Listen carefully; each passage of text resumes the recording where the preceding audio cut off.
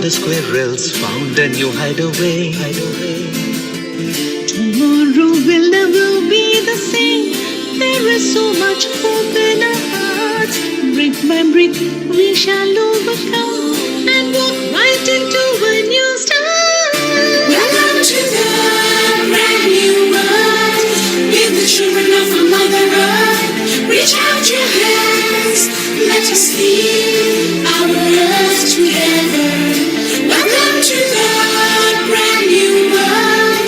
With the children of our Mother Earth, reach out your hands. Let us lead our earth together. We will heal the earth, heal the earth, heal the earth.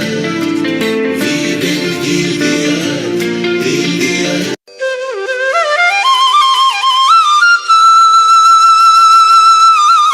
Greetings! Join us this Sunday on a free global online episode, International Women's Day, Empowering Women, Empowering Humanity. We will heal the earth, heal the earth, heal the earth. Stars, they can tell you stories which are brighter than yesterday. The streets have never been so quiet. The squirrels found a new hideaway. Tomorrow will never be the same. There is so much hope in our hearts. Brick by brick we shall overcome and walk right into a new start. Welcome to the brand new world. With the children of our Mother Earth, reach out your hands. Let us lead our earth together. Welcome to the brand new world. With the children of our Mother Earth, reach out your hands. Let us lead our earth together. We will heal the earth, heal the earth, heal the earth. We will heal the earth, heal the earth.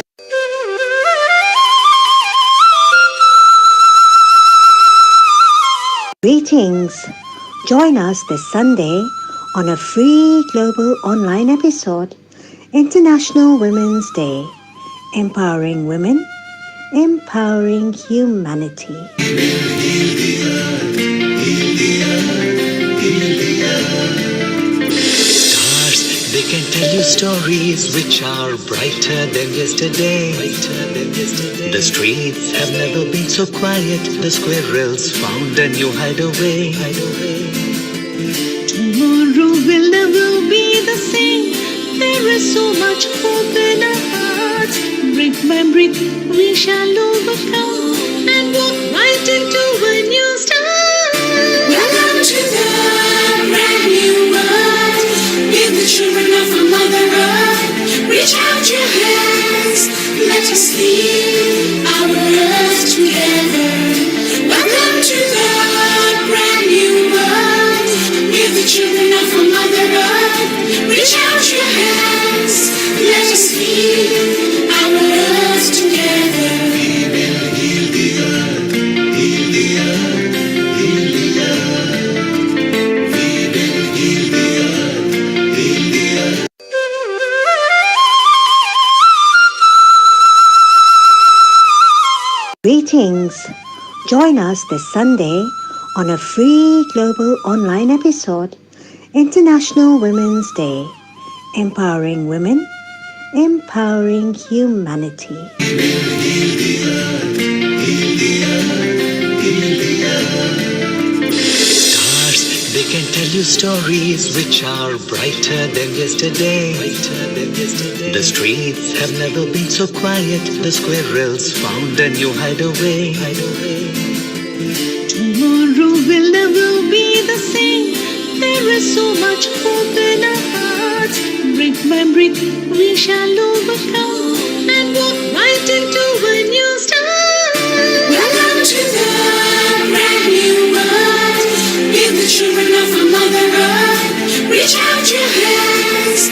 Let us lead our earth together. Welcome to the brand new world. With the children of our Mother Earth, reach out your hands. Let us lead our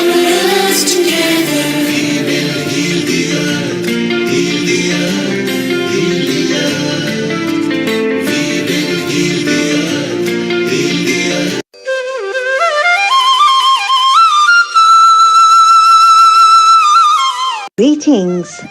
Join us this Sunday on a free global online episode, International Women's Day, Empowering Women, Empowering Humanity.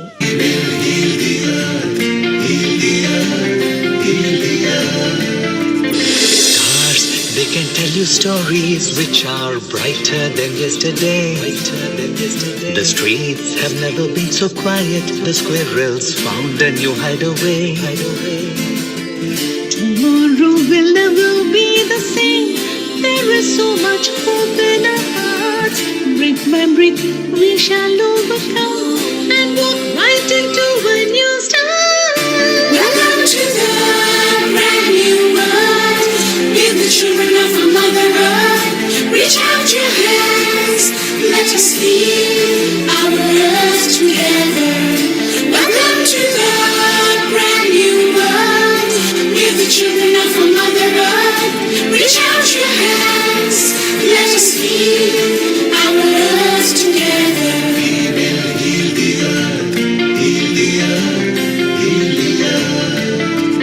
We will heal the earth, heal the earth.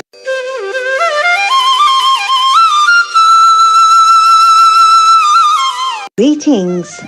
Join us this Sunday on a free global online episode, International Women's Day, Empowering Women, Empowering Humanity.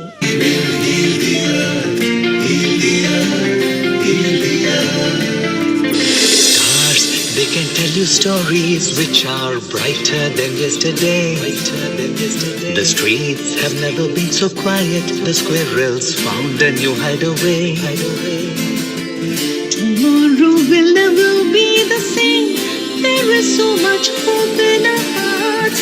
Brick by brick, we shall overcome and walk right into a new start. Welcome to the brand new world. With the children of our Mother Earth, reach out your hands. Let us lead our earth together. Welcome to the brand new world. With the children of our Mother Earth, reach out your hands. Let us lead our earth together. We will heal the earth, heal the earth, heal the earth.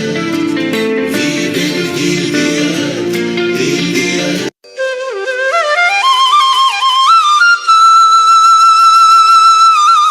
Greetings! Join us this Sunday on a free global online episode, International Women's Day, Empowering Women, Empowering Humanity.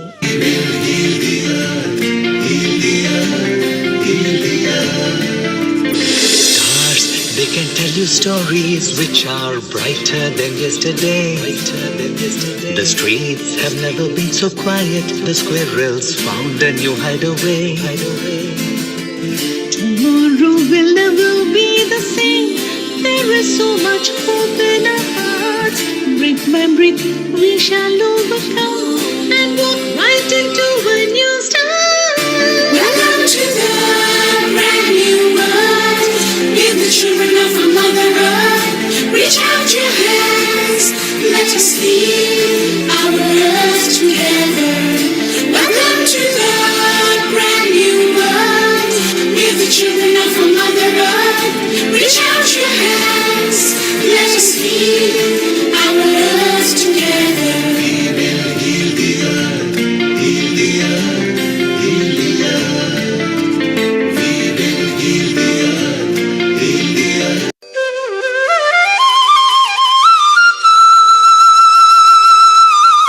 Greetings! Join us this Sunday on a free global online episode, International Women's Day, Empowering Women, Empowering Humanity.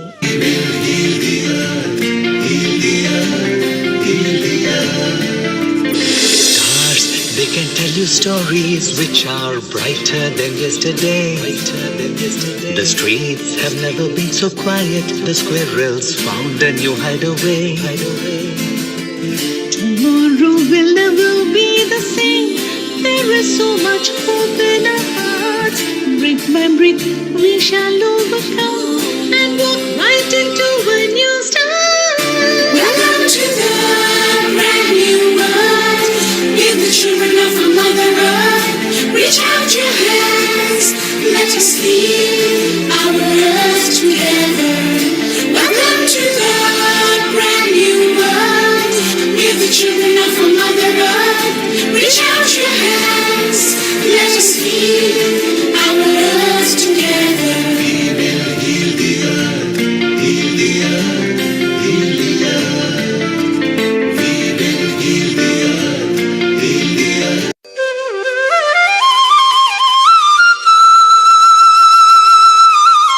Greetings! Join us this Sunday on a free global online episode, International Women's Day, Empowering Women, Empowering Humanity. We will heal the earth, heal the earth, heal the earth. Stars, they can tell you stories which are brighter than yesterday. The streets have never been so quiet. The squirrels found a new hideaway. Tomorrow will never be the same.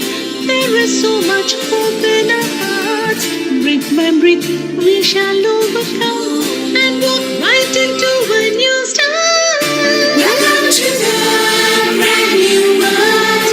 Give the children of our Mother Earth. Reach out your hands. Let us lead our earth together. Welcome to the brand new world. Give the children of our Mother Earth. Reach out your hands. Let us lead our earth together. We will heal the earth, heal the earth, heal the earth.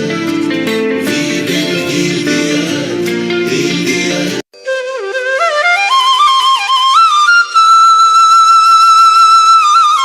Greetings! Join us this Sunday on a free global online episode, International Women's Day, Empowering Women, Empowering Humanity. We will heal the earth, heal the earth, heal the earth. Stars, they can tell you stories which are brighter than yesterday. The streets have never been so quiet. The squirrels found a new hideaway. Tomorrow will never be the same. There is so much hope in our hearts. Brick by brick, we shall overcome and walk right into a new start. Welcome to the brand new world. Give the children of our Mother Earth. Reach out your hands. Let us lead our earth together. Welcome to the brand new world. Give the children of our Mother Earth. Reach out your hands. Let us lead. We will heal the earth, heal the earth, heal the earth. We will heal the earth, heal the earth.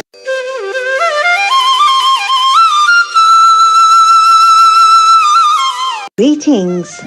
Join us this Sunday on a free global online episode, International Women's Day, Empowering Women, Empowering Humanity. We will heal the earth, heal the earth, heal the earth. Stars, they can tell you stories which are brighter than yesterday.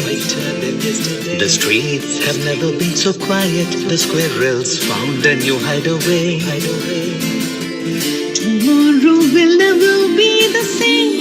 There is so much hope in our hearts. Brick by brick, we shall overcome and walk right into a new start. Welcome to the brand new world. Give the children of our Mother Earth. Reach out your hands. Let us lead our earth together. Welcome to the brand new world. Give the children of our Mother Earth. Reach out your hands. Let us lead our earth together. We will heal the earth, heal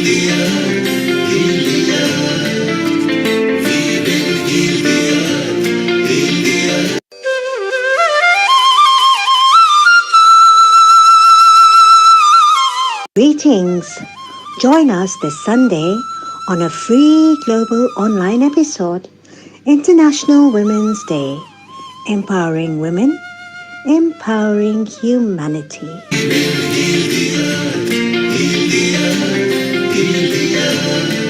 Stars, they can tell you stories which are brighter than yesterday. The streets have never been so quiet. The squirrels found a new hideaway. Tomorrow will never be the same. There is so much hope in our hearts. Brick by brick, we shall overcome and walk right into a new start. Welcome to the brand new world. We're the children of a Mother Earth. Reach out your hands. Let us lead our earth together. Welcome to the brand new world. We're the children of a Mother Earth. Reach out your hands. Let us lead our earth together. We will heal the earth. Heal the earth. Heal the earth. We will heal the earth. Heal the earth.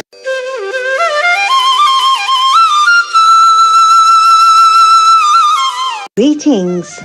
Join us this Sunday on a free global online episode, International Women's Day, Empowering Women, Empowering Humanity.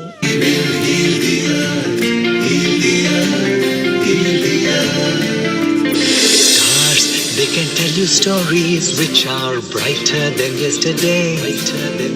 The streets have never been so quiet. The squirrels found a new hideaway. Tomorrow will never be the same. There is so much hope in our hearts. Brick by brick, we shall overcome and walk right into a new start. Welcome to the brand new world. We're the children of a Mother Earth. Reach out your hands. Let us lead our earth together. Welcome to the brand new world. We're the children of a Mother Earth. Reach out your hands. Let us lead our earth together. We will heal the earth. Heal the earth. Heal the earth. We will heal the earth. Heal the earth.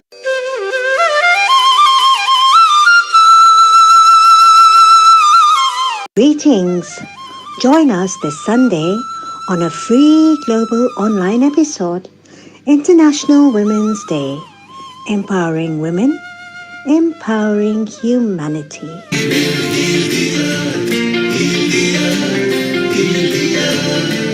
Stars, they can tell you stories which are brighter than yesterday. The streets have never been so quiet. The squirrels found a new hideaway. Tomorrow will never be the same. There is so much hope in our hearts. Brick by brick, we shall overcome and walk right into a new start. Welcome to the brand new world. We're the children of a Mother Earth. Reach out your hands. Let us lead our earth together. Welcome to the brand new world. We're the children of a Mother Earth. Reach out your hands. Let us lead our earth together. We will heal the earth. Heal the earth. Heal the earth. We will heal the earth. Heal the earth.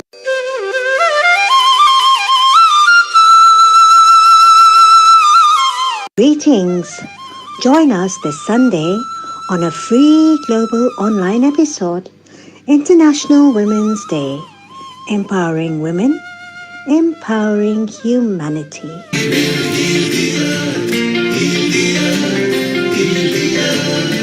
Stars, they can tell you stories which are brighter than yesterday. The streets have never been so quiet. The squirrels found a new hideaway. Tomorrow will never be the same. There is so much hope in our hearts. Brick by brick, we shall overcome and walk right into a new start. Welcome to the brand new world. Give the children of our Mother Earth. Reach out your hands. Let us lead our earth together. Welcome to the brand new world. Give the children of our Mother Earth. Reach out your hands. Let us lead our earth together. We will heal the earth, heal the earth, heal the earth. We will heal the earth, heal the earth.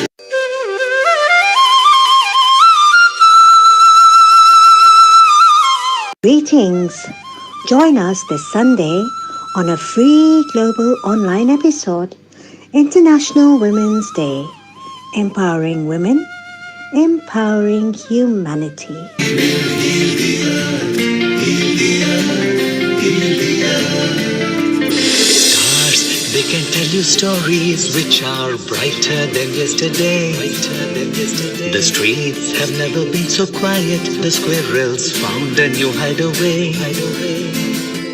Tomorrow will never be the same. There is so much hope in our hearts. Brick by brick, we shall overcome and walk right into a new start. Welcome to the brand new world. Give the children of our Mother Earth. Reach out your hands. Let us lead our earth together. Welcome to the brand new world. Give the children of our Mother Earth. Reach out your hands. Let us lead our earth together. We will heal the earth, heal the earth, heal the earth. We will heal the earth, heal the earth.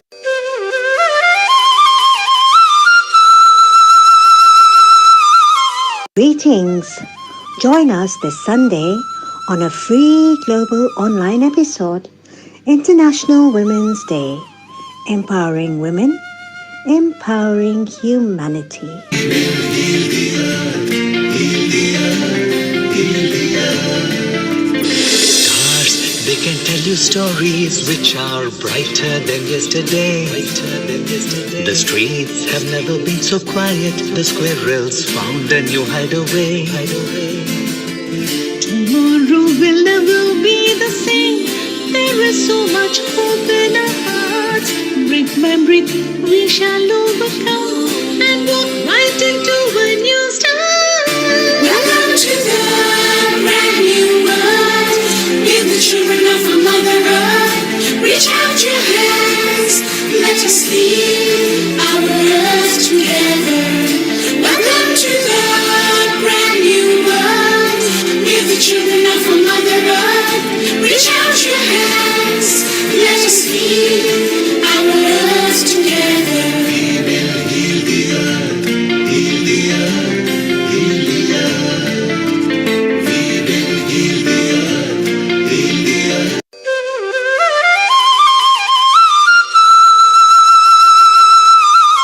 Greetings! Join us this Sunday on a free global online episode, International Women's Day, Empowering Women, Empowering Humanity. We will heal the earth, heal the earth, heal the earth. Stars, they can tell you stories which are brighter than yesterday. The streets have never been so quiet. The squirrels found a new hideaway.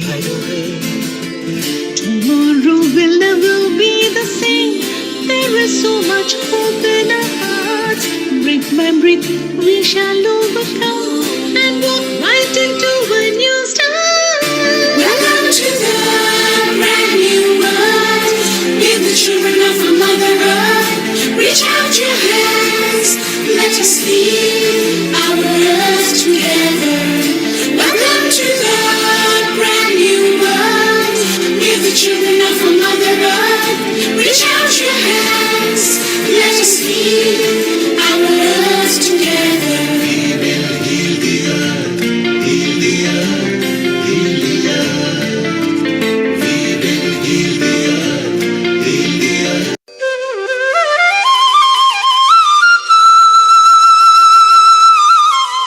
Greetings! Join us this Sunday on a free global online episode, International Women's Day, Empowering Women, Empowering Humanity.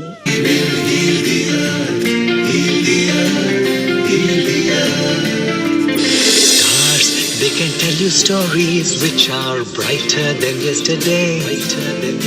The streets have never been so quiet. The squirrels found a new hideaway. Tomorrow will never be the same. There is so much hope in our hearts. Brick by brick, we shall overcome and walk right into a new start. Welcome to the brand new world. With the children of our Mother Earth. Reach out your hands. Let us lead our earth together. Welcome to the brand new world. With the children of our Mother Earth. Reach out your hands. Let us lead our earth together. We will heal the earth, heal the earth, heal the earth. We will heal the earth, heal the earth.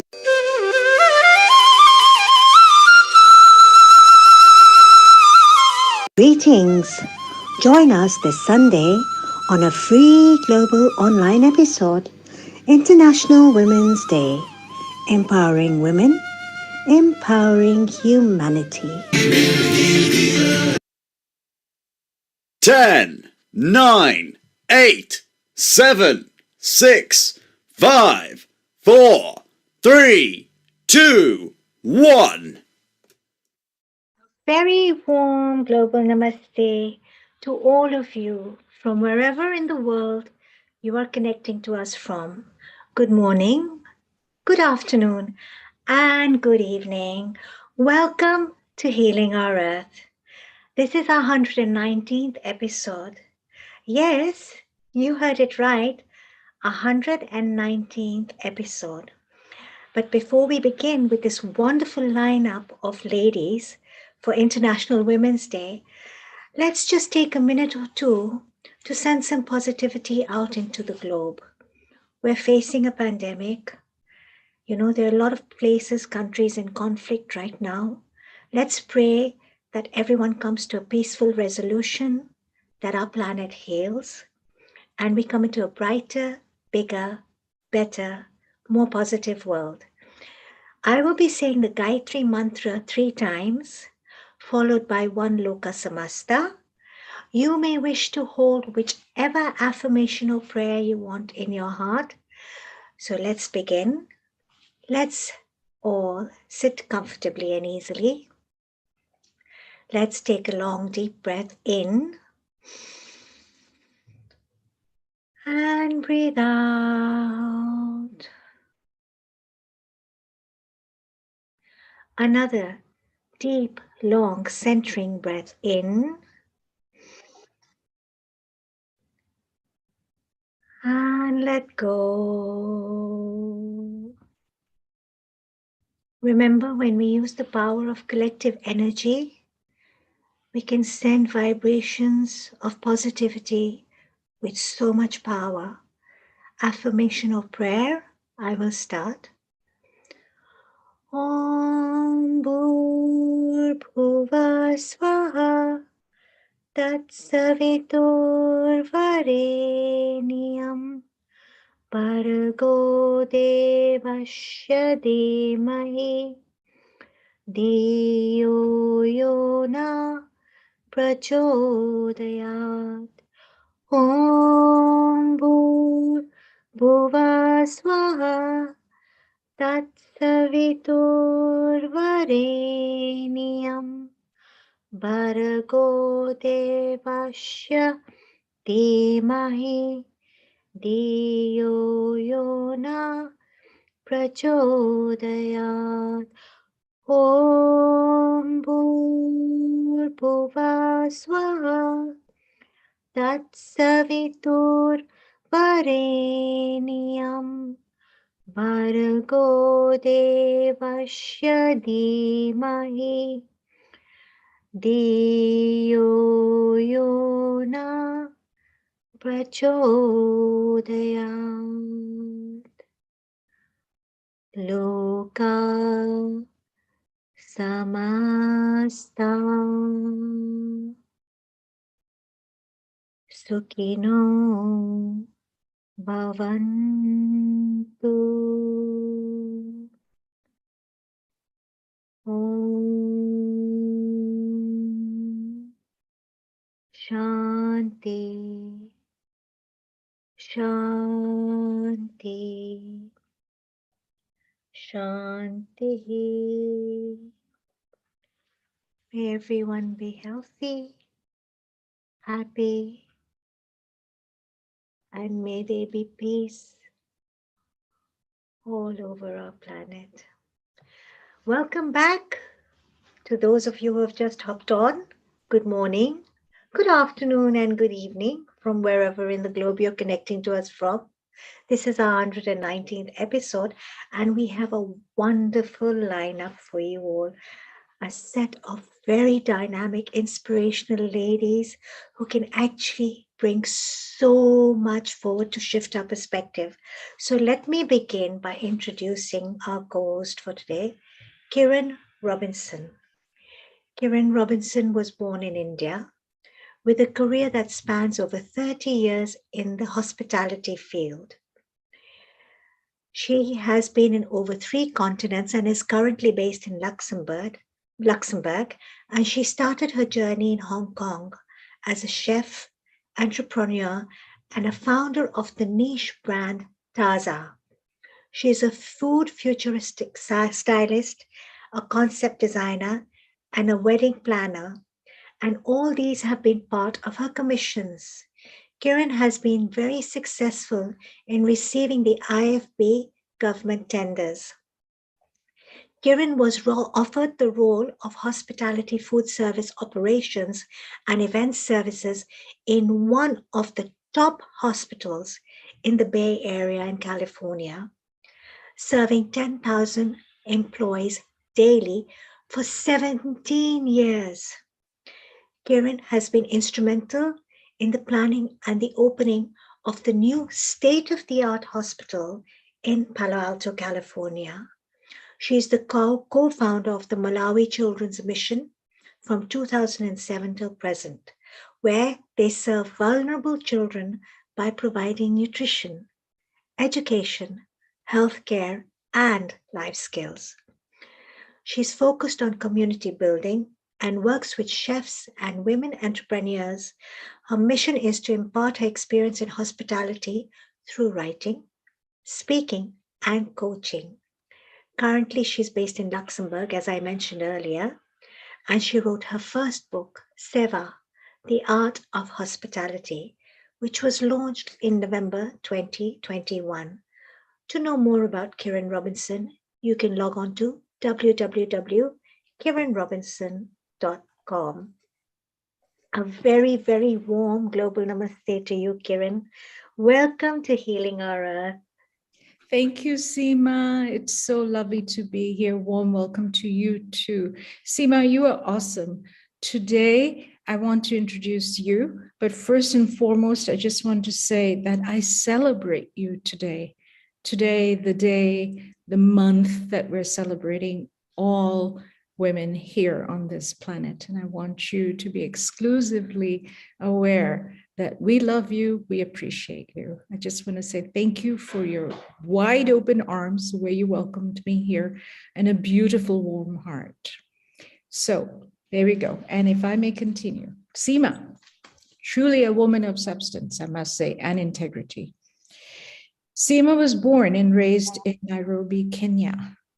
Her culinary interests developed at an early age, founded on a family food business. Extensive travels in Africa, India, and Southeast Asia have allowed her to follow her culinary passion and grow her knowledge on the effects of food on the mind and body.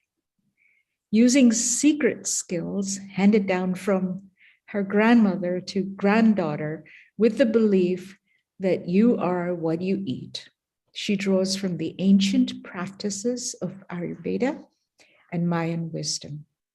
curating healing spice blends, immunity-enhancing yogic teas, self-care prescriptions, and other well-being foods.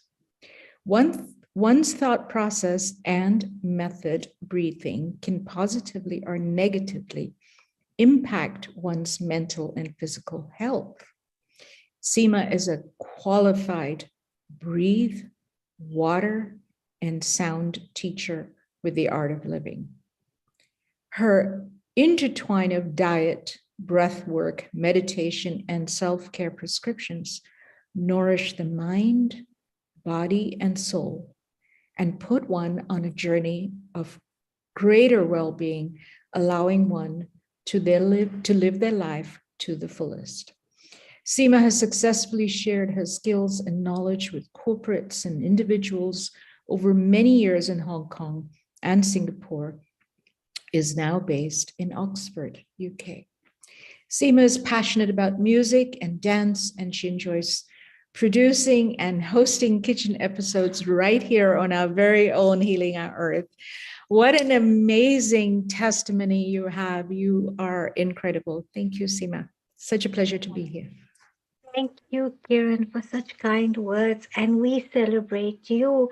And as the producer of this forum for the International Women, for the Healing Our Earth Women's Empowerment Forum, you have been, tirelessly just bringing so much positivity on board. And I celebrate you and I thank you. And we have so much in common. We both lived in Hong Kong, and today we're going to celebrate a dynamic, beautiful, wonderful lady who I'm going to bring on board very shortly, Michelle, Miss China. Kiran, you're from Hong Kong. I lived 20 years in Hong Kong, and Michelle is currently based in Hong Kong. So we're here in the UK together, traveling to Luxembourg, and now we're going to Hong Kong with this dynamic lady who says how I grew up with risk taking.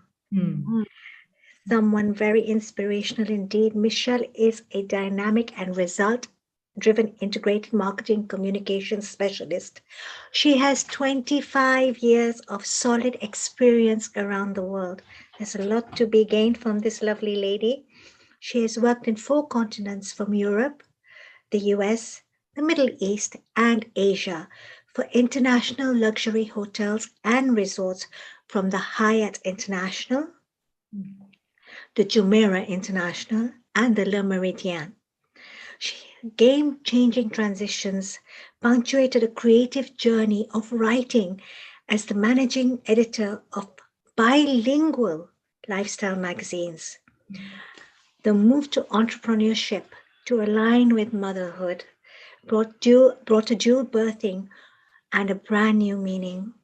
She published the first lifestyle magazine in Bahrain. Upon the birth of her first son, she established Mileage Middle East, a boutique PR and contract publishing company in the Middle East.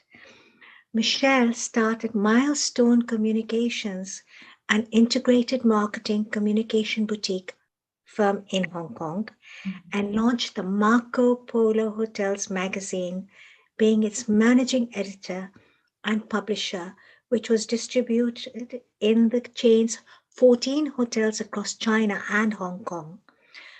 She has pioneered the enrichment program of Dream Cruises, Asia's first luxury cruise brand, and a wonderful cruise brand, I tell you. And its assistant vice president for product development, marketing, engaging the world's top thought leaders and gurus, from NASA, astronauts, award-winning National Geographic photographers and explorers, to creating educational talk series and events.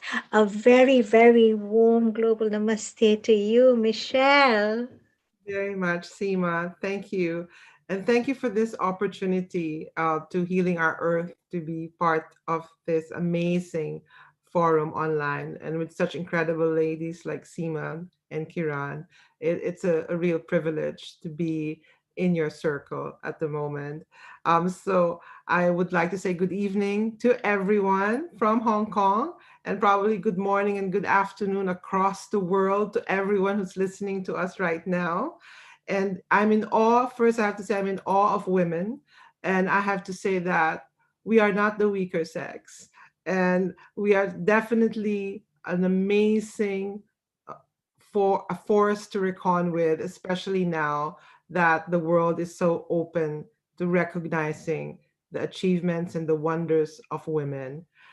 So for my talk on taking risks in our journey as women in our careers and personal lives, I think is what resonates for I think a lot of the decades that I've moved from 8 countries. So Hong Kong is my eighth country, and it's when I say number 8, I mean working and living, and I'm very blessed to be able to experience all these cultures. But what I want to say is, when I started my career decades ago, there were many walls in various forms to either climb, to break, or to ignore. All the breakthroughs that I eventually went through made me realize that those walls were just tools to stretch my muscle, my mental and emotional muscle, and to be able to form a toolkit to get over any obstacles that can come my way. So I think what's also um, interesting to note is that as women, we were wired to follow certain restrictions, particularly coming from our families, the men in our lives. So I think I will start with those restrictions and obstacles that I had to go through, and how I managed to take a few risks and take a few interesting detours. So, for most people nowadays, it's common to have a multicultural family or having an interracial marriage, right? But decades ago, when I was still quite young, um, meeting people from another country or having relationships with men from another country was very new, in some countries quite taboo, right? So I think when four decades ago or 30 years ago, it was something quite different. um, so I'm a mixed um, I come from a mixed family. My mother is from the Philippines. I was born in the Philippines. My father is German, Spanish, but grew up in the Philippines. So I have a cocktail, so to speak, and that was always an interesting thing to have when you're growing up in the Philippines, and from a Catholic background as well. So I just wanted to put those elements into place, so you'll understand later on why it's important to note that background. So having an international hotelier husband eventually meant multiple relocations, right? While balancing a family and first trying to get a family, trying to get pregnant, and all those things that come with expectations of being a woman. So when I got engaged in Dubai, I left a job that I loved because I had to follow the man, right? And it was a very difficult decision for me at that time. And if my husband is listening right now, it's not because I didn't want to follow you, but I it was heart wrenching to leave something behind. But then I knew that it was time to pursue a family with this man. So when I was in Dubai, I didn't really want to leave Dubai.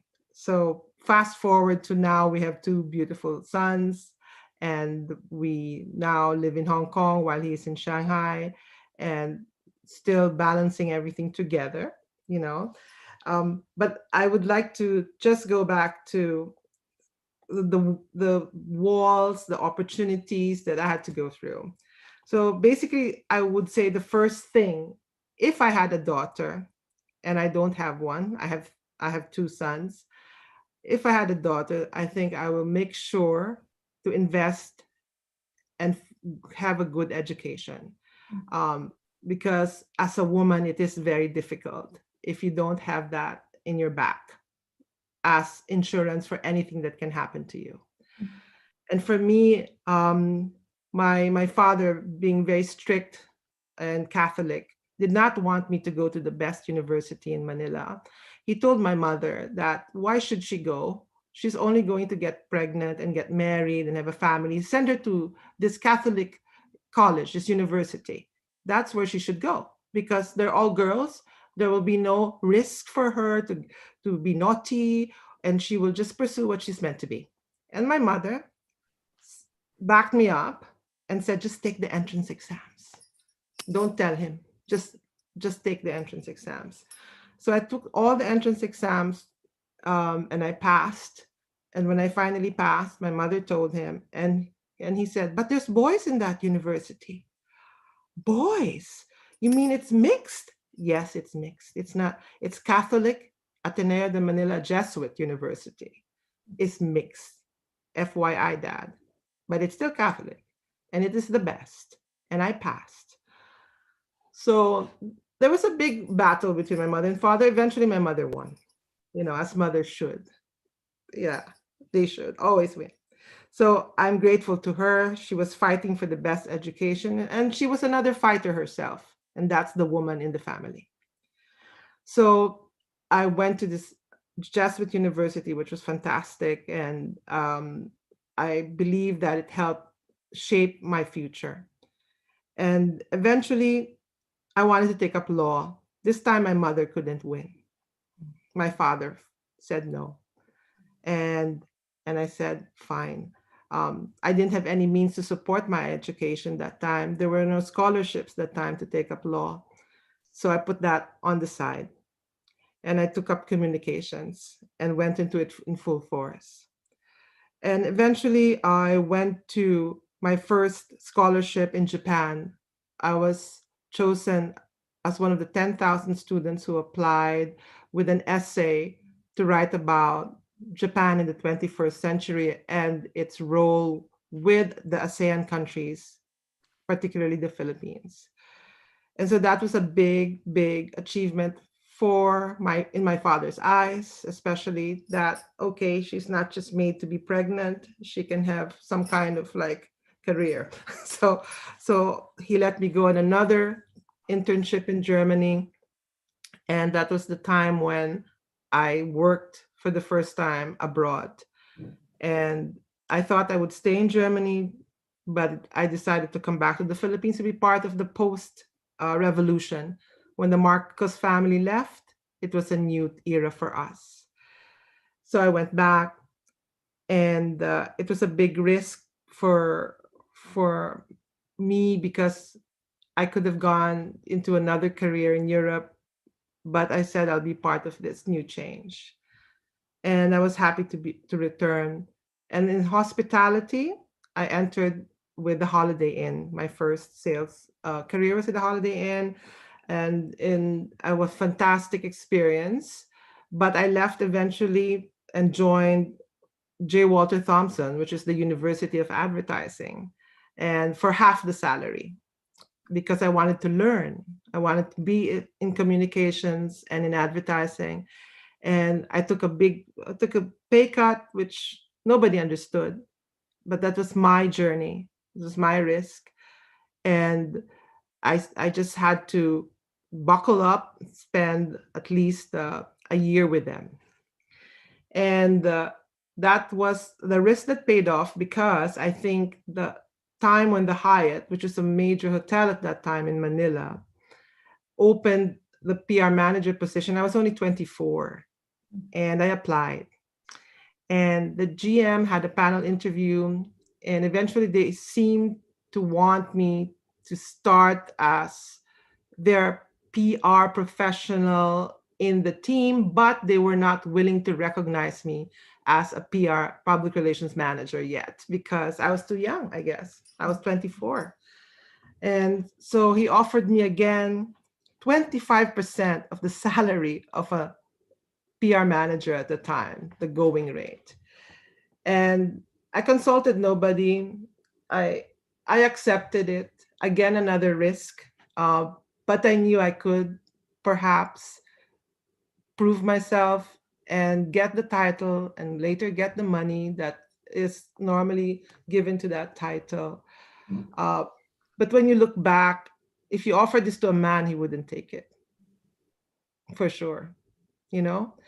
And there are many things to look back on in terms of gender bias. But at any rate, we we just had to go through it, at that time.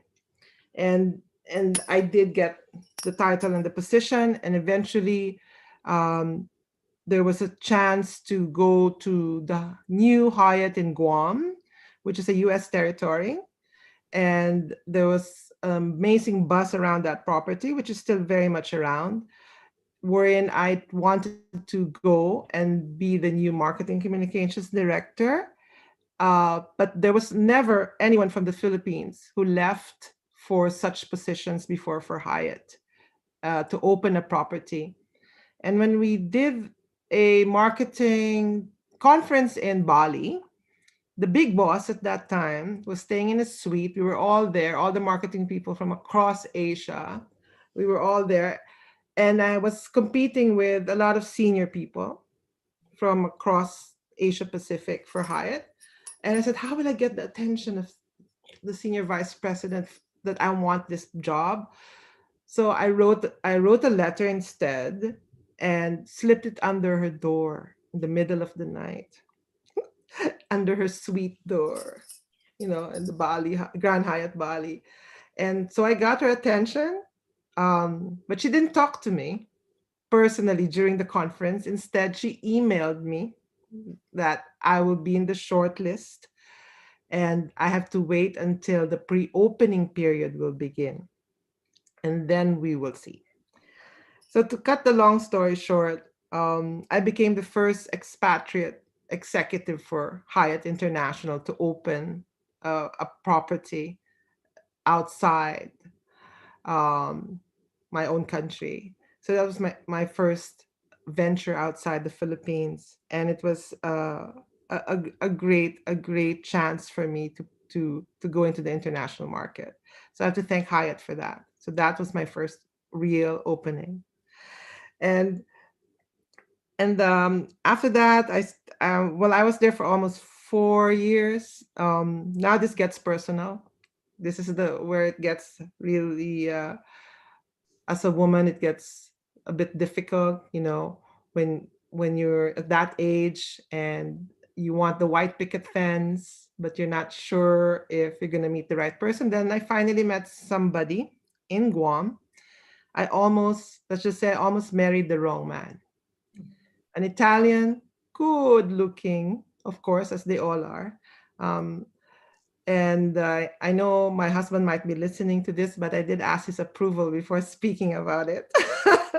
So it's all good. The, so yeah, I did fall in love. I fell in love, sure, I did. So we got engaged, and I resigned from my fabulous job.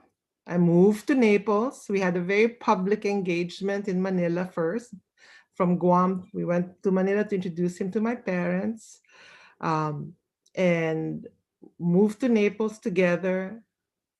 And from there, I realized that his true colors showed, and I knew this was not going to be the man for me. After all the announcements, it was in the newspapers, etc., and my parents rooting for this, etc. So eventually, um, I saw the umleitung signs, which I will explain later, and I decided to leave him and go back to Manila with nothing, no job. I think I spent most of my savings already there. I had nothing. And the embarrassment of facing everybody that I'm not going to get married to him anymore, and I'm just coming home. So I did go home, and I faced the wrath of my parents again. So I I just got over the tried to get over the heartbreak, which was a major one, because it was very public. Um, then what I did was try to find another job, because every day my mom would say, "I told you so," in the house. It was not very pleasant, and I finally got headhunted for this new property in Dubai, which I had no idea about, because at the time the internet was not yet in full force. So the interview was held in Manila. There were a lot of candidates, and the headhunter was actually traveling across Asia to find the right marketing communications director. And so again, was another risk. I said, how will I stand out? So I wrote a creative brief just based on how he described the property to me. I only saw a brochure, and the creative brief was sent to the senior vice president for marketing. And he was surprised, as like, You've never even been here. How could you write like this?" And and I got the job. So I left Manila and went to Dubai. And so that was for me a very, very big step out of the heartbreak, the embarrassment of the previous year. And I got hired by Jumeirah International, which is now a major chain. At that time, it was just forming itself as a chain, and they hired all different people from the Intercon, the bigger chains, Intercon, Hyatt, and the Marriott, and they wanted to combine a hybrid of the best to be able to launch their own brand, which was owned by the Crown Prince at the time, Sheikh Mohammed, of the UAE. So the royal funding, royal budgets for a spectacular property. And I also want to show you, this was how thin I was before. So that's the Jumeirah Love it. International. Yeah. Yeah. Yeah. And yeah, so my dad said, "So do you have to wear the black outfit?" I said, "No, only the men wear the white outfit in Dubai." So yeah, so I that was our first property, and the second one, which I helped open, which everyone should know more of, is the Burj Al Arab, which is the first 7-star hotel in the world. Yes, and it was an amazing property at the time, until now, I think. You have Andre Agassi playing tennis on the rooftop. I mean, it was fantastic property. Look Meeting at the whole architectural. Can you hold it up, the picture? the book. There you go. Look at that. Tell us a little bit more about the architecture there. That's Oh, gorgeous. sure. It's actually built on a man-made island, Kiran, and it's Okay. an all-suite property, all suite, no regular rooms, and it's basically fashioned after a sail, because the Arabian culture is about sailing, and their first ships were dhows. Yeah. And Okay. yeah, that's why they base it on a very nautical type of design. And there's also an underwater restaurant, and a helipad on top. How So long did the whole project take to build? I mean, that's phenomenal. good question. It was actually quite for me. It was quite fast. Okay. 2 years. 2 years. That's very quick. Yeah, it was very quick. 2 years. That's very First, they quick. built the Jumeirah beach hotel, which is across it, and then they built the Burj Al Arab. In 2 years, it was done. Wow, that's And amazing. They must have me, had a very good team of engineers and architects behind the whole project, right?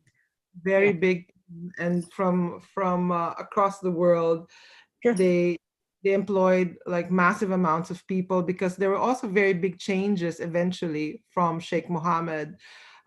For instance, he didn't like the transparent flooring on the rooftop restaurant because he felt that there was going to be a lot of people having vertigo. So Yes. he had it stripped off when we were about to open. Oh my That's, gosh. yeah, it was Yeah, stripped that's a lot of work. That must have off. taken time as well. Yeah, And then so what new floorings did they come up with in I think it was a place? beautiful Italian marble type of flooring. I think, Okay. yeah, just a solid, beautiful Yeah. marble. Yeah, just not to see the sea, not to go Right. down Right. the trans. Yeah, Yeah. so everything could happen with royal funding, I believe. So with time, yeah, Yeah. Anything can happen when you have the capital, right? exactly. So Yeah. that was like a shock to a lot of the engineers, but because they were so excited, they thought it was beautiful to be able to look through down all the way down, but not for him. And he had a point, though. He had a point, you Hmm. know. Yeah. So basically in Dubai, we had the whole world at that time was so curious, right, about the property when it first came out. This was in 1999, when the Burj Al Arab opened, and the Jumeirah was late 98. And I also helped open marketing communications wise the first aqua park, which is Wild Wadi in Dubai. Mhm. So when we say like about taking risks and a lot, as a woman at the time to go to the Middle East was actually not common. This Mhm. was this is not very common as an expat, right? Yeah. Yeah, yeah. But So I mean, you took on so much responsibility. You're taking us, through your whole trajectory here of here and there and there and there, and you get bigger and bigger and bigger. But how has taking, I'm scribbling away notes as you speak. But uh, how has taking on so much responsibility shaped you as a woman today? Can you share a bit of that? uh, well, I would say that it helped me become more um, sensitive also to Mhm. different cultures, and very much so for different religions, because Dubai, even though Dubai is very open, it's still a Muslim country, Mhm. and to learn how to respect a lot of these differences, especially at work, especially with men, um, and working in Guam, where you had all this American kind of approaches, was not really acceptable sometimes in Dubai, or later on when I moved to Bahrain as well. So yeah, I think Bahrain was more old-fashioned in a lot of ways. I did get challenged a lot later on when I wanted to start my own business because I was a woman, and then I was from their perceived notion of a third world country, Mhm. right? Sure. So there are a lot of also racism. It's not just Yeah. gender. Mhm. I encountered this too. That was a delicate issue later on, that you have to prove yourself. Yes. But you have to prove yourself without being aggressive. That's what I learned. One example would be like, since I was writing everything, there was a financial controller from Australia who questioned one word, and I told him, come to my office, bring an Oxford dictionary, look at that word, Mm. read it to me, what it means. And honestly, Kiran, I forgot what that word was. But my point was, I didn't want to engage Right. because I know he was judging, Mhm. because he is supposedly from an English speaking country, and I'm supposed not to be from an English speaking country. Therefore, he had to question me when Right. actually he was wrong. Yeah. Right. And you could just sense his body language as well, how Yeah. the way he presented the question to you, right? Yeah. So to Yeah. speak. Yeah. I mean, Yeah. you're amazing. I mean, you're talking about I mean, you show your strength here. You're dynamic, the way you approach, and really literally taking the bull by its horn. But please continue your story. Okay. So we thank you. We were in Dubai. So Dubai is fascinating in many ways because it's just started to boom. And I think just one anecdotal story I wanted to share is when George Bush, the senior, came to visit That time he was already a former president. Um, and I can't forget the good-looking Secret Service bodyguards around him when he came to the hotel. And my GM at that time, who was a French gentleman, was very, I don't know, he was very intimidated by George Bush. And I think I was just distracted with the Secret Service agents. But he said, "How will we greet him? How will we welcome him?" I said, "Well, on TV, they always call former president still Mr. President." So I said, "Sergey, just welcome him and say, 'Welcome, Mr. President,' to the Jumeirah Beach Hotel." I gave him just that sentence. So when he started approaching us with all his Secret Service agents, and by the way, it's not a stereotype, they were all wearing sunglasses inside the hotel. I said, "Why?" But anyway, in my mind, okay. So they were approaching us, and he suddenly froze. Oh, So my boss, my own boss. oh, And wow. that little risk and thinking like, okay, this is an awkward moment, awkward moment. George Bush is coming towards us now. So he didn't, I did the first step. I took the first two steps. I held out my hand and said, "Welcome, Mr. President." To the Bravo. I Bravo. was just like, "Goodbye." Great job. And then my boss relaxed and then just suddenly shook his hand and talked to him, small talk, Sure. bring him to the station and all that. Some these things. And I think as a woman, we take a step back because he's your boss, he's the man, right? But I think in those situations, you just have to step up and try to cover up, right? In that case, so basically, yeah. Uh, I think I'm gonna go to the personal transition in Dubai to show again that being a woman, we have to recognize that, hey, the womb has its time too, and and I so like that time, that. I like that. yeah. And I was heartbroken. I wasn't interested in men after the Italian fiasco, not at all, not Mm. at I just It said, takes a while. You probably wanted to safeguard your heart from getting hurt again, right? true. Yes, exactly. And Yeah. I just didn't feel the need. I don't want to. And Sure. so an Indian gentleman from our sales team, actually, who I have to search for now, is responsible for my I don't Your next transition. journey. Yeah, your next journey. Okay. Yes, Sanjeev. Now I remember. Sanjeev said, "You must meet this gentleman. I'm going to arrange you to meet this German guy. You have so much in common." I said, "Not interested. Bye, Sanjeev. Bye. Get out of my office. Thank you. Bye." And then, but he was relentless. And because he was a salesperson, right? Right. Relentless. Yeah. Michelle, you got to meet him. He's such a great guy. I said, "Sanjeev, you can Yeah. sell ACs to the Eskimos, but you're not going to sell this man to me. Not interested." But you know Right. what he the next day, I was walking to the lobby. He had this that time Nokia mobile phone. "Oh, Michelle, there's a media person complaining about the marina, not enough ferries." Then he put the phone to my ear and said, "Oh, I'm sorry. This is Michelle Michino's on the line, please. Hi, this is Christoph." I said, "You and so he just put me on the spot. He made me talk to this Christoph. And I Right. said, "I will kill you, Sanjeev." Hi, Christoph. Hi. I'm a friend of Sanjeev's. Yes, I think I know I've heard of you. And yeah, hi.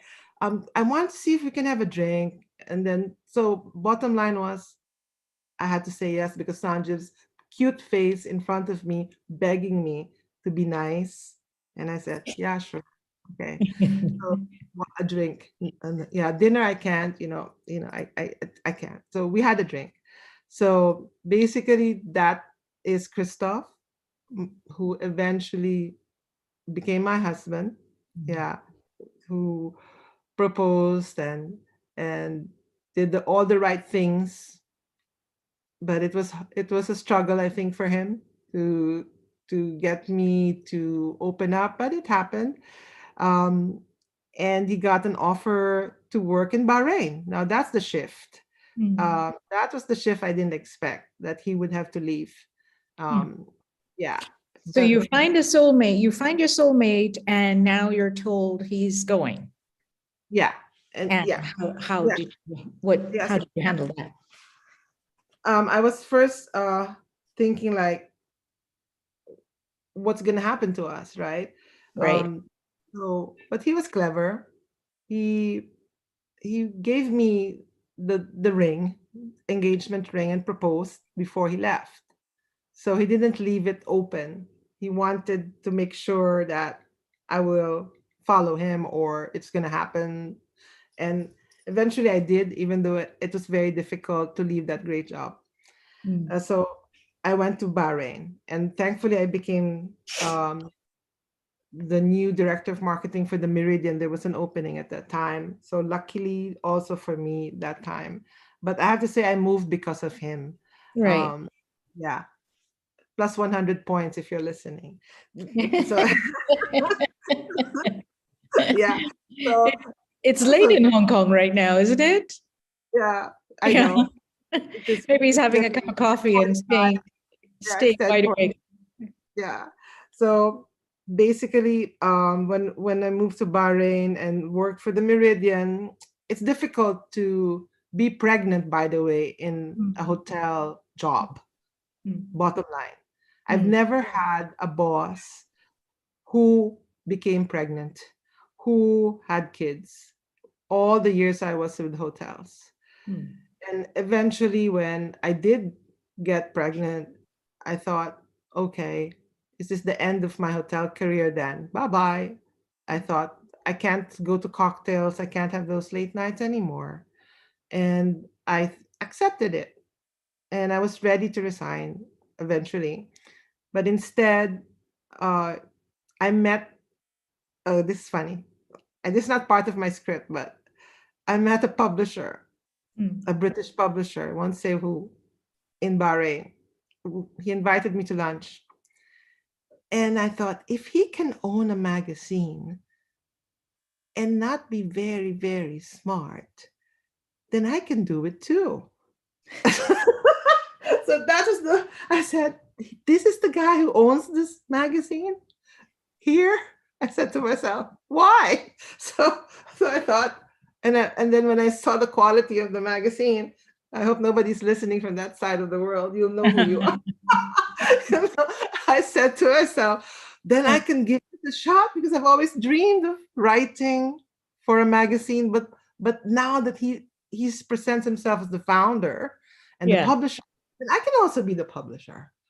No, let me do this. Let me take that jump and risk this now. Right. And that's what I did. Right. So basically, I started my own company, which was very difficult because I had only a salary from the past to base it on. And I thought, the Middle East, I have to do Arabic and English bilingual. I found an Egyptian translator. They're the best writers in Arabic. And I did the English. We hired a graphic designer. We took and rented a small house that became an office, and we made it happen. And basically, that was the easy part. The hard part was getting the license from the government, because the government controlled everything, the censorship in the Middle East of any publication. And when I first saw the man who was in charge of it, the Minister of Information, he didn't take me seriously. He didn't take me seriously. He didn't take you seriously. So no. If there are women outside, maybe right now, our viewers, one of them, whether it's in Hong Kong or, UK or Luxembourg, and they're tuned in and they're thinking, oh my gosh, I'm going through the same thing. What would you say? Just a few words to those women out there. How would you encourage them in their life pursuit currently, similarly to what you went through? I would say, first of all, that door that was shut can be opened again. There's no ending to such a situation. I think we should remember that, because first of all, he is in the position, in the government position, right?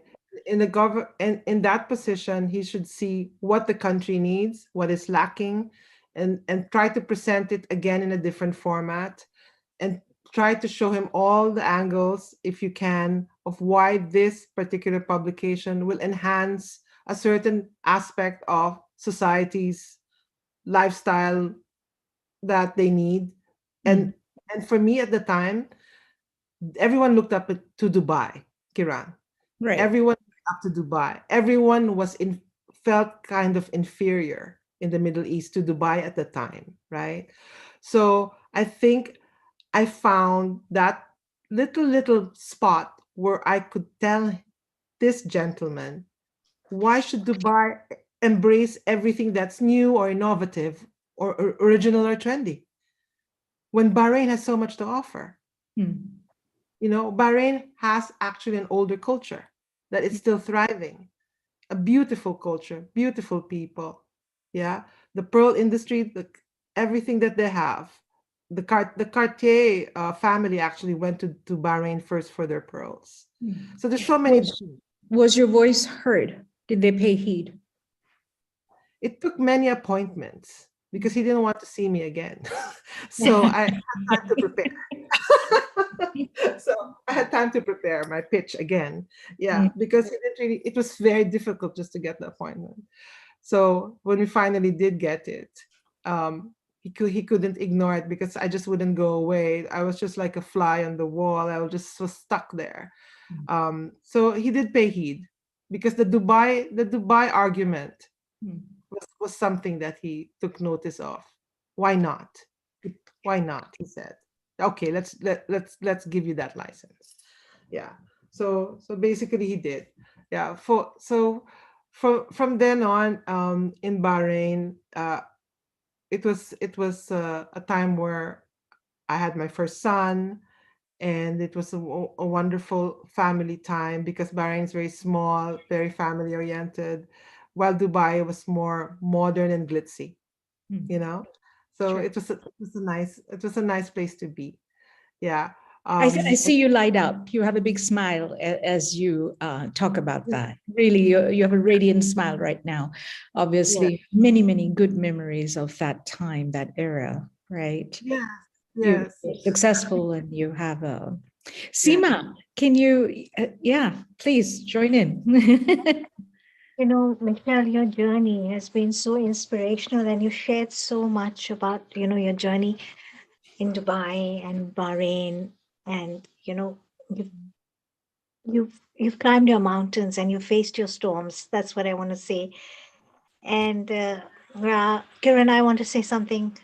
I've met Michelle's husband, Christoph. He's a wonderful man. They are a wonderful couple, and her two boys are really they went to the same school as my daughter, in fact. Oh, wonderful. That's why you see her face just lit up. She was just radiant for that minute, you know, as she talked. Her smile was like from ear to ear. And we speak about Hong Kong, you know, it's this thread that weaves us all together. Kiran, you've lived an extensive amount of your life in Hong Kong. Michelle is still in Hong Kong. You know, she's in a very dynamic position. And I have a quick question for you, Michelle. You worked in the Middle East and then you came into the Far East. Oh, good question. You know, and just a really quick question before we move on to our panel discussion. I'd like to ask you, what was the big difference you noticed there? How did you climatize yourself? Because, you know, Hong Kong, at least I can speak for Hong Kong, it's bang, bang, bang, bang, bang. Yes, you're right. Constant. It's constant. Very big difference. Yes.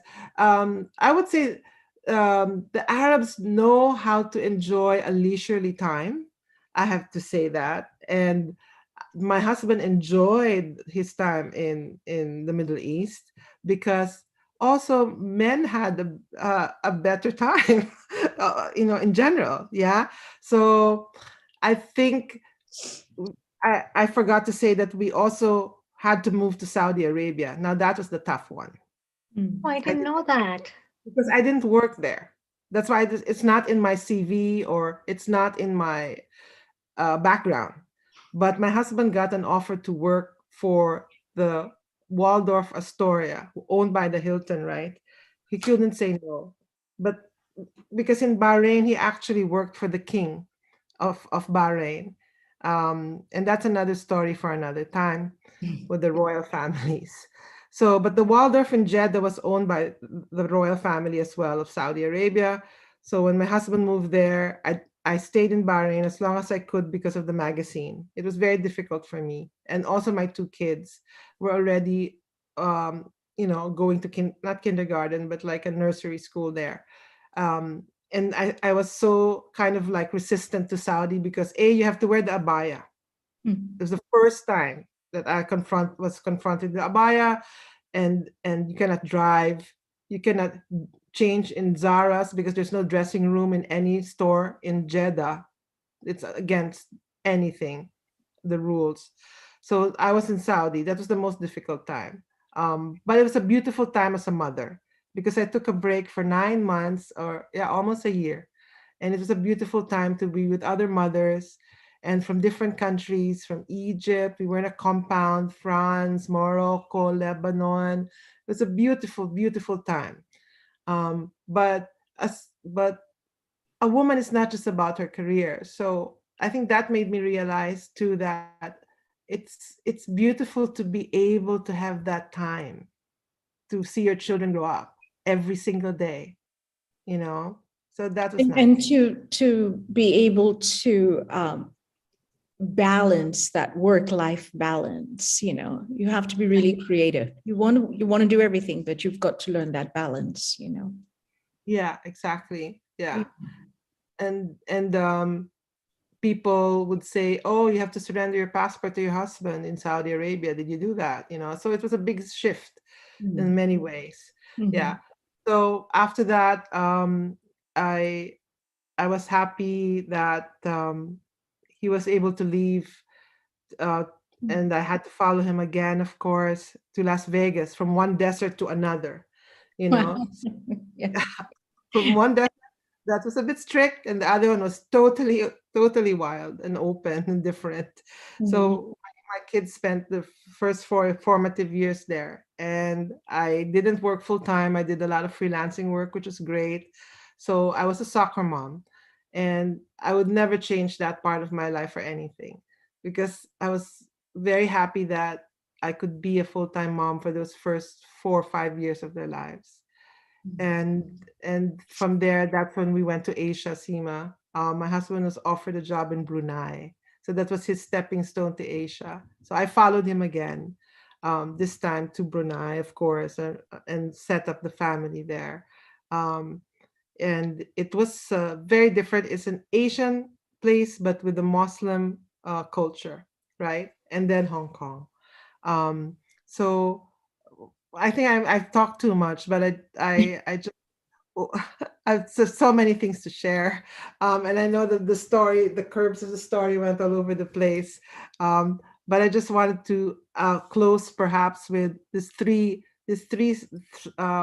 tool toolkits, what I would say, that I have prepared Sure. for We have women. we well, that would be wonderful because we have a quick 3 minutes for your toolkit, and we would Sure. love to see that really, really fast because I know it's got so much inspiration in it, Michelle. I think that's so fast. Okay. What did I do? That's Uh, okay. I'll open it again. So basically, it's just the things that I use in my head, that maybe some women will laugh or say that, oh yeah, we have our version of that, um, in what we do. So the first one is Umleitung. It's a German word that means detour. Yeah, and I think we all do our own detours. But that's the last there. The Umleitung, it's actually a feminine noun, which is very interesting. It's a German word that means detour, but it is also a feminine noun. So it just goes to show you how I think, in the end of the day, the root of how females even shape a word, even a Germanic word, is very interesting. Yeah, because we take a lot of detours ourselves, right? In our lives, families, careers, friendships, we find different ways, we find different roads. And I think that's why I thought it, it's a great word because it's a female word. And in Germany, every noun has a gender. That's why it's a difficult language. There's a female and a male. And the other thing I always do is to change the conversation. When I'm confronted with something very negative or politically driven, I'm number one, I move the playing field. I do not engage, but I change the game. Let's say if they're playing basketball and they're being unfair by not playing the rules of basketball, don't even try to score in that game. Go into another field and play another game and throw another ball and entice them into a different game and then pitch the big idea, a totally different idea that will just floor them. And just know how to say no. This one I feel very strongly about. And to action the no, you have to behave to spell the no. Then if all the obvious acts of non-compliance is not clear, you verbalize and firmly say no. Yeah. I think I'm insinuating, but I'm saying also that in our previous years, we've also had no Me Too movement. We had to create it ourselves. And I've had the situations where I had to say no very strongly. And that's how I will end this because I think I've taken up too much of your time, but I hope it was fun and entertaining to say the least. And it's my first talk, and I appreciate this privilege, Seema and Kiran. Thank you for having me, and I hope that it was something that people at least enjoyed a slice of tonight. Definitely, definitely. More than a slice. Thank you so much. That was very, very encouraging and empowering. I'm sure we get lots of feedback and comments later. I'm going to go back to Seema because she's my timekeeper and she will guide us from here. Thank you. Michelle, you're truly magical as always. You balance motherhood and work. You have the perfect equilibrium. I've seen you, I've witnessed it. You are an inspiration to me. I celebrate you on this day. Thank you, Seema. It's such a blessing to keep in touch with you, by the way. I'm so grateful.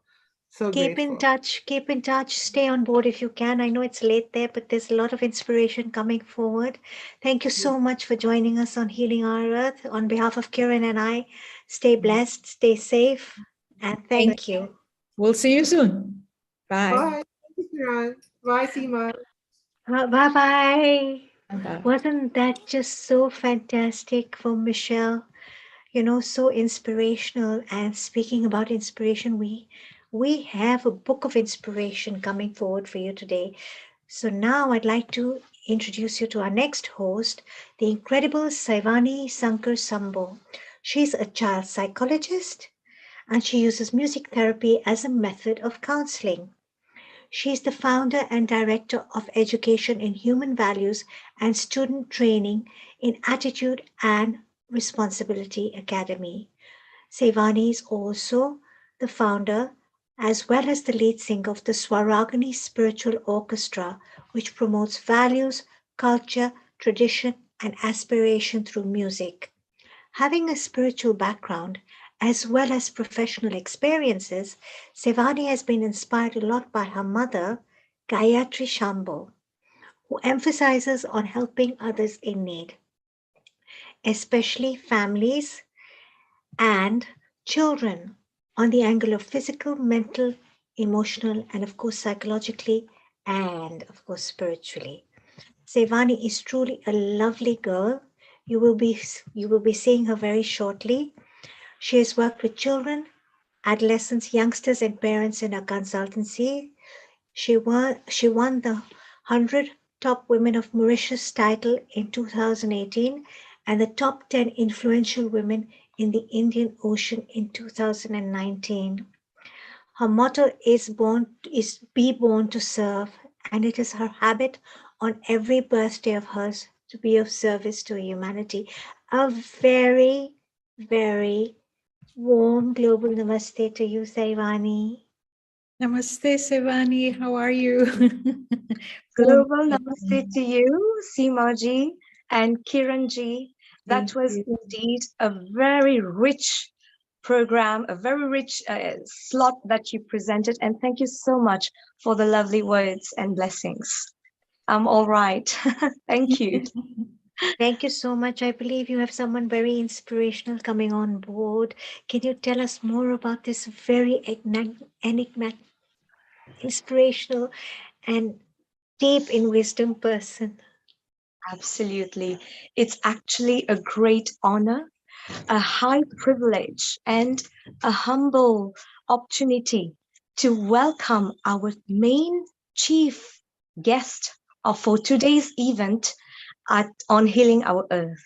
So we bring to you, ladies and gentlemen, all the viewers of Healing Our Earth on behalf of Mr. Neil Kumar, the director, Sister Jayanti, the head of the Brahma Kumaris, who is actually now in Mount Abu in India, but representing UK, I'd say a humble Om Shanti.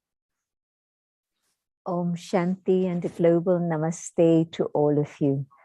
And a big, big thank you to Brother Neil, but also to all of you who've been able to present such a beautiful program for International Women's Day. It's a privilege to be with you all, so thank you. Definitely, it's actually a great honor. And today's topic will be awakening the Shakti within. And Sister Jayanti is additional administrative head of the Brahma Kumaris. She is also the director of the Brahma Kumaris activities in Europe, the Middle East. As a spiritual teacher for over 50 years, she has dedicated her life to self-transformation and service to humanity. Of course, Sister Jayanti is the Brahma Kumaris representative to the UN in Geneva. And also, she continues to champion the cooperative role of spiritual organizations in creating a just and peaceful world, bringing spiritual principles to the discussion tables of politicians, economists, business leaders, scientists, and nearly every stakeholder of our times. Sister Jayanti sees the erosion of spiritual values as the underlying cause of the crisis the world is facing today. And definitely the Brahma Kumaris is an international non-governmental organization, the NGO of the United Nations, accredited with general consultative status with the Economic and Social Council. So that will be ECOCOC, and also you can visit their page that's always spreading all those very spiritual, positive, and dynamic values to one and all, be it from the younger age group children to the senior, most rich and very highly educated people. So, Sister Jayanti, we are most awaiting your message on the occasion of Women's Day 2022. So the next half an hour, 25 minutes will be all yours. Thank you so much. In India, we have this understanding of the role of women as the Shaktis. And whenever they speak of the Shaktis, not only do they speak of them, they actually worship them. And so twice a year, 8 nights at a trot, the 9 nights actually, we have the Navratri celebrations, and we have them around the celebration of the birth of Rama. And then again, we have them just before Dasara. So the 10th day is the day of Dasara.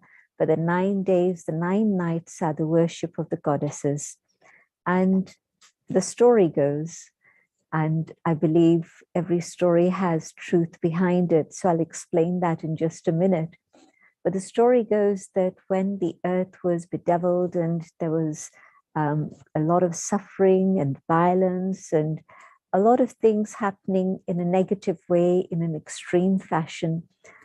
This was a time that the Shaktis were able to actually destroy all negativity and all evil so that then a better world could come. And why I say that there's always truth behind all these stories that we have that have lasted for millennia in Bharat, it's because there has been a reality when women in particular took on that role of being the Shaktis. And when they took on this role, it was at that time that it was the end of Kali Yuga, the darkest period of the whole cycle of human history. And through the awakening of the power that they had within themselves, they not only were able to destroy the evil within, but also coming together, they were able to destroy the evil in the world so that truly a better world could come for all. Now, when I speak about Kali Yuga, the dark night, what do you think is happening at the present time to our little planet? I think it's very much the period of that dark night when we see evil manifest in huge, huge global ways, but we also see it manifest in little ways within the self personally, but also within family situations and all the things that are going on. And so the evil is not just something out there, but Shakti is that inner power with which we're able to destroy whatever is negative within the self, so that I'm able to emerge and express the highest and the most noble qualities that I know lie within the soul itself. So I think the story is the story of today. It's been described in the scriptures, but that was the last cycle. And now we've come back to that same point in human history, where we see all of this happening once more. And although it's the goddesses that have been remembered, I actually want to point out something else, that every single human soul has the possibility of awakening the power within, because they all have it, but also within our understanding of spirituality. We know that the soul doesn't have gender. The soul isn't masculine and nor is it feminine, and yet it distinctly has both of these qualities within itself. And so within any human soul, there are the masculine qualities of courage, of action, of being able to move forward, and ambition, and all of these things can be very good. But also, it's possible for that same human soul to have all the feminine traits, the feminine qualities of compassion, of love, of care, of sacrifice. All of these things are also very noble qualities.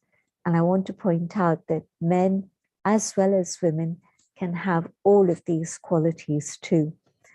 Even though the association of the Shaktis is always with women, and I think that there's, again, a grain of truth there, in the sense that when you think about how many people you see go to a temple, or how many people you see go to a church, and you look at the gender factor, probably you'll find that it's 60-40.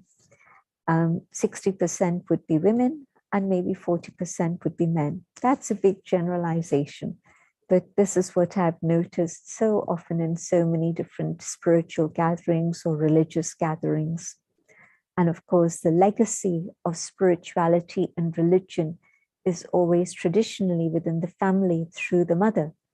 And so the Shaktis, the women, are the ones who've carried spirituality forward, both for themselves, but also for their families, and coming together in collaboration and cooperation for the world also. And so what is this Shakti that lies within us? It's the power of love, the power of purity, the power of truth, the power of joy, and the power of peace. And every human soul has these qualities within. But what's happened is that we've forgotten who we really are. And so in the whole subject of awakening that Shakti, first is that discovery of myself.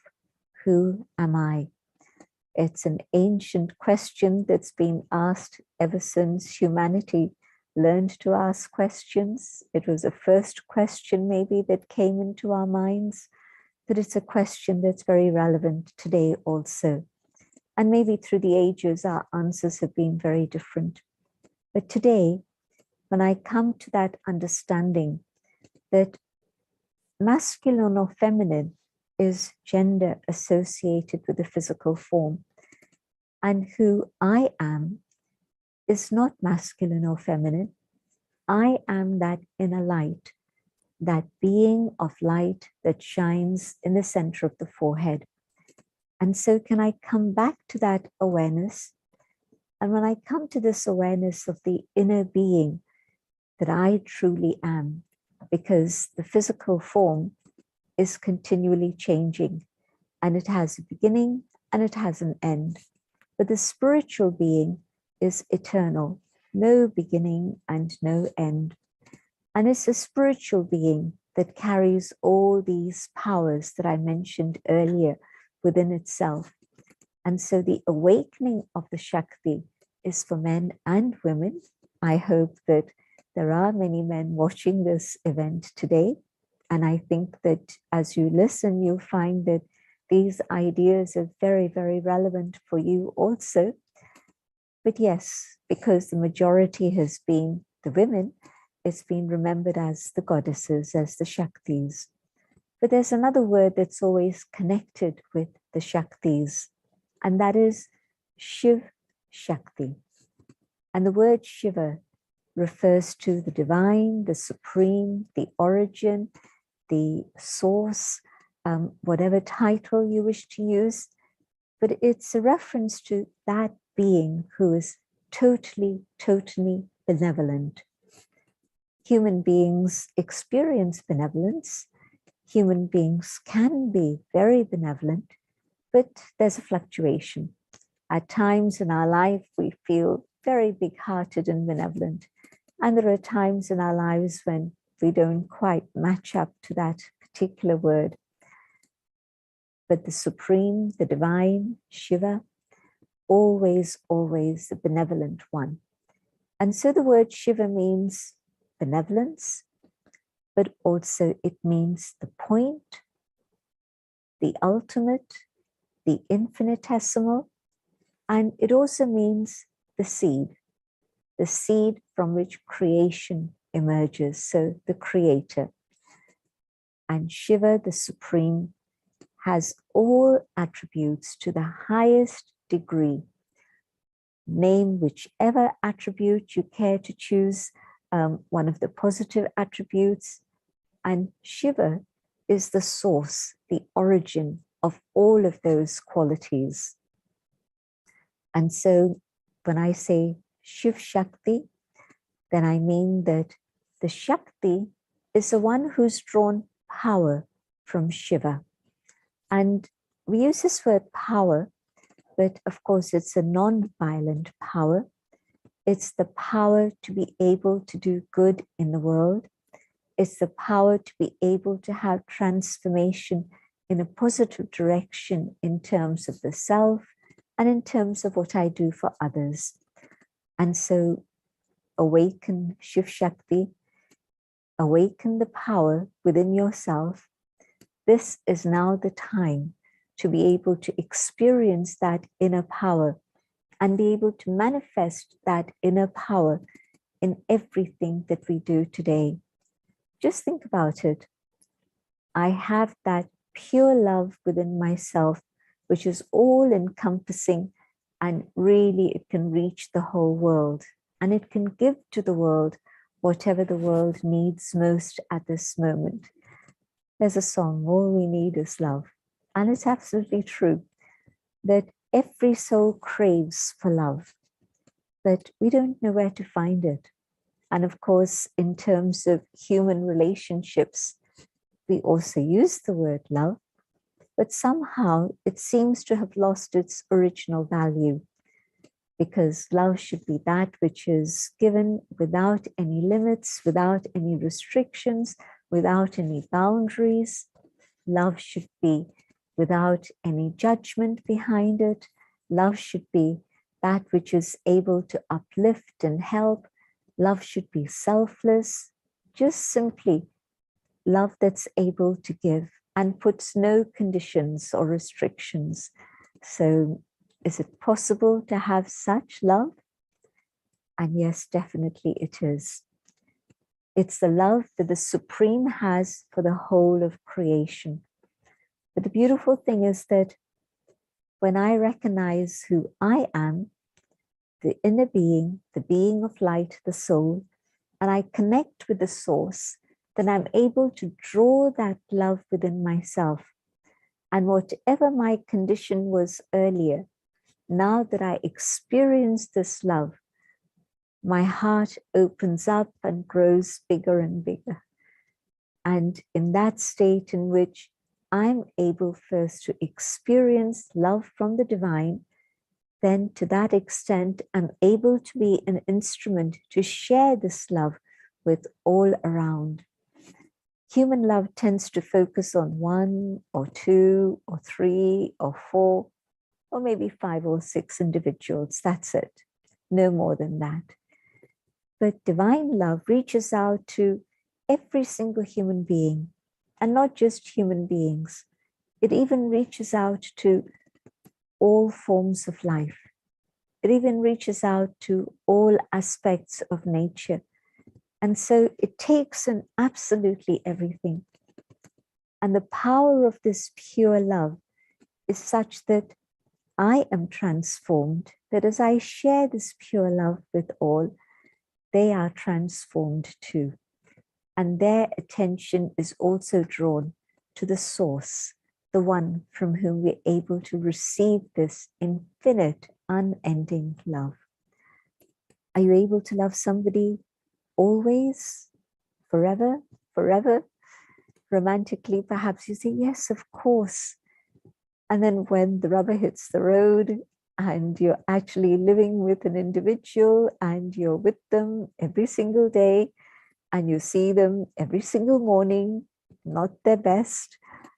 And at that moment, when I'm just thinking about this human being, is the quality of my love the same as it used to be?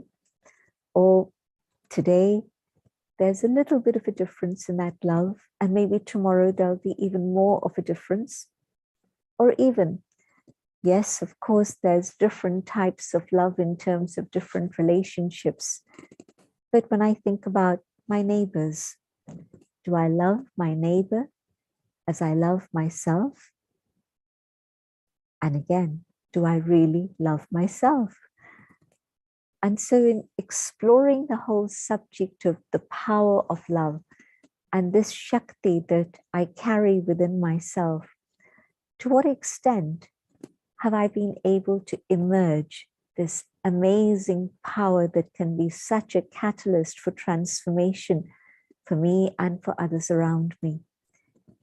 And so maybe what I need to do is to actually experience it, and through the practice of detachment from the physical form and the awareness of the inner being, I, the soul, that point of light that's being shown in that image in front of you, right at the heart of that radiance of light, those rays of light is that little tiny dot from which that light emerges. And that is me. Strange, but very true. I am that inner being of light. And this is my costume. This is my chariot. And when that awakening happens of that first step of who I truly am, then yes, I can begin to love myself, because I can see the original values that I have within myself. And when I can love myself, I can also then connect with the divine and draw God's love within myself and be an instrument to share that unlimited love with each and every one that I'm connected with, but also share with those whom I don't know today. Maybe I'll know them tomorrow, I don't know. But at least today, I can just simply send out God's light and love to the world. Just imagine how much love is needed at this moment in the Ukraine. Just imagine those refugees who are coming across all the different borders, not knowing what their future holds for them, not knowing where they're going to be, what's going to happen to their children or to the partners they've left behind. So it's a very sad scene. Are the Shaktis able to send physical help? Yes, we can do that. There's many different ways to do that. But are the Shaktis able to do something that nobody else can do? And that is to send them such pure vibrations, powerful vibrations of love, that they feel supported, that they feel that, yes, somebody's got their back, somebody is looking out for them, that there is somebody who's going to help them along their journey. The vibrations of God's love can reach them and definitely help them at this moment. This is the role of the Shaktis. And we're going to be called upon more and more to play this extremely subtle but incredibly powerful role. Whatever we can do on the physical level, there are many others who can do the same and do it better maybe. But what we can do on the level of the spirit, on the level of the unseen forces, is something that can actually change the course of human history. We're able to fill souls with love to the extent that they themselves awaken that inner energy within them so that they too can feel pure love at this moment and feel comfortable and supported. They won't know where that love is coming from. They won't be able to write to you and thank you for it, but that's okay. You're not looking for that. But that love will definitely reach them. And they'll say, I was feeling so depressed. I was feeling so helpless. And somehow things have lifted, things have changed. And now I feel so much better. I know I'm going to be able to make it. I know it's possible. And so love inspires courage. When someone receives love, instead of feeling helpless, now they feel strong and brave, and they're going to be able to do what they need to do. So the role of the Shaktis is absolutely vital at this time in human history. So when I say awaken that Shakti within, first step is to know I'm this inner being, the being of light. Second step, to connect with the divine, the being of light, the source of light. And through my connection of love with that being who is my eternal mother, my father, my friend, my teacher, and my guide, when I focus on that being with all the different experiences of the different relationships with one, from that being, I receive power. And that power awakens more and more love so that I can share this. But equally, it awakens the power of truth. Love is wonderful, but love has to be matched up together with truth so that love doesn't pull anyone down, but love is able to uplift. And in that state in which the power of truth emerges within the self, what's going on today? It's still the era of post-truth.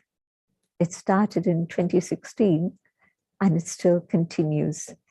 And so this state in which really love is that which I can really move forward with the power of truth, then I know that, yes, together we can do something for the world and make this world a better place, because falsehood has to be eliminated. We cannot allow it to continue forever. In fact, they say that darkness is the absence of light. And so you don't have to fight darkness. You just have to bring in the light and the darkness will disappear. Similarly, when there's an absence of truth, then there's huge amount of falsehood.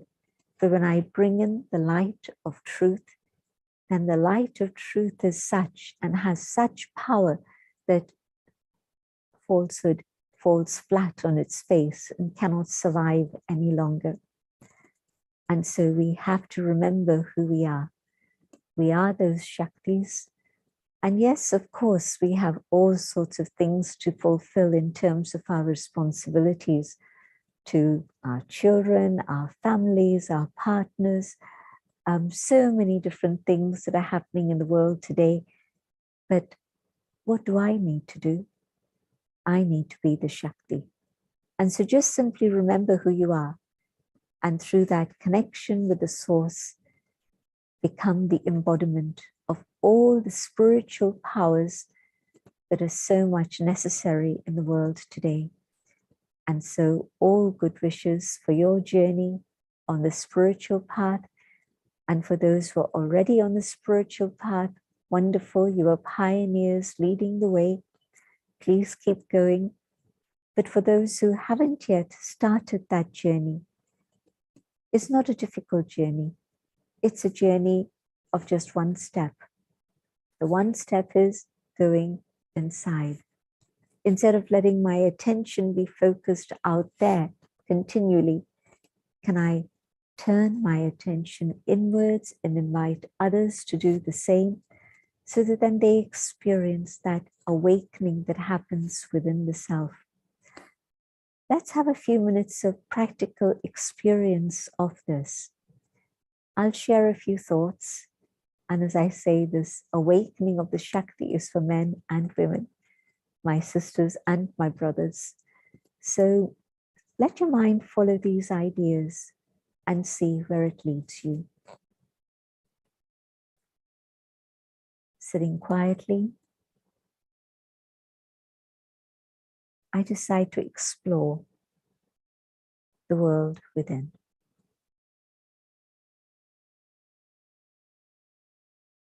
I am a being of light, and I detach from the awareness of this physical costume.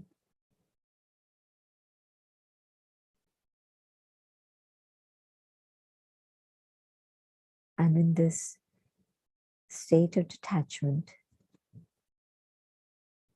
I find myself surrounded with peace and love.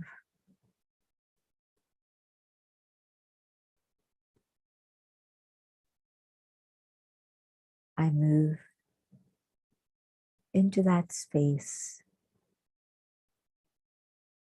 in which there's only I and the divine.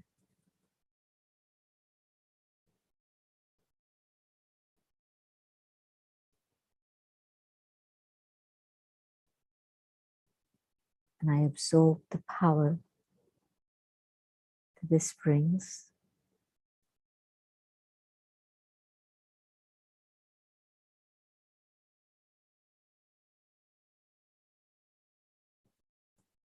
I'm aware of all the sorrow and suffering happening outside, all over the world.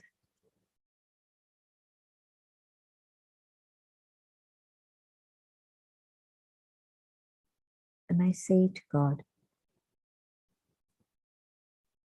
may I be your instrument to help in this task of transformation.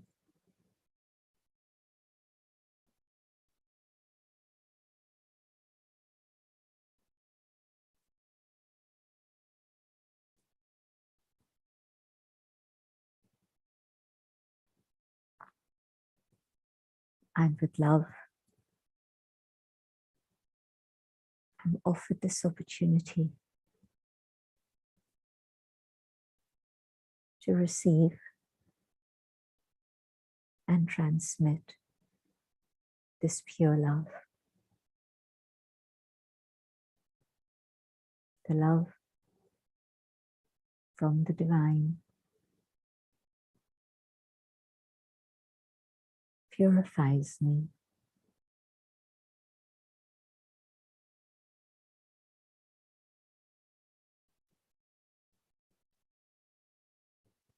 And now this love reaches out to each corner of this planet.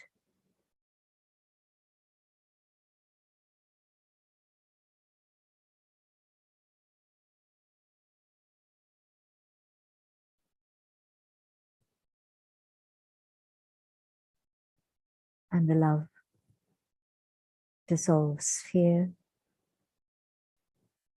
The love empowers. The love transforms.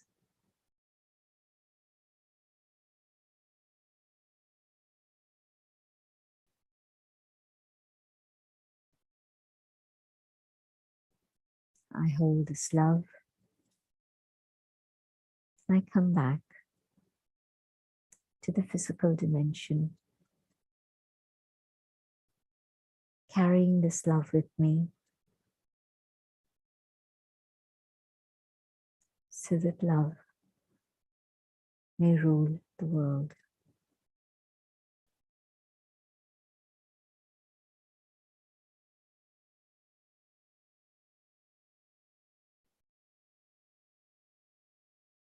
Om Shanti. Global Namaste to you all. Om Shanti and global namaste to you. We feel as if we went to another world that brought us to that pure, unconditional love that you've been talking about. And indeed, the world is in need of that. Those pearls of wisdom have enlightened so many lives today, Sister Jayanti. Our heartfelt thank you and gratitude for those beautiful and profound, impactful words, message that you shared with us. This is a blessing, a blessing. Well, as we all know that this is the 119th episode on healing our earth. And here is the Global Women Empowerment Forum, where now I'd like to open to all of you the interaction with Sister Jayanti. So first of all, let us all welcome Hansaji from UK. I'd say a global namaste to you, Hansaji, if she's there. Yeah. All right. So by the time global namaste to everybody.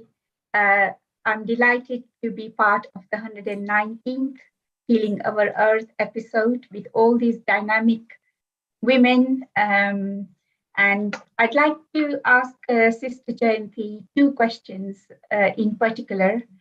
One is that I know that there is at this moment a very big thirst for spirituality in the world.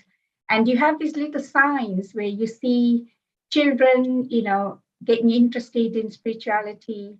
And we know that there is this big thirst. So as women who are the pioneers of this spiritual power and who are the leaders of spreading this spiritual power, what can we do more? So as women, we're already doing a lot and we're taking the lead, but what can we do more to spread this spiritual energy and this love that you so beautifully described, this divine unconditional love that you so beautifully described? So what are the little practical measures that we as women can take on a day-to-day basis that will help us to propel this flow of this unconditional love and spirituality in the whole world? So this is my first question. And my second question is, I'm a corporate trainer, and I try to spread well-being within the corporate world, and within that concept of well-being, I like to integrate the spirituality element. And 25 years ago, when I started this work, I couldn't use the word meditation within the corporate world. And even now, although meditation is almost mainstream, you still can't use the words love and spirituality within the corporate world. If I was speaking to a group of managers and I said, spread love to your employees, and your employees need to get in touch with their spiritual energy within them, they think I'm crazy, and I still can't say that. And I'd love to do that. I just love to go there and spread this message of unconditional love and get all the employees and managers to be in tune with their not just mind and soul, but mind and heart, which we can do very Hansaji, easily, but the yes, soul indeed, as indeed. well. That is a very excellent. So how can we Hansaji? do this? Hello. Exactly. Hello. Yes, Hansaji, thank you so much for joining in. So let us hear now from Sister JNT. What is the impact on whatever you asked, and especially on love and spirituality? Over to you, Sister JNT. Thank you. Thank you, Hansaben, for your questions. And I think they're probably the questions that many others also have the same questions. So here goes. I think if I want to have an impact on those around me, or even the whole wide world, I have to start with myself. There has to be that process of transformation within myself so that I'm able to embody the things that I want to see happen in the world. And so, say, for example, peace. I can't be talking about peace and then be exploding in anger, because that's going to really create a different type of impact. And so if I'm wanting others to be peaceful, then I have to demonstrate the path of peace. And so in order to do that, I need to give myself time. And women are notoriously bad at being able to do this. We'll give all our time to everybody else around us, but we won't make time for ourselves so often. And so to make time for the self, maybe before the family wakes up, that's the best time, early morning, and to recharge my own inner battery and to fill myself with that power of love and peace. And then through the day, I'm able to share that with others also. And that's the way to have an impact on others, just through the transformation of the self. But it also means that when I have the opportunity to sit in silence, then whatever I am, whatever I filled within myself, I send out those vibrations to all others around so that they can also feel it. But also when I sit in remembrance of the divine, then those vibrations automatically cross all boundaries and reach across the world.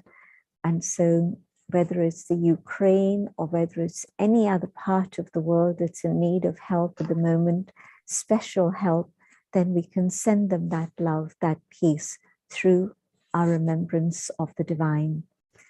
And then secondly, yes, it's very difficult to bring in the word spiritual or meditation or love in the context of the world, whether it's business or the United Nations, even whatever it is. And so you have to find the right language. You have to find a way to be able to present that idea without necessarily using the word love. Maybe you can talk about compassion, and people are very much involved with this word compassion since Corona. So 2 years ago, when COVID suddenly came into everyone's lives, compassion was the key word. Am I able to help others with compassion? And so find words that are relevant and words that are in vogue that people can relate to. but also the important thing there too is my walking the talk. When they see me demonstrate something, then they're going to say, now I understand what it is I need to do. And so let me be able to demonstrate peace and love and truth through my life. And of course, lives today have to be transparent. There's no hiding anymore. And so who you are and what you are reveals itself. And so as they see you operate in that consciousness, then they'll begin to ask questions. But how did you make this happen? Where did you learn this from? Can I do the same also? And so to be able to demonstrate is the best way to be able to teach. I'm so blessed to be in your company, Sister Jayanti, and thank you so much. So we have to take the time out and build this fountain of love within ourselves first, to then allow this fountain to flow out to the wider world. And within the corporate world and very kind of hardcore environments, we can use the word compassion and other words for love, and to actually set an example and be role models for that kind of behavior. So people Exactly. can see what we do and learn by example. So thank you so much. Thank you, Hansaji, for bringing this beautiful idea. And of course, Sister Jayanti, to enlighten us how we should truly delve into ourselves and look into our own heart before we move on to others. So now I have the immense pleasure of welcoming Mrs. Gayatri Shambhu, who is my mother and the director of the Indian Ocean Center for Indian Ocean in Human Values. And she has worked intensely for the promotion of human values at all levels. That is villages and towns, region, districts, and etc., NGOs. And also we work closely with the Brahma Kumaris in Mauritius as well. We have Sister Niti, among all the other sisters, Sister Gayatri as well. And well, global namaste to you and Om Shanti, Gayatri ji, Mummy ji.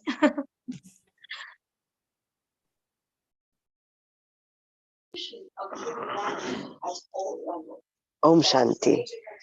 Dear respected Sister Jayanti ji, it really gives me, we feel very blessed as all our sisters today are feeling to be able to be with you, and especially from Mount Abu, we can feel that energy you're all already spreading to us around the world. We have to thank you, sister, for all your compassion and to everyone around the world. Yes. So, sister, we have been listening to you so beautifully. You have been talking about our consciousness and about the self-transformation, about our love, purity, and all this. If you mentioned just now, like maybe sometimes we talk about compassion more than the love coin. I mean, we coin it love because, as we all know, in this world, the love word has really been mistaken, and it has been really through the exploitation of women and with sexual abuse and so on. But using the compassion, as you mentioned, we try to bring ourselves, send that love differently. So, Sister Jayanti Ji, please enlighten us today, especially during this time where the world is going through really, we can say, of course, the Third World War, which is right next door.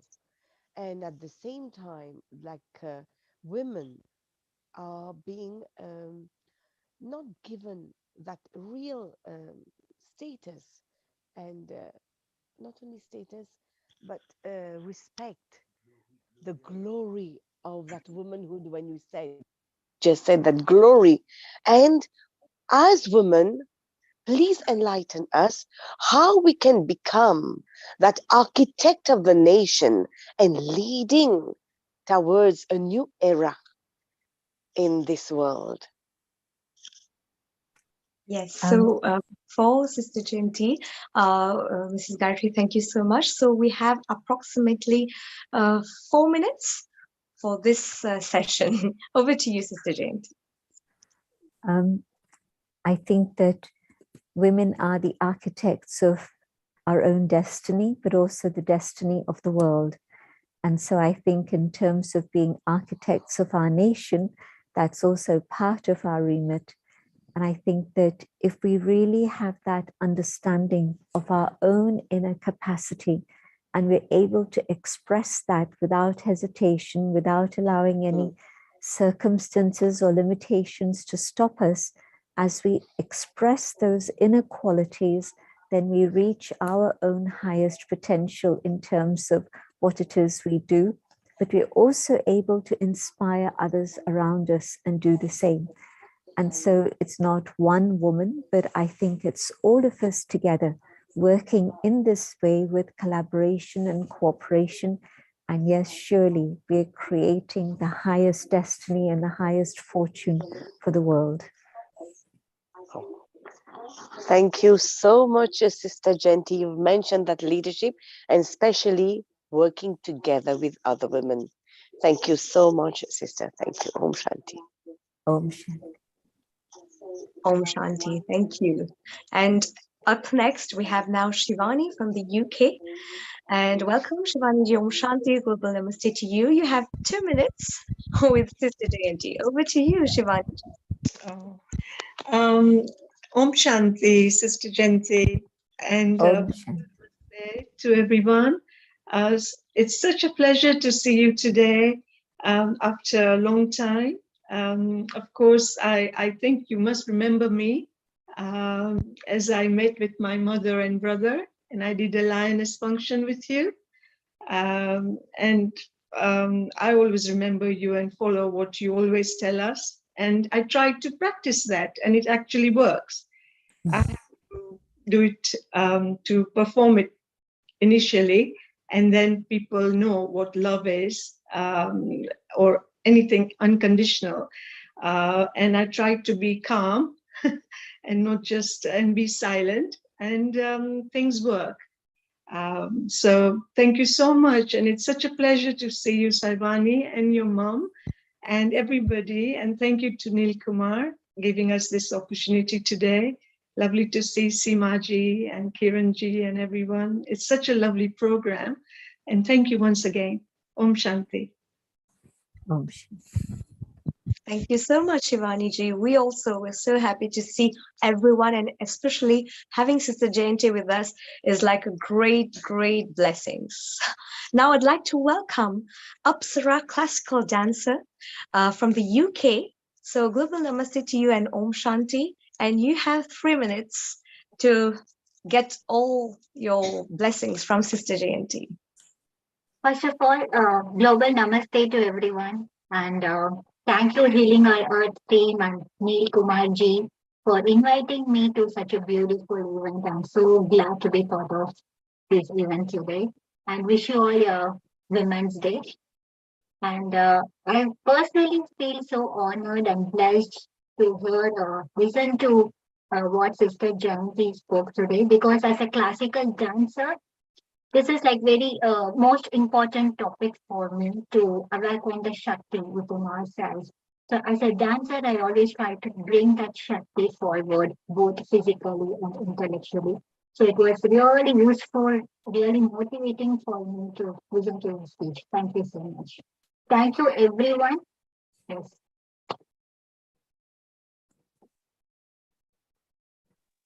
Thank you. Thank you so much, Apsaraji. Wonderful. And this is our program, Healing Our Earth, bringing to you the 119th event, that is Global Women Empowerment Forum for the women, by the women, of the women, and towards the women. And up next coming is our lovely Meeta Joshi ji from the UK. Om Shanti and Global Namaste to you. You have 2 minutes for your interaction. Om Shanti and Global Namaste, Sister Jayanti. What a blessing to be on this platform with yourself and with all other guests and this beautiful platform, Healing Our Earth. I work with the students at the university as a chaplain, and I am so much in awe of our Vedic philosophy and what you said about our higher consciousness, which is permeating all throughout the world in all the beings, and we have to connect to the supreme higher consciousness. And Vedas are the example of that. And the Brahmavadinis and Rishikas and Rishis used to write and contribute towards it. How would you empower today's generation to be motivated to know more about their Vedic traditions? Because everything is in there. Mhm. I think if we can explain the relevance of those stories to what's going on in the world today, then I think that makes them more interested. For example, the whole story of the Mahabharata is something that's happening right now. It's not just a story of 5,000 years ago, but it's actually being witnessed. It's unfolding in front of us.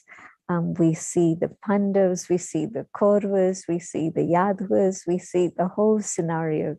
And so when we can find ways in which we can explain how the things of ancient Bharat are absolutely vital as wisdom for our lives now, then understanding that relevance becomes very important. Otherwise, there's a feeling, well, that's fine. It was okay for the rishis and the munis, but how does it help me today in this world of technology? So when I see the relevance and I make the connection, yes, I can be one of those 5 Pandavas with God's love in my heart. And I don't have to be part of that army that is fighting just for materialism, but let me be the one who has love for God, and through that there's going to be victory. I put it in one sentence, but you can understand what I'm saying, that there's a relevance of all of this for us today. And so that has to be demonstrated to the young people. Thank you very much. And that also is leading to the self-realization process as a byproduct when they try to associate their higher consciousness with the divine, that we all are connected, and whatever we can do as an not enlightened, awakened being, by by the virtue of our rich scriptures, learning from that as well. Thank you very much. Om Shanti, Sister Jayanti. Om Shanti. Thank you so much, Mitaji. That was beautiful. Let us now welcome Amarjeet Kaur Dua from Thailand. And Global Namaste to you and Om Shanti. You have 3 minutes. Om Shanti. And it's good night here in Bangkok. Hello, Sister Jayanti. I hope you remember me. Do you? Yes, from indeed. Thailand. Yes. Yes, indeed. I had the good fortune to be with Sister Jayanti when she visited Bangkok. And then I visited UK and had good chance to go to Oxford, the retreat center, and be with Sister Jayanti and Dadi Janki for a few days when I was there, and visited Leicester, etc. So yes, what Sister Jayanti speaks is so deep and so empowering, and the best gyan and the best knowledge that we can ever receive. Because since I joined the Brahma Kumaris University, I have really been able to stay empowered within, no matter what happens outside. And for women, like she said, we are the Shiv Shakti, and Shakti is a very powerful word. And we see all the Devis are all Shaktis. And yet a woman has to be very wise, because sometimes we're over strong and over empowering. There was a period that women needed to be empowered. I think today a lot of women could be even over empowered, in families, etc. So keeping that the sweetness of a mother and the calmness and the Shakti is the Shiv Shakti, the way the Devis are portrayed, like Saraswati, is that gentle smile and that nature that the woman needs to have. And what she talked about love is that it's not just what is love, and mother's love is the purest form of love. So that Shakti is like the motherhood inside every woman. And it doesn't matter whether you've given birth to a child, because we are from a mother. And the capacity of a woman, like Guru Nanak says, to be able to give birth is that inner strength that only the female body can have. So the soul in the female body is very, very powerful.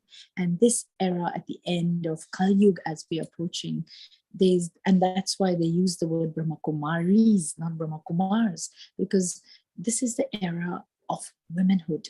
And we, with our softness and sweetness and our sisterly and motherly qualities in each home, we can lay the foundation for love, for peace, for tolerance with love, not the tolerance that, oh, I have to tolerate.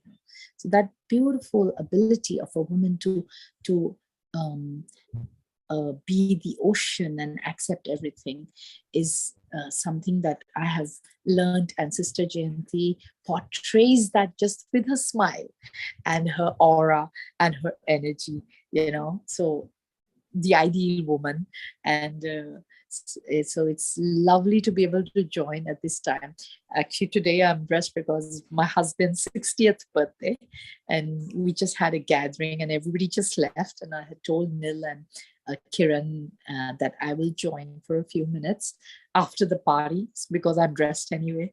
So, we live in the home, in the family, and yet we do serve the world through our mind.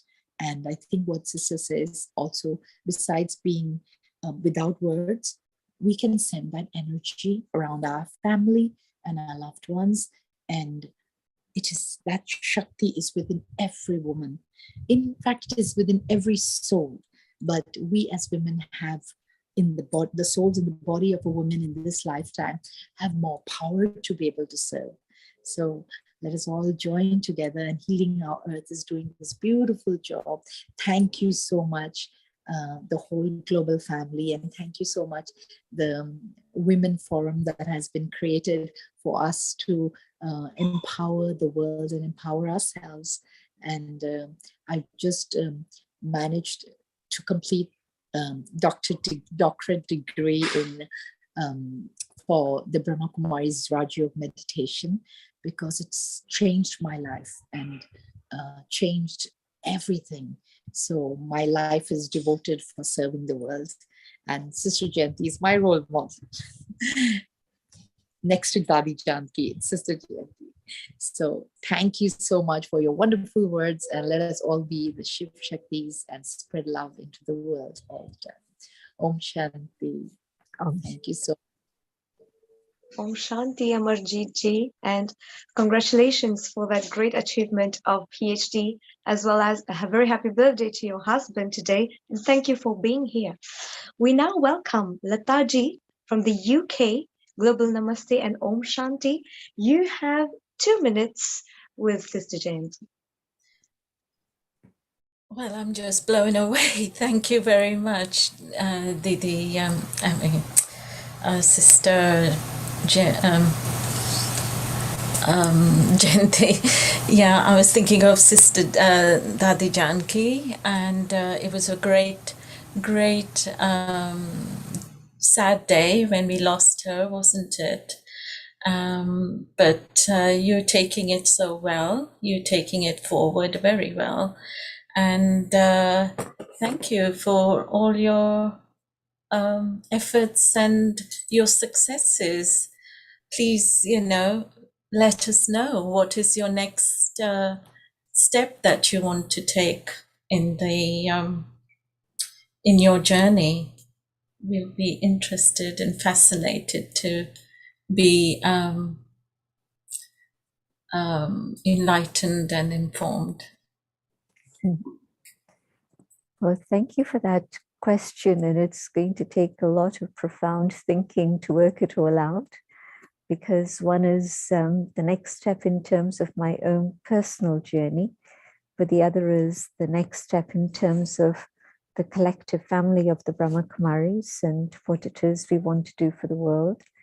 And so for myself personally, I know that normally when responsibility comes, it weighs heavily.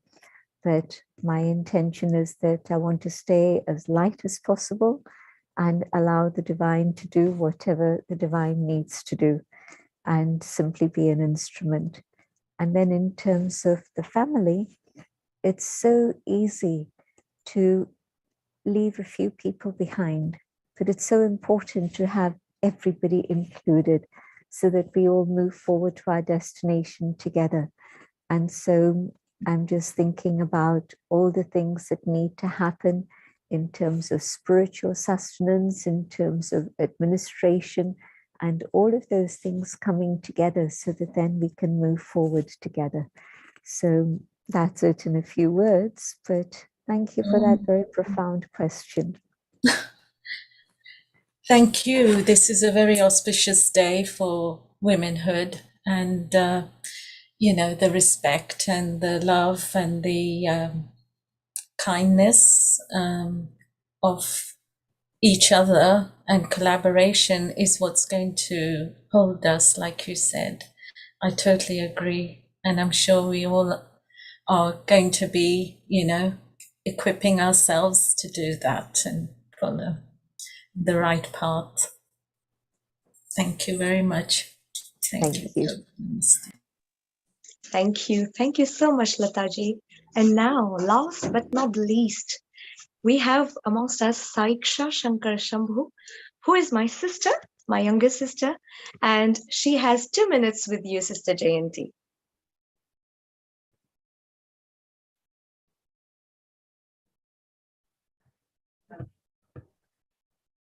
Om Shanti, Sister Jayanti ji.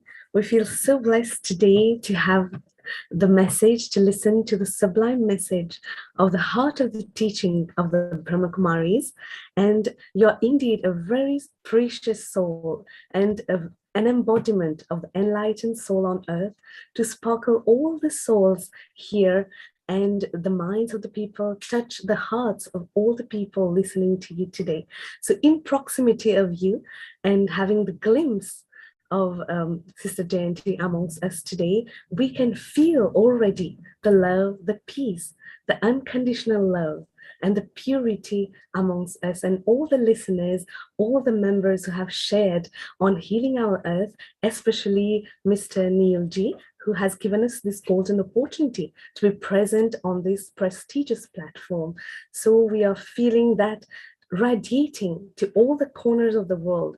Today we can feel that compassion, and as Sister Jayanti mentioned, the Shiv Shakti. We are the women representing the feminism, the portal, the channel from the cosmic world to the earth.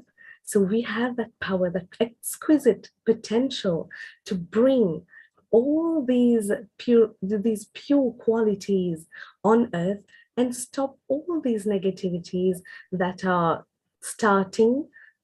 cropping up in the world. So we, through the meditation, through the Raj Yoga meditation that the Brahma Kumaris have introduced to us, so we can recreate the golden age, which is already on earth. So the women have that power to bring that golden age on earth today, starting from today, through the precious, the beautiful energy, Sister Jayanti ji. So I have one question.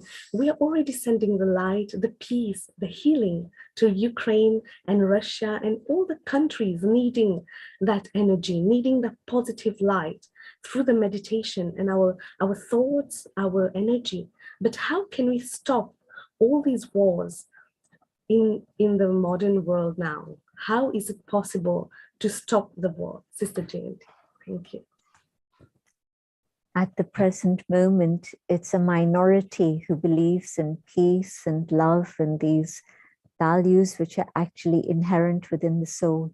But as we share these ideas, And even when the minority becomes a very powerful minority, then that minority is going to be able to make things turn around, so that instead of believing that violence can work, we'll know and make it happen that peace can work.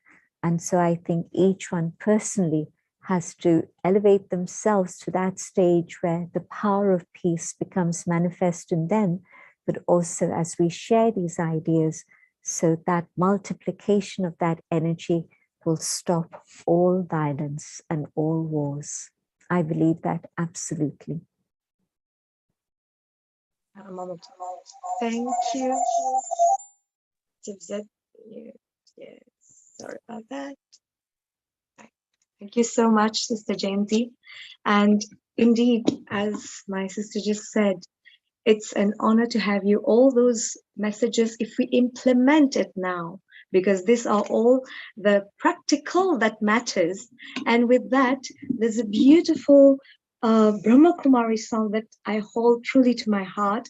And I'd like to dedicate that to you, because you are that epitome, that Shakti, Shiva Shakti, who is inspiring all of us. So with your permission, I'd like to just few lines. Om Shanti Om. I'm a peaceful soul. ये ध्वनि मंगल ध्वनि है. Om Shanti Om. Om Shanti Om. We are peaceful souls. Thank you so much, Sister Jayanti. Thank you. Beautiful. Thank you. Thank you very much, everyone, each and every woman who joined us today, to get the blessing, the proximity, the energy, the effulgence, and above all, the inspiration from Sister Jayanti. We are truly very lucky and blessed today. Moving on, we have now, I'll pass on to my next host, who is our beautiful Shivali Ruparelia ji. And I'd like to tell the viewers that Shivali ji is a very busy mom of two, and she is a sales analyst for a global airline. However, her main passion is helping communities flourish, and she volunteers for many popular community events. Shivali is a long-standing member of the volunteer staff at Weekend Community School in London, the Sai School of Harrow. Her outstanding commitment was nationally recognized when she was awarded the Princess Diana Award for voluntary service and won the Inspiring Asian Women Awards for being an inspirational role model. Her motto in life is, if my children see me do something good for others, I hope this will inspire them to do the same to improve future generations to come. How beautiful is that? Global namaste to you, Shivali ji. Global namaste, and thank you so much for that lovely introduction. And my goodness, what an honor it is to be here today. I mean, the session has been so heartwarming. I don't think there are any other words I can use to describe heartwarming. I mean, having Sister Jayanti with us today. I mean, really, Sister Jayanti, if you're still here, my humble salutations to you, because really so inspiring. I think all of us here have learnt so much from everything that she has said. So what a great session, a really great session. And Saivani, it's so nice to see you again as well. So a very warm Sairam to you as well. Sairam, Shivali ji, namaste. Indeed, all that energy, I can't explain my state, all that engulfed me with, I'm feeling so much goosebumps, that energy is surging upwards. Very true. I absolutely agree. It's almost, you're right, I have goosebumps, and there's a level of emotion, isn't there, that's building up here this afternoon. And you know what, to all the global viewers out here today, the afternoon is just going to get better. and better and better. So please do stick with us. We have a great lineup. Saivani, thank you so much. And once again, a global namaste to everyone here today. 119th session. Who would have known? We started Healing Our Earth back in 2020 when, of course, the world was struck with a level of tragedy, really, with COVID. And look, here we are. We've moved on. 119th session today.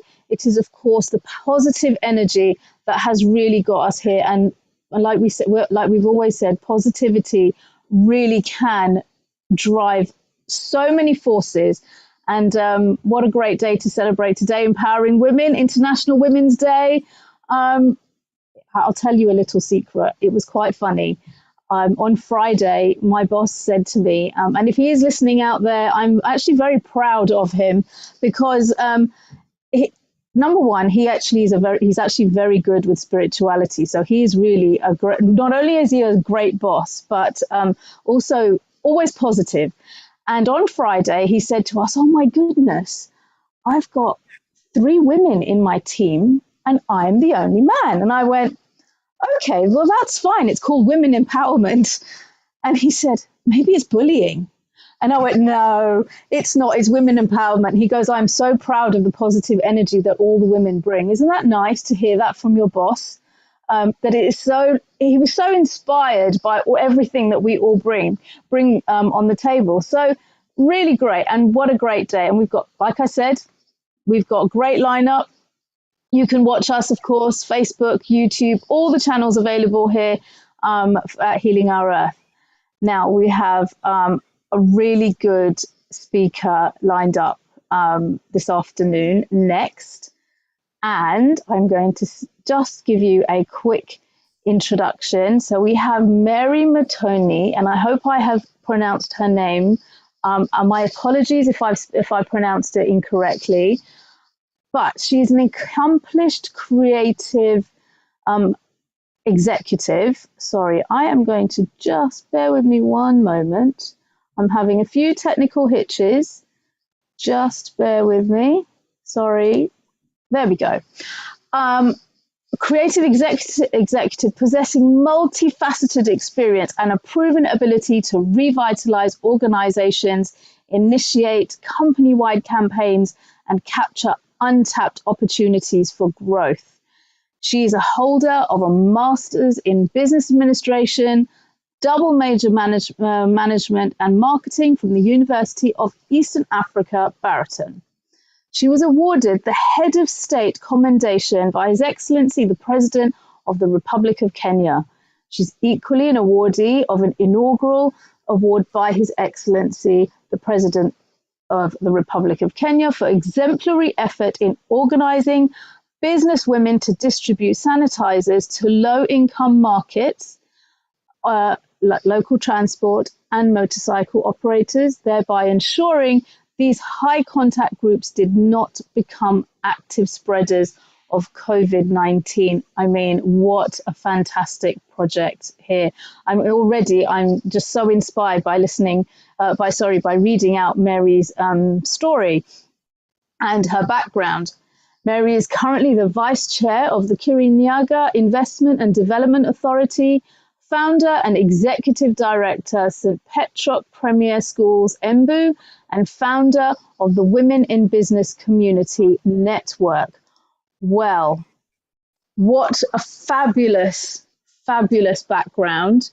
Mary, a very, very, very warm welcome here to you here at Healing Our Earth.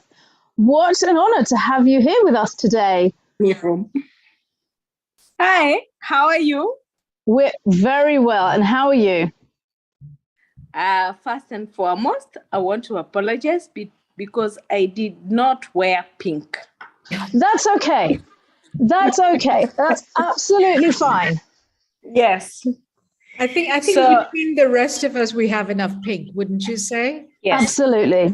We'll embrace with our pink. So tell me, how much time do you have for me? Because I can talk the whole night. Well, you know, I'd say that's the true Kenyan spirit. Jambo Mary, habari yako? Yeah, mzuri sana. So I'll say this in Swahili, sisi wananchi wanapenda kuongea sana. So I'll say that's we wananchis, we the people of Kenya. So how much time do you want me? Well, you can take about, so should we say 20 minutes? Yeah, 10, 15 minutes, 20. That's okay. You carry on however long you need, and I will stop you. How about that? Does that make it easier for you? Okay, my dear. Yeah. So I almost thought, who are you introducing? Are you introducing me? You have such a great. You have such a great. Is it me background. you're talking about? You know, I just wanted to add though, when somebody reads out a background of you, and I've also felt that. I think we all feel, is that really me? I know, my dear. Mm. But look, you've got so much to share. So I want to talk about myself and the women in business. First and foremost, we are the organization that tackle the financial issues in Kenya. We are the organization that tackle about networking in Kenya. We are the organization that tackle about networking in Kenya. We tackle about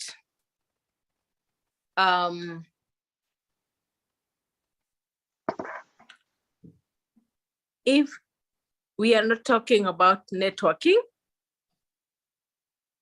then we are talking about issues that are affecting women. And when we are talking about women, we are talking about issues that are affecting them every other day.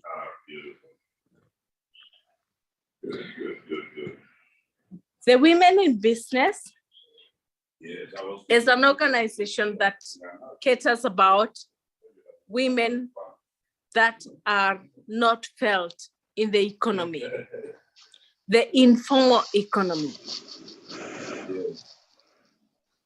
The women who form the bulk of the network of the economy. And that is the cadre that we are talking about.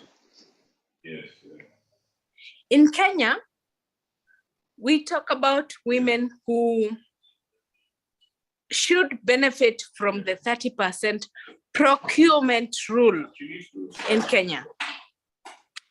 So if a woman is not benefiting from the 30% procurement rule, we talk about that woman as a woman who is not registered. Yeah? Somebody who has not been discovered. And that is the person we are trying to discover. The informal economy, which is more than 90% of the Kenyan economy.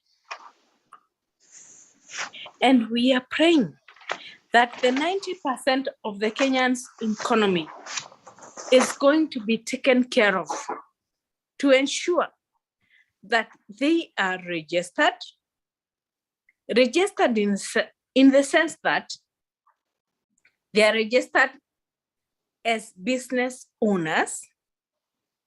And in Kenya today, we have something called the 30% procurement opportunity.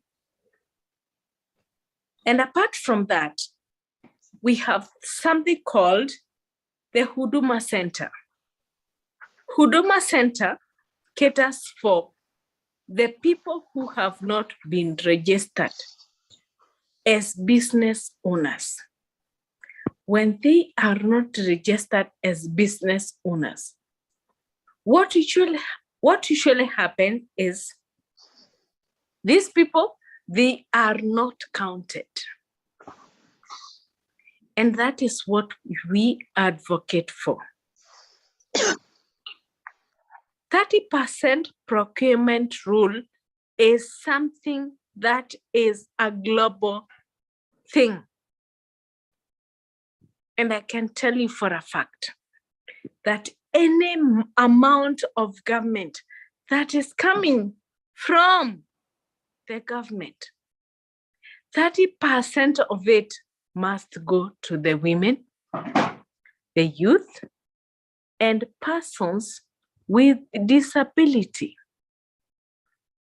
It is for us to fight for it. It is for us to make sure that it is something that becomes a reality. I am from Kenya. 30% procurement rule is already a rule. It is already a law. So we are not trying. I'm only asking that during this International Women's Day, that every other country must advocate for the 30% procurement rule. And any other thing that befits, that makes a woman looks decent. I may not be very favorable in this meeting, but what I'm saying is we must ensure that the women get to the level that everybody else is in. That is why even the title of the meeting was very clear. Unless if I have questions from the forum. Mary, thank you so much. So much passion has come out of what you've just said.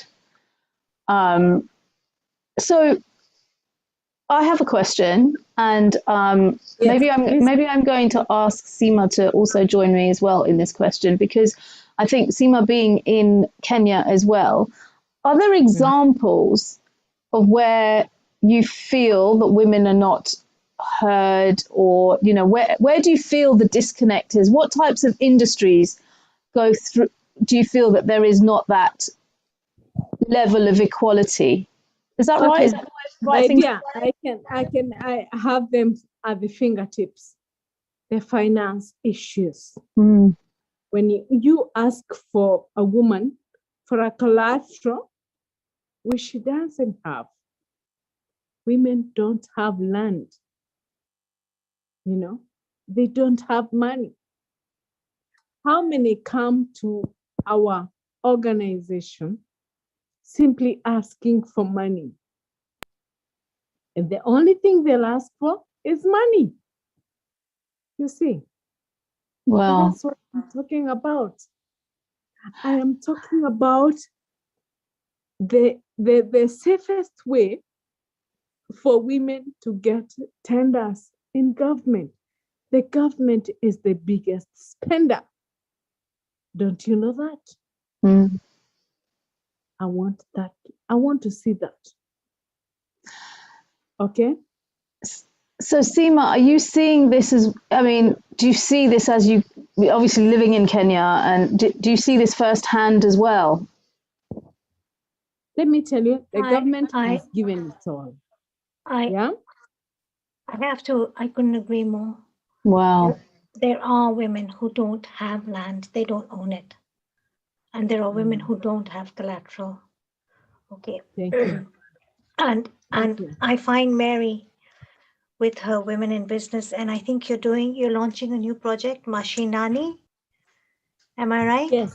The women in business, the Women in Business Mashinani is basically one of the projects that will help the women to grow into what they are supposed to have.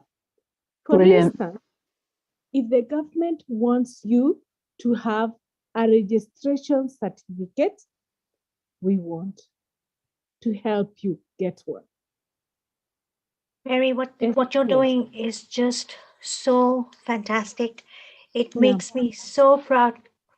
I'm a Kenyan, okay? I'm born and raised in Kenya. It gives me so much Wow. pride to see you doing this great work for the women of Kenya. You know, Shivali, on one hand, the Kenyan woman, I have to say this, is very strong. She's very resilient and she's very hardworking. 100%.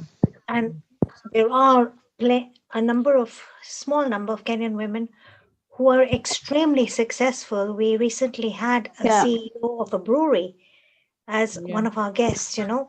Yeah. And on the other And hand, can I tell you something? Sorry? One of the issues that we are having in Kenya is the women do not have the collateral. They don't have the basic documentation that they need to have. And that is what the Women in Business is giving, to ensure that they get the basic documentation. If it is the Women Enterprise Fund, they must have what they require. If it is the Youth Enterprise Fund, they must have what they require. That's what the Women in Business is doing. It is basically to ensure that the women are at play. And you know, it sounds so basic, doesn't it? But look how difficult it is. And what you are doing, like Seema said, what you are doing is so fantastic. That's something that is so, for, you know, people may, in other countries, may take this for granted. I've got my paperwork, here we go, easy. You are doing something so basic for them that is going to take them so far. And you should be commended for Well, that. So, can I tell you something? The 30% procurement rule is not even in any of those countries you're talking about. wow. We are way ahead of the pack, but we want it utilized. We want to see that women are benefiting, that when the government announces that there is a 30%, you know, that there is 1 billion, you know, amount that is left for the women, it can be taken by the women. That is what we want to see.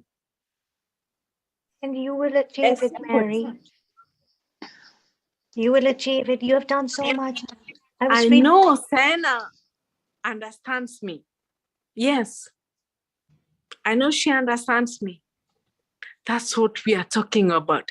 The last time I attended the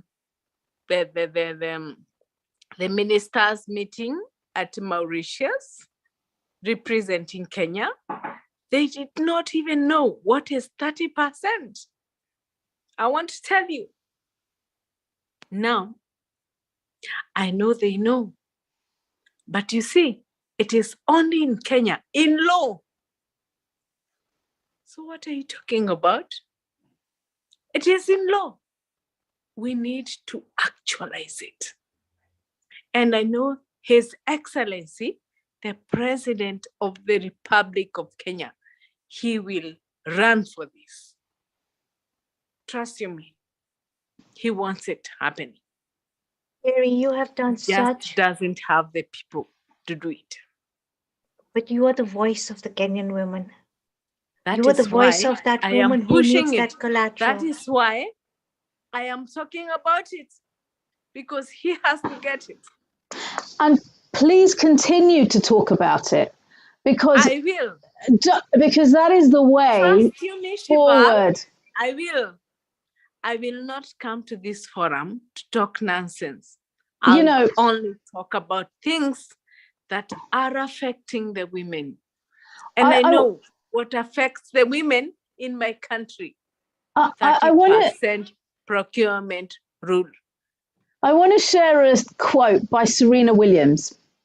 Every woman's success should be an inspiration to another.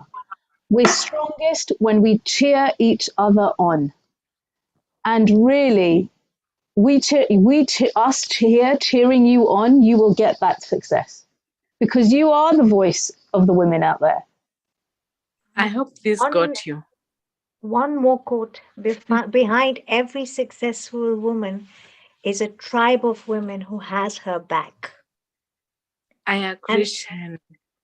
And it's so true. The Kenyan spirit, let me tell you, I mean, I'm transported back home right now. And what Mary has done is truly Shivali phenomenal. She's arranged for the basic bodas, which are the peakies or the transport, the motorbikers who transport goods around Nairobi. The matatu drivers, which are the minibuses. Yeah. Yes, absolutely. It must have been something very challenging to do. It's not easy to have sanitizers just during this pandemic time. And I was just connecting. Can I tell you? Can I tell you, San? It took me to actually put down even my own family who are fearing COVID to go to the marketplaces, to go to the border places. Border is the motorcycle. To go to the matatu. Matatu is the 14-seater. I didn't fear that because I had one mission. Number one, for the women in business, we had one mission. If the women at the marketplace are not sanitized, then we are dumped. So we had to take to them sanitizer and to ensure that they are great. They are the ones who we buy the sukuma wiki, the kales from. You understand? Mary, I have a question. Sorry, based on this project that you've done, obviously during the height of the pandemic, what gave you that inspiration? What made you do this project? Humanity. And do you want to just give us a little bit of background how the project was put together and how you then carried it through? Can I tell you? Of course. Humanity. Number one, I realized I live in a high-profile area. I live in an area called Lavington. Lavington is a high-profile area. Okay? But the people who sell us the kills, the sukuma wiki, come from a low profile area. So you can imagine that the person who is giving you the kills, is not what you expect, but that is what you need. So at the end of the time, you'll need the low profile person to bring you the services to the high profile person. Mm. That is what I considered. We need everybody. We need the person who is selling the kills. We need the person who has the money to buy the kills. As simple as that. And that is what would kill COVID. Period. Brilliant. And how long did it take you to put all this into place? That was 1 year. because we also involved other entities, like we involved women to have estate sales from Bidco Africa. You know about it? Why don't you share a little bit about it with all our viewers? Sorry? Why don't you share a little bit about it for all our viewers? I don't get you. Can you tell us a little bit about it? Yes. So what we did with Bidco Africa, when the COVID struck, we asked them to give women who are wholesalers and small scale farmers to get product at different prices. So we had people owning supermarkets that they never owned. You Wow. get it? Mm. We had people out of that partnership starting kiosks that they never owned, because most people were confined in their estates, or they were confined in their flats. So we encouraged women to take up products which they can sell in those flats. And Bidco Africa was one of the companies that came through. Fabulous. Mm-hmm. Yes. Oh, and what a great way of, we did a lot of involving with women Bidco as Africa. well. A lot. Oh, what a great way of involving women as well. Sorry? What a fabulous way of involving women in this project as well. Let me tell you, we got 40% of the women getting involved in this project. There we go. Strength in numbers. Yeah. So Bidco Africa is a star.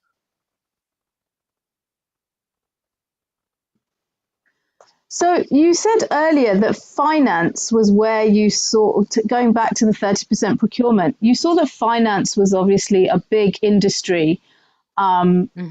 What are there any other industries that you can see not quite playing the game? So finance was a big issue, because even when Bidco Africa came on tours, and Hashi Gas, there were two companies. There was Bidco Africa and Hashi Gas, but women could not get financing. So we went to Equity, okay, that provided financing. Hello? Yes. Yes. Yes. We went to Equity that provided financing.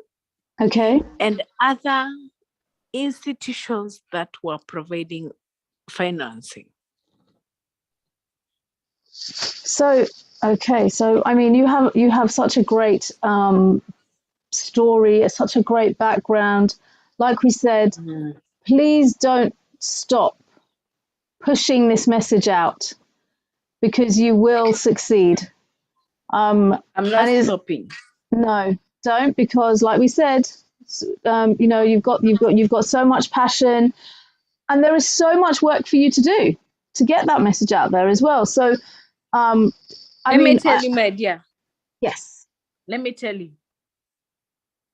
And I'm telling you with a lot of authority, there's a lot of work to do.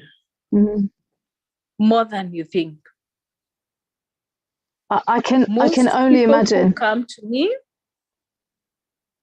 Most people who come to me, they ask for financing. Sometimes that is not what they need.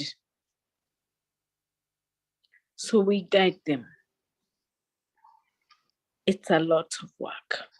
It is a lot of work, and you know, to convince somebody that they don't need financing they need mentoring. I know it sounds funny, but that we do. You know, you've shared Some with us. people don't need financing. They need mentorship. Yes. I wish this forum is going to come up with mentorship forums, which we are going to hold upon, okay? Because financing is basic, okay? Not everybody needs financing. No. Even me, I run a business. I may not need financing. I need mentorship, okay? Mary, on Yes, behalf of everybody here today, I want to say a very personal thanks to you for coming here to share your very passionate background, and really to give us an insight of all the work that you do, that you will continue to do, and you will always have our backing and blessings for you to continue this wonderful work that you are Thank you doing. so much. Thank you so much. You know, so thank you so much. And Seema, Kiran, if you have anything to say to Mary. You know, she's amazing. You're incredible. Thank you very much. We have some connections. I don't know if I am amazing. We have some connections ourselves with Malawi, Africa. I'm already making my notes and I'm going to see how we can make some sort of connection there.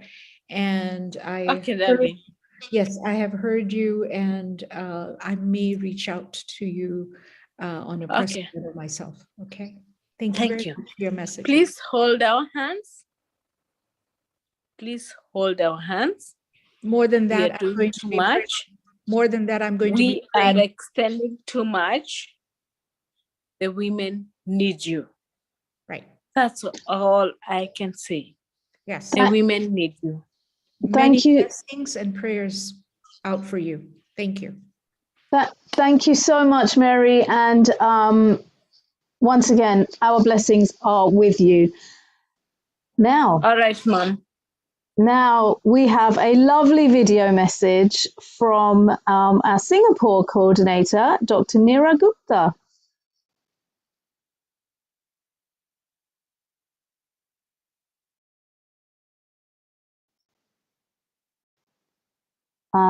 We did have a video from our, there we go.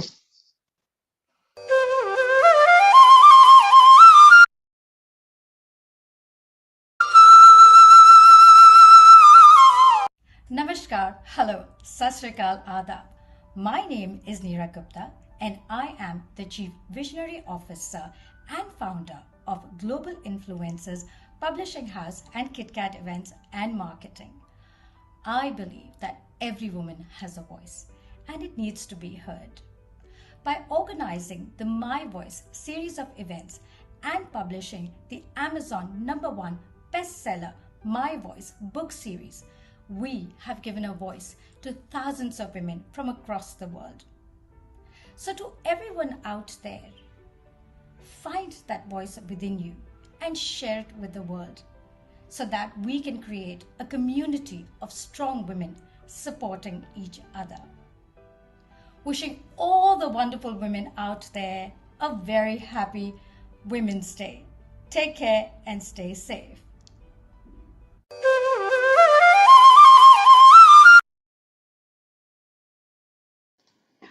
What a lovely video from our Singapore coordinator, Dr. Neera Gupta. So I'm really privileged here today to be joined here also by Kiran Robinson and Seema Bhatia. I mean, what a great afternoon, right? We've all had so much inspiration. Yeah, it's amazing. It is actually a lot to take in. And Mary's story as well. I mean, she spoke with a lot of passion. Clearly an area which needs help. Yeah, I mean, it's Absolutely. heart-wrenching, but just for us over here to be hearing this. Yes. Imagine being there daily, in and out. It's like, how do they manage? That whole the mindset, of everything, taking it in, and then finding outlets. How do you do this? It's huge. It's huge. It's huge. And I mean, I've never been to Africa, so I cannot talk about this in the same level of passion as maybe somebody who's grown up and or born and living in Africa. But yeah, just hearing her, yes, you can relate. Yes. And I just want to send her a message from all of us later on, just to encourage her and just to say that you have been heard. You weren't invited just to say what you said and then feel that, okay, I don't know what's going to happen. I did my thing. But I wanted to know that you've been heard, and these things take time, and we will definitely do all we can to bring people around them, and think of what we can do hereafter. Yeah, absolutely. And it is platforms like this where she's going to be able to have this voice, exactly, to be able to share, really, because without platforms like this, it doesn't really go anywhere, does it? Exactly. And then if we can just, have one able person just narrow everything down, put it in bullet points and say, okay, these are the tasks, and who can come forward and help in this area and that area, and who can advise. What did she say? We need mentors, Yeah. I mean, she gave a great idea there, platforms like mentorship. Exactly. She has so much passion, so many ideas, and she just needs a voice or a platform to be able to get this across. Yes, even if we pass her on to Neera Gupta and say, yes, somebody, maybe her voice needs to be heard in your platform, Neera, we can certainly do that. We'll put on our thinking caps and we'll come up with something. Absolutely. And Seema, I guess being born and brought up in Kenya, you've probably seen this a lot more firsthand. I can fully relate to what Mary is saying. And she is the voice of I won't say the African woman, but I'd say she's the voice of the Kenyan woman. Wow. And she spoke about collateral. Yes, it's an issue. She spoke about money. Yes, it's an issue. But more important, on a deeper level, it's mentorship. How, what, where. There are a lot of women out there. And let me tell you, Kenyan women are very resilient. They're very strong. And they're very hardworking. I take great pride in the people of my country. Kenya's my mama. She bathed me, she fed me, she gave me everything I have today. And on behalf of all the women out there, I want to say, we celebrate you because you are strong. And we know, we know what you face on a daily basis. It's a developing country, and we have a great leader, and we have great women like Mary and many other women as well, who are working towards the voice of the Kenyan woman. It's Women's Empowerment Day, it's International Women's Day, so I speak for all women. And I think, with Healing Our Earth, with this global Women's Empowerment Forum, where we say, for the women, by the women, of the women, towards women, let us all move together. Mary is one example of a woman in Kenya, who has been the voice of many other Kenyan women. But there are so many women all over the globe who need mentorship, who need financial literacy. Kiran and I were just discussing this financial literacy. This is a big, big issue with women. There's so many. There's so many issues on so many levels. We talk about, okay, self-care, look after yourself, mental health. Yes, it's important. Meditation is important, but there's so many deeper other areas that need to be addressed. And that's what this forum is about, and thank you to, our founder and director, Mr. Neil Kumar, who just said, women. Empowering women is empowering humanity. Go ahead, do it. Absolutely. And, I just wanted to follow that up really, Seema, that really, here's to strong women. May we know them, may we be them, and may we raise them. Because, that is going to take us forward as well. Exactly. And I see that from 2020 to 2022, I've seen this great shift happening in this world. You see a lot of sisterhood communities coming up, I'm not talking on a feminist angle, okay, but I'm seeing we have this, in Hong Kong, we have this great community called the Garden Gathering, where it's a sisterhood community where all the women move together. And they really have a shoulder to lean on. That's why I say behind every successful woman is a tribe of women who has her back. And I say this very strongly. And women do move together. And on behalf of being a Kenyan, on behalf of the Kenyan women, I would say that the women in my country do need mentoring.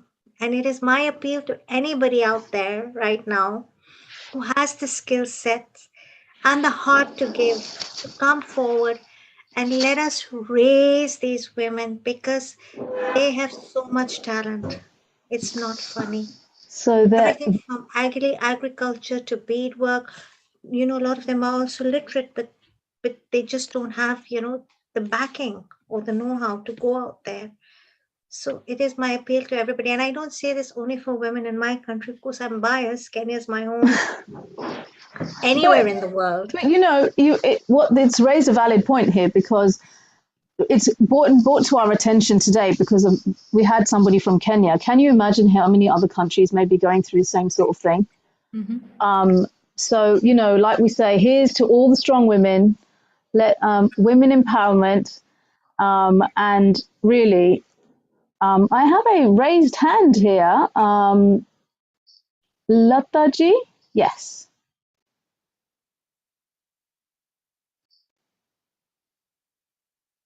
There she is. There she is. Yes. Hi. Hi, you powerful, empowered women. Good afternoon. Welcome. And Gob Namaste, thanks to Neil G. He's our hero, isn't he? Global hero. Whatever words we say for him is just never enough. I mean, to bring us together here, to put our minds together, our hearts together, our hands together, and connect. When you said how many countries on this earth are women suffering, is just mind-blowing. I just didn't realize how bad the situation is, especially in India. I'm just thinking one country is India, where there's no toilets for women. Yeah. Not enough toilets in every home. Exactly. There is, and I don't want to cut you short because it is, I'm also conscious of the time, but you're right. It is just, sanitization is, but basic needs in so many countries. And, we can obviously work together, and hopefully in all countries, we can all work together and make sure that women are heard, are seen and helped where needed. Now, I'm going to move on to Kiran. You empower many women and write various articles, and my favorite is fingerprints. And this month there's another woman of distinction. That's right. Yay. So I guess I shouldn't really be talking here. This one's over to you. To me? Okay. Yeah. Well, okay. So I do weekly newsletters and I post them every Saturday. And, when we moved here, the whole COVID thing and everything, I felt like, it's time to think about women. I want to meet the community here, the community of women, what they're doing, and small businesses, entrepreneurs, educators, all of that. And I came up with this idea. Why don't I do monthly featured article on each woman that I meet along the way? But wait a minute, you know, I come from India and Hong Kong and California. I don't want to dispute anybody. So let me start with one woman here in Luxembourg, and then we'll follow. It was incredible. The first month I started with a local woman in Luxembourg, amazing woman. And lo and behold, my calendar was full for the next 11 months. Wow. I kept meeting women from all walks of life. And I said, how can I not share about these women? It's been incredible. So the February article was for a lady in California. And then this month's article is from about Pramila, whom I call a woman of substance, because the article itself is self-explanatory. And then next month we'll somebody from UK and then Africa and so on and so forth. And so yeah, your article is just being scrolled on the screen at the moment. That's right. That's right. For all our viewers. I thought it would be a great idea to just bring all these women together and show them how much we value them and embrace them. And of course, there's Pramila Samtani right here from Hong Kong, who just got this amazing award, you know, from her company, where she was the first woman to be in this job, in this position back in the 1990s. And, you know, her travel to China and how they accepted her for being the first local woman to do what she did there, you know. So, and then the timing, you know, with this month celebrating International Women's Day, I thought it just fell into place. I didn't plan it. It just so happened, you know.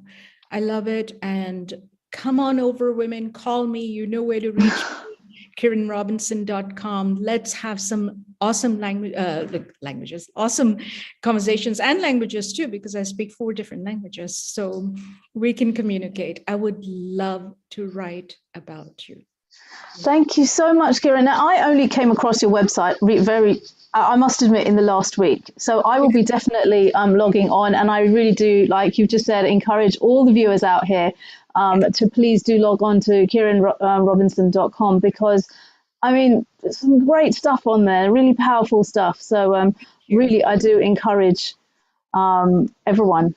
Thank you. And I encourage everyone to sign up for those letters. I mean, they're free, fun, and fabulous. As I always say, they'll be sitting in your box. You wake up on Sunday morning and there's your Sunday read. You know, it's about travel, it's about food, Michelin star restaurants, what women are doing out there, you know, small businesses, supporting one another, lots and lots of fun things that just wake you up. You know? Isn't it amazing, like how many small businesses are run by women? I only very recently, in the last couple of years, obviously with lockdown, COVID, and very sadly, many women, many people have lost their jobs. And how many small businesses are actually run by women? It's an incredible amount. A lot, right, Seema? What about in the UK? You've seen a lot of that too, right, Seema? Especially like Shivali said, during lockdown and, you know, COVID, a lot of small businesses, and if you get onto social media and you get onto Reels and you have a look at the amount of beauty businesses that have popped up. Yes. Oh my God, there's so many, you know, vegan beauty and this beauty. I do farm to table beauty, okay? I'm a self-care coach, so I do farm to table beauty. So I'm always, you know, very intrigued, and I'm amazed on the food angle, on the beauty industry. It's all women owned, even arts and crafts. And isn't it so nice? It is amazing. And isn't it so nice that how women have used to have a hobby has now turned into a business? Yes. So, you know, they may have just wanted to, I don't know, they might be doing candle making at home, and now it's a business. It's leaving legacies for your children. Come on. You know, absolutely. You know, I bow down to all women who want to think of that. I want to leave a legacy. You know? And that's so true. And from a very personal experience here, my mum loves flowers. She's always taken an interest in flowers. My grandmother was always doing flowers and garlands, and then my mum took it on, and what turned into what was a hobby is now turned into a business. And you know, and you're right, it's about leaving a legacy, because she actually did say to me the other day, she said, I hope you're paying attention how I'm doing these flowers, because, you know, we've gone from generation where my grandmother has started off with flowers, and then my mum's done it. And of course, the expectation is for me to actually learn. So I better pay attention, because it is about leaving a legacy. It is. My grandmother taught me, I was barely 12 and I traveled over to India from Hong Kong, and she taught me how to make papadums and pickles. You see? At the age of 12, it's like, hello. And then at the end, she gives me, here's your legacy. She gives me a rolling pin with my name engraved on it. What am I supposed to do? Not do anything with it? I know. That's how my life progressed. Kiran, that's like me. Yeah. That's like me. My mom, she put us, we're three girls, and she put us into the kitchen, funnily enough, at the age of 12. And my dad used to tell her, you know, Hare, why, I'm going to just say this, why do you put them in the kitchen? Why are you torturing them, you know? And she said, I agree, their books are important. Yeah, she said, I agree that books are important. She said, but what are they going to feed their husband? Their books? She said, I gave you such good food. And he just started laughing. He said, okay, just do what you want, you know. But it was amazing. They pass it down.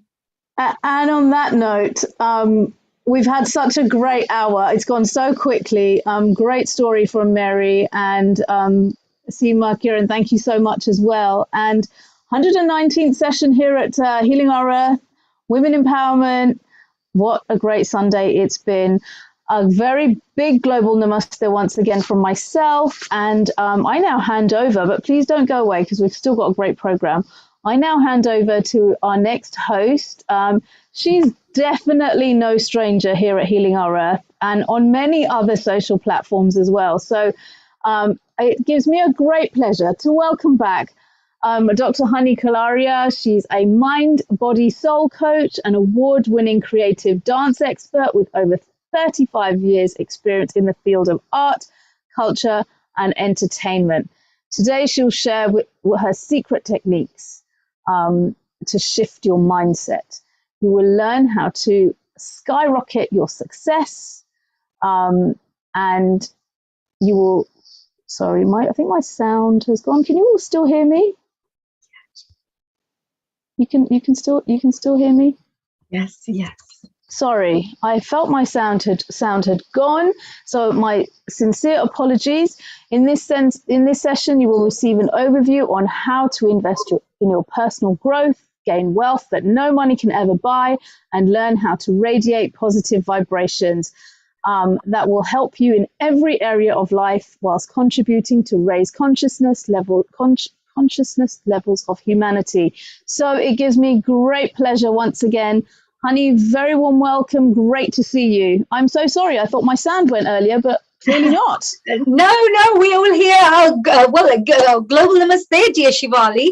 And what a wonderful discussion you, Kiran, Seema were all having. I was feeling left out there. I was thinking, what an interesting conversation. And of course, women empowerment is one of those favorite subjects which we all love anyway, isn't it? It is absolutely a great topic. Yes, absolutely. And of course, we've had some really amazing guests today as well. And we're also going to be having many more guests who are going to be joining us today, who will be sharing some wonderful tips, advice, and inspirational discussions and talks, isn't it? Yes. And, you know, like you just said, we've had great speakers throughout the afternoon, and you're going to have an amazing time moving forward. Yes. Well, I just want to say thank you very much, Shivali. And of course, I would love to move on and introduce one of my guests who I've got joining us today. A very interesting lady, unique personality, and somebody who's done a real fantastic work, in many areas of life, I have to say. So I would really like to really, first of all, introduce to you a guest of mine. But before then, I'd just like to say a few words about women empowerment, because women empowerment, I believe a woman has so many different facets to her. There are so many roles that a woman has to play in this world, whether it's a mother, a sister, a daughter, a professional career woman, a lover, a girlfriend, or whatever it is, that all different facets that a woman would be portraying in this world. But yet, we forget that this woman has lots of emotions, they have knowledge, they have skills, they have talents, they have inspiration, they have aspirations, they have dreams as well in life. So I think it's really, really important for people out there, for audience members from all over the world, just to appreciate the fact that, you know, when a woman becomes a mother or becomes a wife, etc., that doesn't mean it's the end of her dreams. It doesn't mean that's the end of, you know, just because she's dedicated and devoted to her family means that she's forgotten all her dreams. And I think every family member, every person, every friend, every employer should have that duty to empower women, to inspire them, to encourage them, and to also appreciate the wonderful finer qualities of them. The other side I always say to women is women are very, very, I believe, very nurturing, very kind, very considerate, I believe. They're more softer, you know, so if we put them into, I would say, roles of power, where there are, you know, political decisions to be made, or, you know, very important policies to be developed. I really believe that, you know, we should have lots of women in these committees and these kinds of organizations, because I believe they bring a different value system to policy making, etc. So I think that, you know, people out there all over the world, I'm so excited to say to you and to share that the Healing Our Earth has set up an initiative of bringing women together from all over the world. It's going to be a women's international global women's forum, and I'm very, very pleased to say, you know, Kiran and Seema ji, both of them are going to be heading that wonderful that part of our Healing Our Earth, and I'm really, really excited for that. And of course, moving on, I would love to introduce to you Margaret. Margaret is a wonderful lady who's going to be joining us. She's from Rotary, actually. Global namaste to you, dear Margaret. Hello. Are you enjoying your fantastic day? I think you're on mute. Yeah. Yes, hello. Hello. Global namaste to you, Margaret. Hello, Dr. Kaleria. It's so nice to be here, and thank you so much for having me. No, I'm enjoying it all.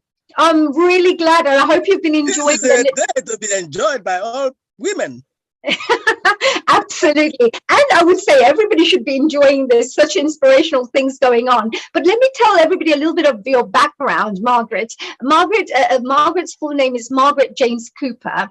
She's a freelance journalist, she's a political analyst, and she is also involved in global politics and research.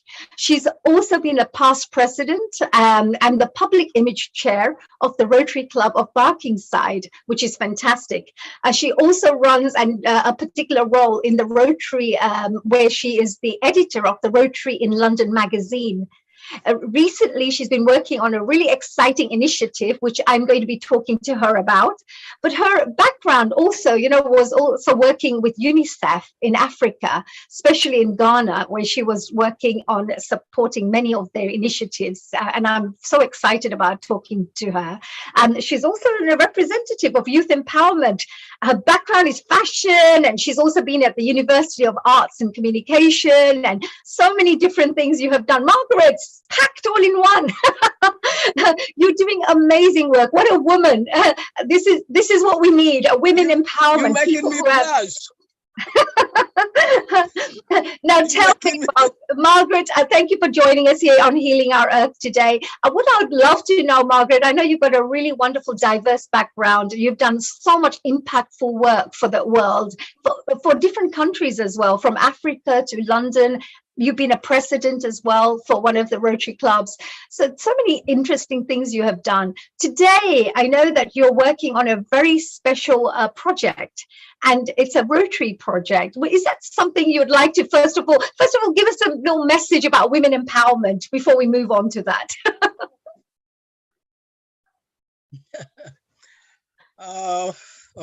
Thank you. Where do I start? Thank you so much again for having me here. But yes, there is a program we have been working on. I'm particularly working on and very much interested in. It's called World Greatest Meal. But before I speak on that, I thought I was safe just cozying up the World Greatest Meal. But these few days with the Ukraine crisis, the Rotary International Foundation, the foundation is Rotary's charity, has formed a coordinating committee from contributions from all parts of the world. So that came out of nowhere for me to be involved in. So I've been busy actually communicating with Ukraine itself, as I Wow, said, what is the situation? Because we all love to pray, for what's happening there, and our prayers, of course, go out for peace, and hopefully this situation can get sorted out very quickly. But that must be a very big role that you're playing in terms of supporting such a big thing that's happening in the world right now. Thank you very much. As I said, I didn't really expect this, but it's good to be involved in it. What is happening in Ukraine, we just hope it will come to an end very quickly. So much suffering, unnecessary suffering over what you just imagine. I personally don't understand it, but this is life. The world is always, as one war, and it's unnecessary. That's why. That's my personal opinion. So what is your role in there? What are you developing policies? Are you raising funds to support the appeals? What is your role in there? Okay, my little role in this is actually a very, very large one, to be honest with you, because the situation there is very fluid. Nobody knows what's going to happen the next minutes or the next seconds. People, almost 1 million, really, literally flying away from the country. So nobody has seen anything like this before. So the situation is very fluid. So my own little thing is, so many of us involved in it anyway, but my own little thing in it, past president, district governors, as a matter of fact, I'm communicating with the district governor who is coordinating it with other district governors from other countries, Belarus, Poland, which is nearby, Romania, and many other former Eastern European countries. Then apart from there, coming to Europe, you have the coordinating, whatever is coming in for the relief of the people from all parts of the world. So as I said, the situation is very fluid. Nobody knows where it's going to go. Right. So you're working.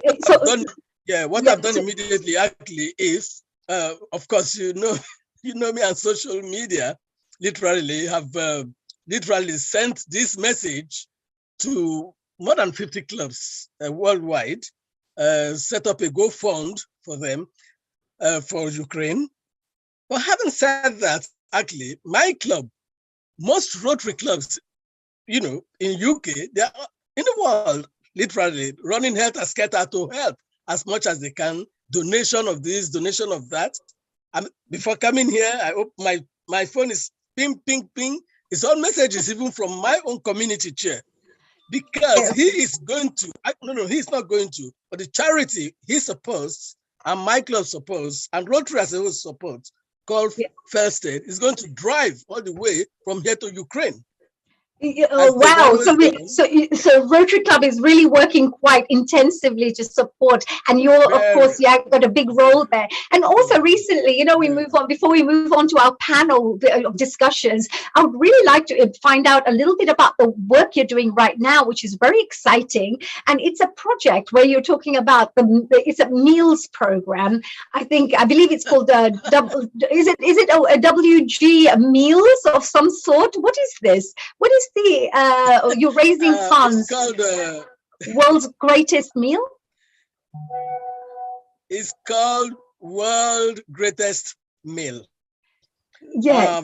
This is a concept it's a very simple concept, actually, that has raised more than 14 million pounds. 14 million pounds? This is the one? This is yes. You can't believe it. More than 14 million pounds. The whole idea is to meet Rotary's mission of polio eradication in the world. That is Rotary's mission at this moment.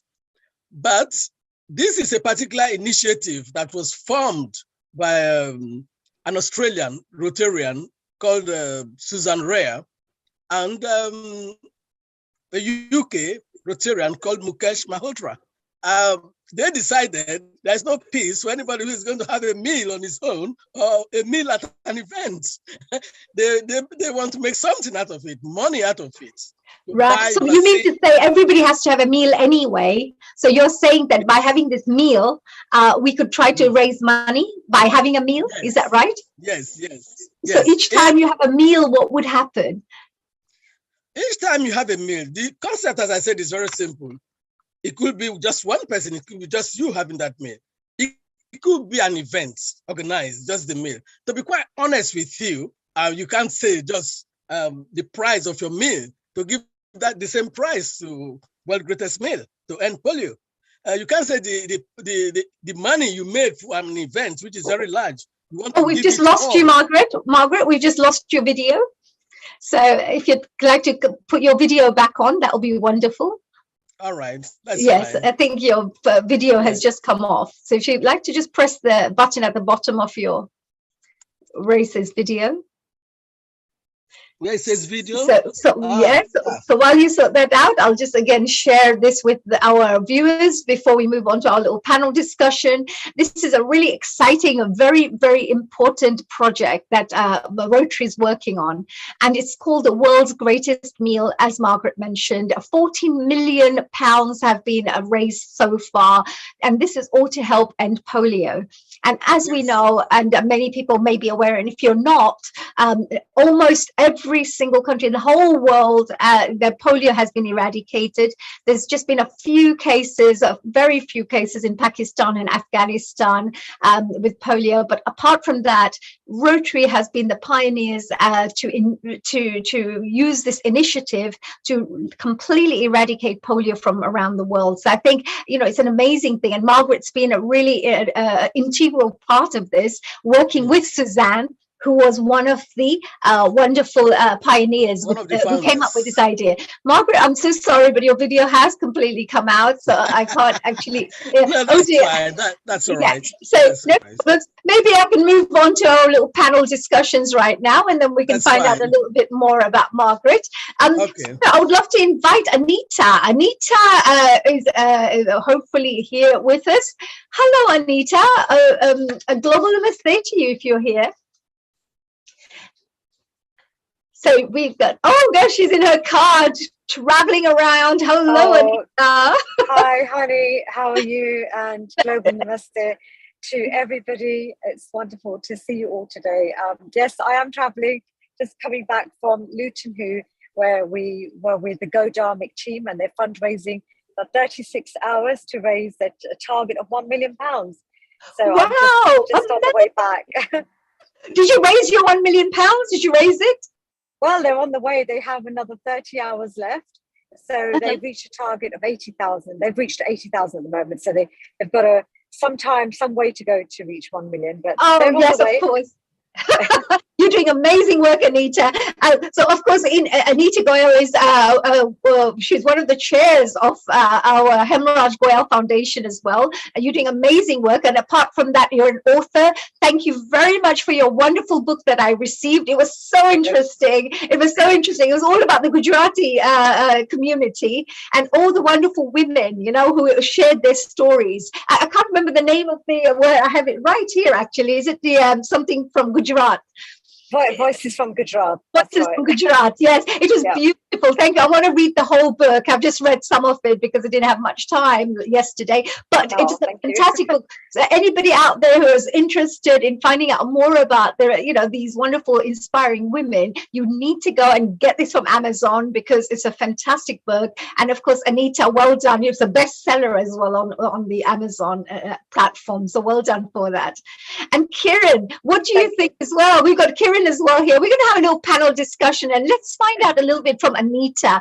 Anita, we're really excited to launch a forum, which I hope you're going to be part of as well. It's a global women's forum that Healing Our Earth is taking an initiative to launch. And we are, of course, inviting women from around the world to come together to help each other, inspire, exchange ideas, provide suggestions, and just support each other to become the best versions of ourselves as we move forward in life. And is there anything that you would like to share? Because you're such a wonderful woman. You're an excellent role model in the community. You've been doing really great work. Are there any words of wisdom that you would like to share with our audiences relating to that? Oh, thank you, honey. You're putting me on the spot there. But yeah, of course. I'm always very willing to share my ideas and, you know, some of the experiences that I've had through all the different sectors that I've been involved in.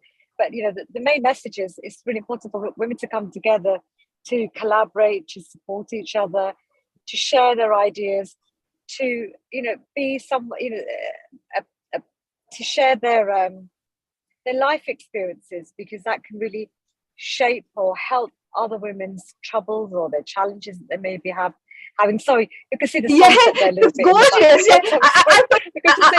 I need to put this angelic look to her, right? There's a bright light coming out like a cyber orange hair. That's what it seemed to be. Yes.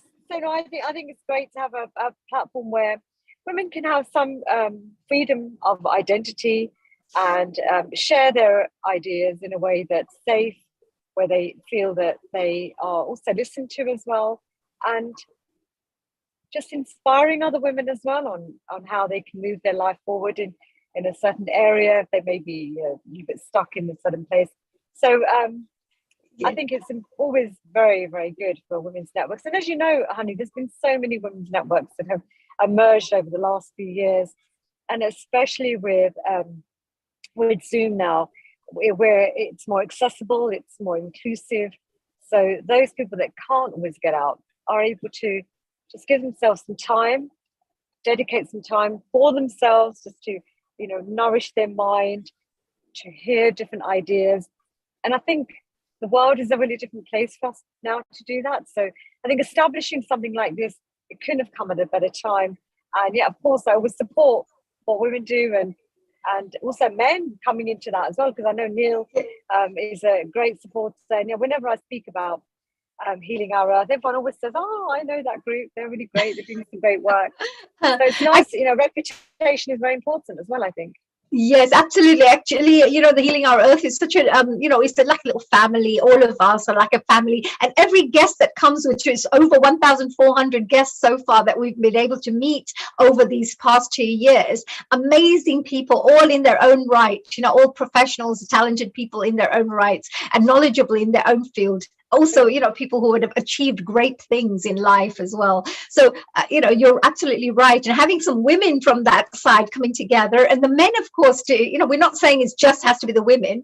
It's open to everyone. Like Neil Kumar is always really, really supportive of all the women. And he always tries to empower each one of us to become the best versions of ourselves. And Anita, what you mentioned was very important too. You said that people should learn from other people's life stories, etc. Because you know, it helps you to stop making the same mistakes, or it can help you to find an answer to any a solution to any problems that you're going through, because I'm sure it's a human thing where everybody goes through challenges in life. And we always think it's just us, nobody else. It's just me, poor me. I'm the one who's going through so much. But so many women have gone through things, and we could share. So this would be a fantastic platform to feel and to be heard, like you mentioned. Absolutely, Kiran. You hello, Kiranji. How are you again? Hi, I just wanted to welcome Anita. Anita, I'm so glad you're here. Thank you very much. Time is very, very precious for you, and I do appreciate you being here. How lovely. Men are sometimes unsung heroes. You know, I'm going to speak for myself, not for all women. I have a husband who supports me immensely. Everything that I do, every thought that I have. So hooray for other men who are out there supporting their women, because this is amazing. It's immense. And I don't believe sometimes all of the men understand or are appreciated as to what they do when they come up, you know, roll up their sleeves and say, I'm here to support you in whatever you do, you know.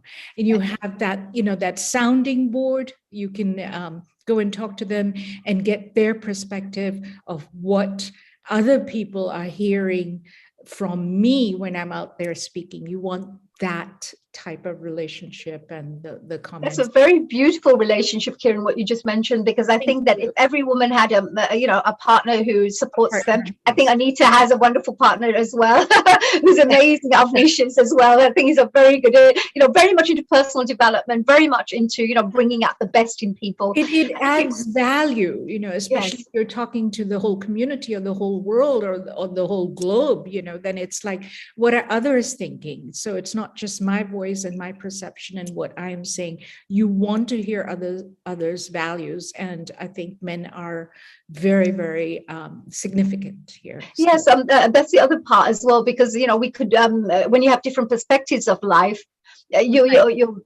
can better deal with any kind of situation, because it's like when you talk about risk management, for example, you will think of all the different reasons and ways to make sure that you protect yourself from all different areas. Exactly. So sometimes we may overlook certain areas because we're quite emotional, we're very soft, we may think, that won't happen, whereas the men can become a little bit more practical and say, well, I think we should consider this area. So you're absolutely right. It's working together with other people and working with our strengths, actually, and having respect for each other, and having that kind of it's not about jealousy and envy and ego. It's all about bringing out the best in another person.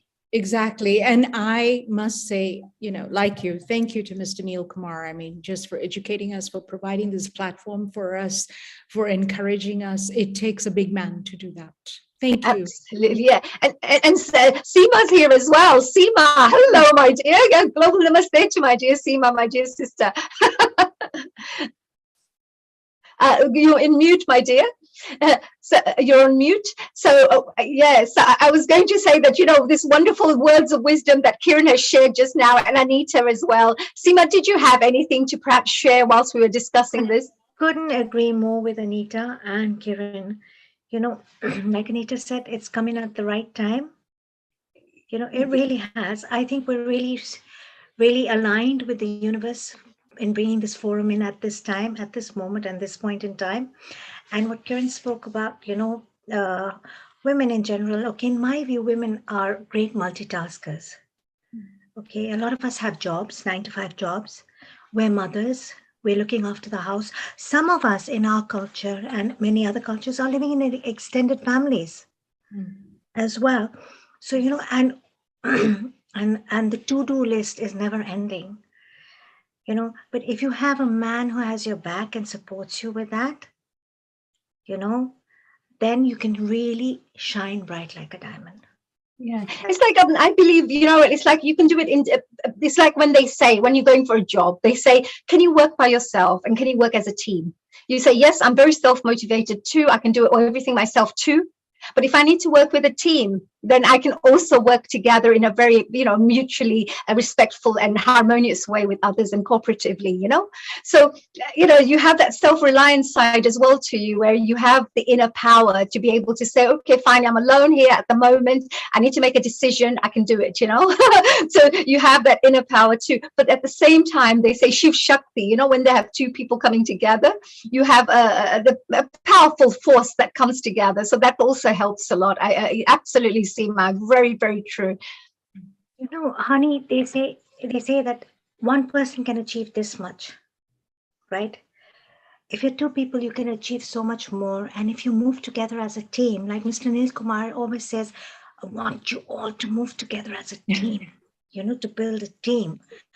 And when you move together as a team, then the impact you can create is ginormous. Yes, what a beautiful word. That's a very good point you mentioned there, Seema, because I'm talking about even us as group, as all the women coming together as friends, let's say. And if each person wants to help each other to bring out the best in each other and to do something greater, to have greater impact in this world, then we can collectively do so much more in a united front.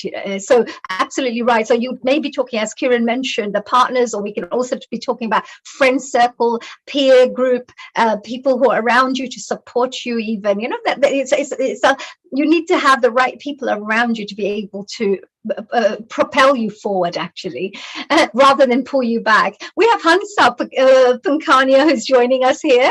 Hello, global namaste to you. I believe you're on mute. Global namaskar again to everybody. Global namaste. Thank you for joining us, Hansaji. I was going to say, we were discussing this wonderful forum, this global women's forum that we wish to set up to make it one of the biggest women networks, you know, which and all with women with humanitarian outlook towards life, you know, to do better, to do good in the world. So are there any points that you would like to share, that if this organization is being set up, but what are the points we should be considering, you know, to make it the most impactful organization we can?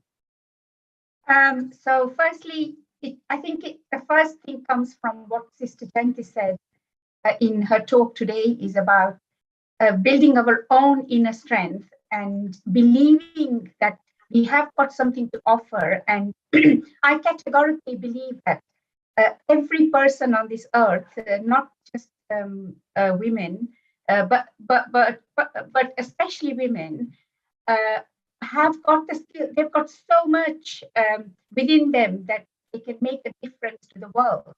And it can be very small things. You know, you might be a lawyer and do kind of big things, or you might just love cooking and help your neighbor next door. So it's not really the quantity of what you do, but the quality of what you do. And everybody, I believe, has got something to share with the world that will make this world a better place. Absolutely. We all need to believe that, and we all need to feel we have that within us, and we all need to reach out and share it with the world. And you know, every little thing that we can share make a difference. Absolutely. It's going to make this world a better place. Yes, I mean, that's a really good point, because when you're wanting to make a world a better place, but you know, when we come together, we all have something to share. But let's say this network got set up and we wish to now build the network. So we're literally got a woman in Africa. I think Margaret will be joining us as well as a panel discussion from Africa. She's from Ghana, for example. We've got all these women from different countries around the world, USA, you know, Norway, wherever. We're coming together globally, and each woman brings in something special, like you mentioned. Either there's a professional background, maybe it's a humanitarian background or community service background, whatever it is, or family background that they can share, how to become a great parent, let's say. It could be anything, really. How can we come together to create impact? So each one has its own thing that they can contribute. But how do we come together, and what do we work towards? How do we change other women's lives? How do we help to transform lives together? So I believe we need to have a strategic approach where we identify and highlight each of the skills that we have, and each of our own passion and the skills that we have as these unique group of women. So we know what our skill set is as a group, and we know what our passion is as a group, and then identify the projects in the different countries that we are, where these skills will be used to their maximum, and where these skills will make the most profound difference to the people that need it. So I think it really is about having this strategic approach to our sector. Yes, no, that's a very good point. Very, very good point. Yeah, strategically moving forward, because it's nice to decide first as a group, like what are the aims and objectives, and what do we want to gain from it, as well as because it's not just about contributing, it's about growing ourselves as well, each person, you know, utilizing your own experience and talents in the best way possible to serve. And Rotary Club is very good at that, International Rotary Club, and Margaret does a lot of great work like that in the Rotary, where they just serve and and just support other women around the world. Anita, what would you say about this as well? Setting up a nice organization for the global side, strategically setting things up. How would you, because you run this beautiful Hemraj Goyal Foundation, and you've taken it from strength to strength by structuring it in a certain way and building it. What would you advise? Any tips and advice you could give on terms of how we could grow our organization and network? Sure. Thank you, Hani. And it's lovely to see Hansa. Hansa is also in the book Voices from Gujarat with her amazing life story. And also, I received in the post the other day Hansa's books, Chakraji, the series. Fantastic, amazing. So I was very delighted. Congratulations, both of you.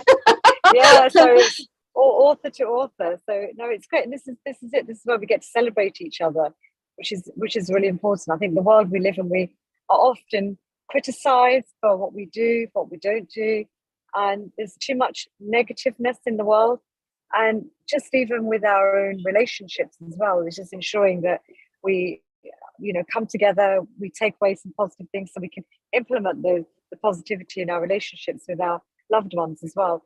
So in terms of organizations and growing this, I think you're right, Honey. Strategy is really important. It's vital to have a plan, where you're going, and also to enroll others so they can help you make that plan happen. One of the things that we've done with HGF is we've always collaborated and partnershiped with organizations that have, that excel in what they do. They help us to grow. We help them to grow. Sorry, I'm just going under a tunnel now. And just ensuring that we have the right partnerships with people, and we always bring in new ideas and new people so that we keep everything fresh and alive. So I think it also having younger people involved, because they have so many different ideas. And I think looking at a cross-section of women from different backgrounds, the diversity, and how we could, of course, be always more inclusive, and using different mediums as well to convey some of our messages. I think when you start to do that, you become even more inclusive and it's more accessible, because people access information in different ways.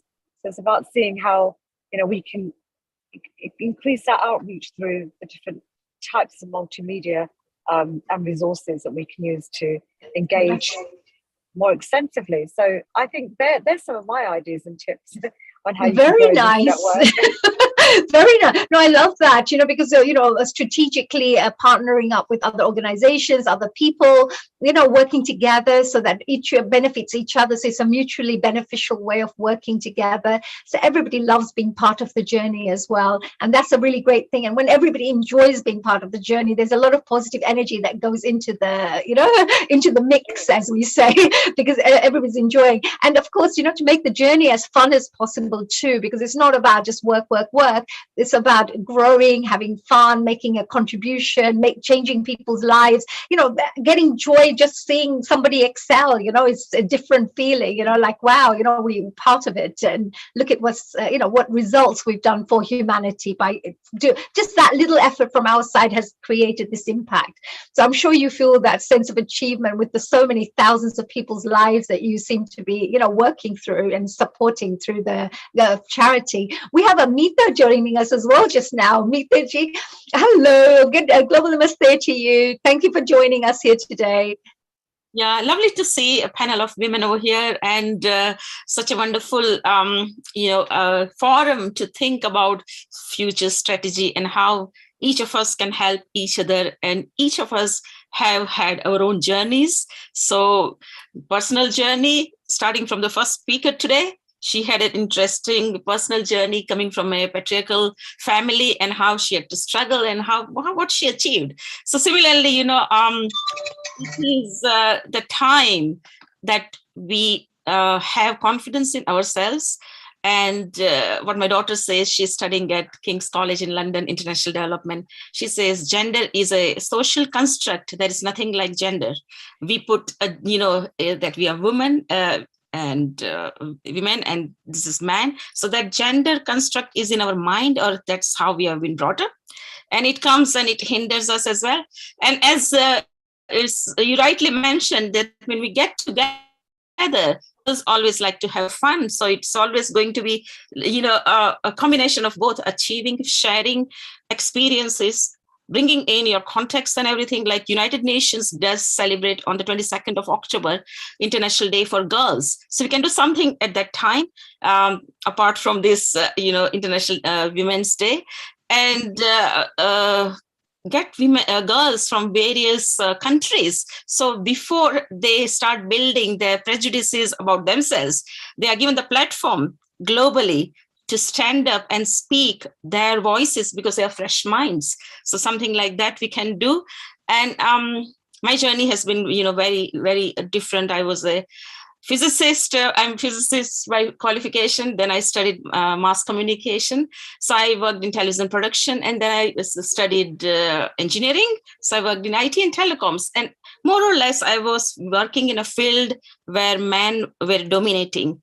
And somehow it helped me because I was positively discriminated, because men have a different way of thinking. So it's not always you need to work. In fact, I found it difficult to work in female dominated field. So I would say there are men out there who are very helpful, very caring, and they know the potential in you. So they trust you more than you trust yourself. So that's so get the best of everything. As a woman, you will get support from your family. I was brought up with brothers who were supportive. My father as well was brought up by a single mother, so he was supportive. So that way, and wherever I went in any field, there always I found, people, men and women both, who were supportive. So I think what we have started over here is a fantastic pilot project. And there are scientists like, in India, Mangalyaan project was done in 2012-13.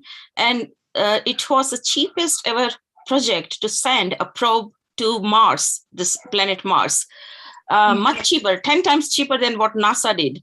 And this was led by women scientists. And if you look at them, they are wearing saris, they are very simple, hardly any makeup, but they are scientists, the group of scientists who did it at first attempt. So women have got potential. If you look at the ancient Vedas, Gargi was one of the person who contributed as, and they were like Brahmavadinis who never got married. And those who got married to rishis or rishikas, they became rishikas. They also contributed towards astronomy, science.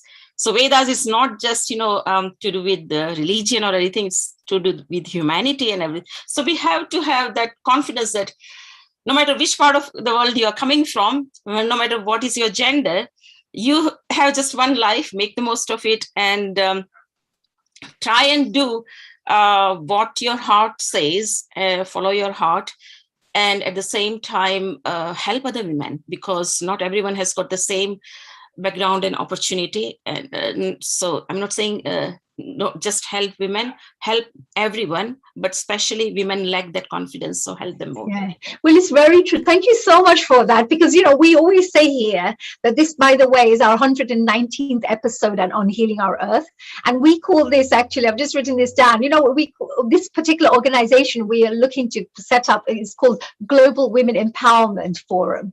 So everybody just shares ideas and supports each other. Like, oh, hello, do you know anybody who does this? Or do you know anybody who da-da-da? Yeah, I know somebody who does this. Let me pass on this contact. So you just help each other, right, along the way. Isn't that beautiful? And, everybody will remember you. People don't remember how much money you have in your bank, but they'll remember definitely how you made them feel, how you supported them, how you helped them. These are more important things and qualities that we could pass on.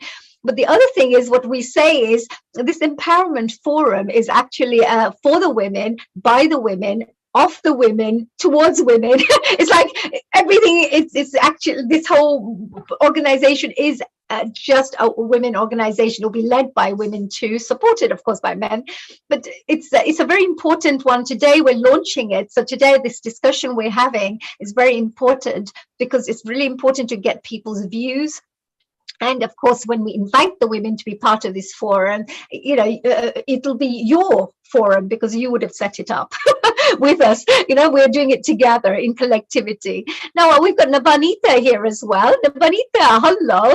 Thank you for that, Nitaji. And moving on to Nabanita, if you wanted to maybe share, we've been talking about all these different areas of supporting and how to set up this forum, but is there any tips that you could provide on how we could excel? How would we help? What kind of causes can we support? Like, what kind of causes do you think we need to help so that we are supporting women to empower them and to bring out the best in them? First of all, global namaste to you, Haniji, and global namaste to all of our members of Healing Our Earth and all the audiences and all the respected women entrepreneurs and respected members who have joined today. I'm really delighted. I've been enjoying the conversation so far, and thank you for giving me the opportunity. So from my perspective, because I truly believe in maintaining a good mental health, and these days women are really stressed out because of so many things on their plate. They're really juggling, and I wouldn't say I didn't juggle. I have gone through that. So stress, depression, that is kind of taking over everything nowadays. And I think it is pretty important to support the women with a kind of forum where they feel comfortable to approach us and beat any kind of problem. And we are there to support them. And and because I'm a yoga instructor, and I also truly, really love to work with be it children, be it women, if they're going through any kind of stress, anxiety, depression, how to help them to keep control of them and still carry forward in their life, because that is where most of the times a lot of women have fallen apart from their families and lost their families, or they have decided to completely taken them off from everything. You know what I mean? Yes, so which is sometimes people sad. have a breakdown, because it's just too much. There's a nervous breakdown people have because it's just they can't handle all of the things. And it affects every area of their life, whether it's work, whether it's relationships, whatever the thing is. It's terrible because the whole quality of life changes for them. So you're absolutely right when you help to support people's mental attitude and mental levels, and the balance that we need, in order to make good decisions and live life more fulfilling manner. And also, Absolutely. giving confidence to them to, stand on their own feet and to be able to say what they want to. Most of the times, women have quite a lot of knowledge, and it started from the very age of, like Mitaji was saying, Vedic era. Women were so powerful, so knowledgeable, and they were kind of Gargi. We must have heard of those powerful women, Gargi, Maitri. I mean, they were like Shastra Visharad. They were experts in those Shastras. So why can't we, empower women to stand on their feet and then talk about what they really want to, bring forth to the world? Sometimes that is where we are a bit lacking. So we would like to have a forum where we let them, empower them with the ability to come stand and speak in front of everyone. Yes, public speaking is fears that a lot of people have. There's one of the major fears that people have, but by giving them that confidence, they'll be able to have a voice and be able to share, ask for help if they need support, whatever it is. It's, if you'll be able to speak up, then it's much more easier for them. Absolutely. What a wonderful point there. Thank you, Nabanita ji. Thank you so much. That was really amazing. Very nice point. And actually, in the Women's Forum, we could have different, not like departments, but different people within the groups who can run. It's like if anybody needs any mental health issues, or they're having depression issues, or whatever it is, they can go to a certain person. Or if they needed charity support, and let's go and speak to Anita, for example. Let's get some tips from her how I can run my charity in a better way. Or many ways to do that. And Margaret, whilst you're here, I know we lost you for a bit. And so whilst you're here, would you like to maybe share a little bit about how women could even get involved in this project that you're doing, so they can contact and support in terms of the fundraising side? I'm trying to unmute here. Yes, you're unmuted. You're fine. We can hear you. Yes, very, very briefly, just to, carry on where you stopped about empowering women. Yes. A Rotary that I belong to, is awash with initiatives that are empowering women, especially in other places that are not Western countries. Caleria, Dr. Caleria, you yourself know that we tried to set up the famous Rotary Community Corps. Yes. It didn't particularly end up as we wanted. Why? Because it was urban Rotary Community Corps, which is totally different from rural Rotary Community Corps. Because there, the women know exactly what they want. You understand me? They have problems, they know. But Rotary is breaking barriers of trying to break entrenched cultural taboos that, like fistula thing to do with women's thing and all that. Women still using paper to do their period. Nobody does that anymore. But Rotary is breaking barriers and forming groups, initiatives to tackle this problem. Yes, and coming to World Greatest Meal, literally what it says, World Greatest Meal to help end polio. It's a very simple. Yes, yes. Yes, it's a very. Please tell us. Yes, yes. What do you do here? How do people out there be able to? Okay, you can see somebody trying to administer. Yeah, we're showing that. No problems. Yeah, I'm showing that. Yeah, you can literally see somebody trying to. Vaccine doesn't just drop out of the blue. You have to buy it just to prevent polio. It's an endemic thing. Only 2 countries are now endemic. But to come back to what it's all about, have your event, take pictures, send a plate of the food or a table full of the food.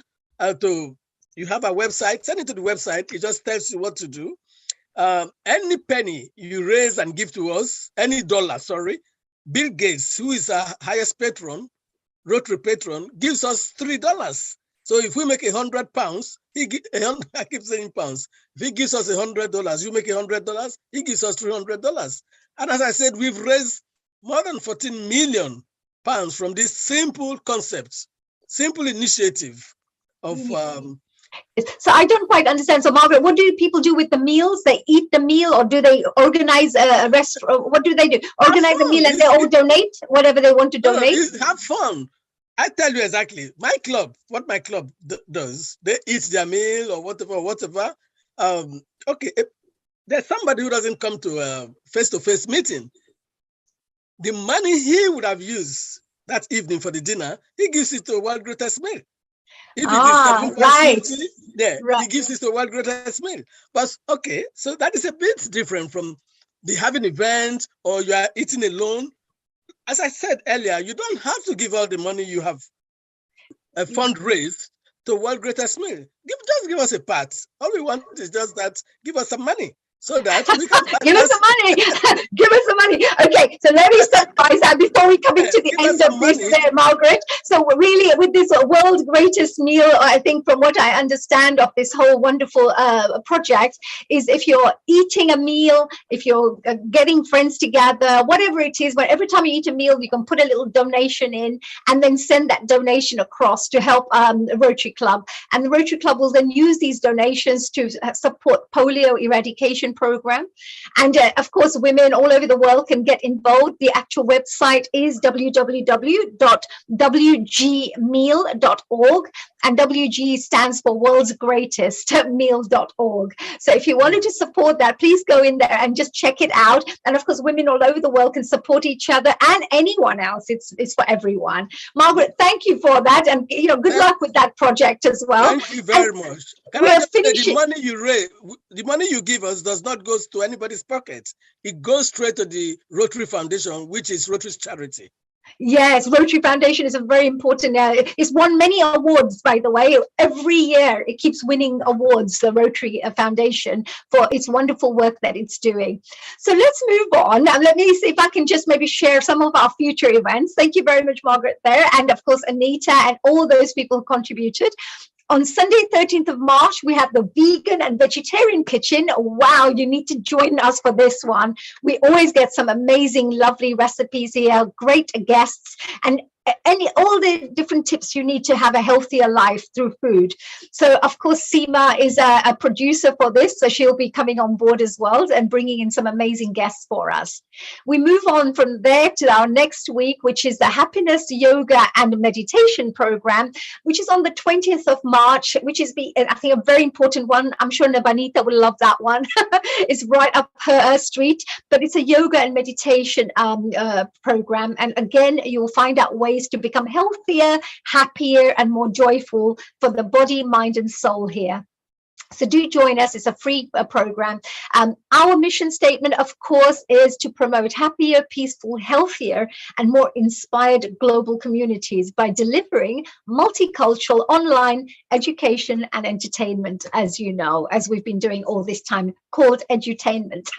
This is what we say. So for that, I just wanted to say thank you very much. And those of you who are watching today, do get involved. If you want to become a presenter, host, you want to help in any way as a volunteer, maybe design some flyers for us, get involved in social media, whatever you may have some feedback or suggestions of how we can improve our program so we can reach out to a wider community, do contact us. Here's our WhatsApp number, 0044 7712177703.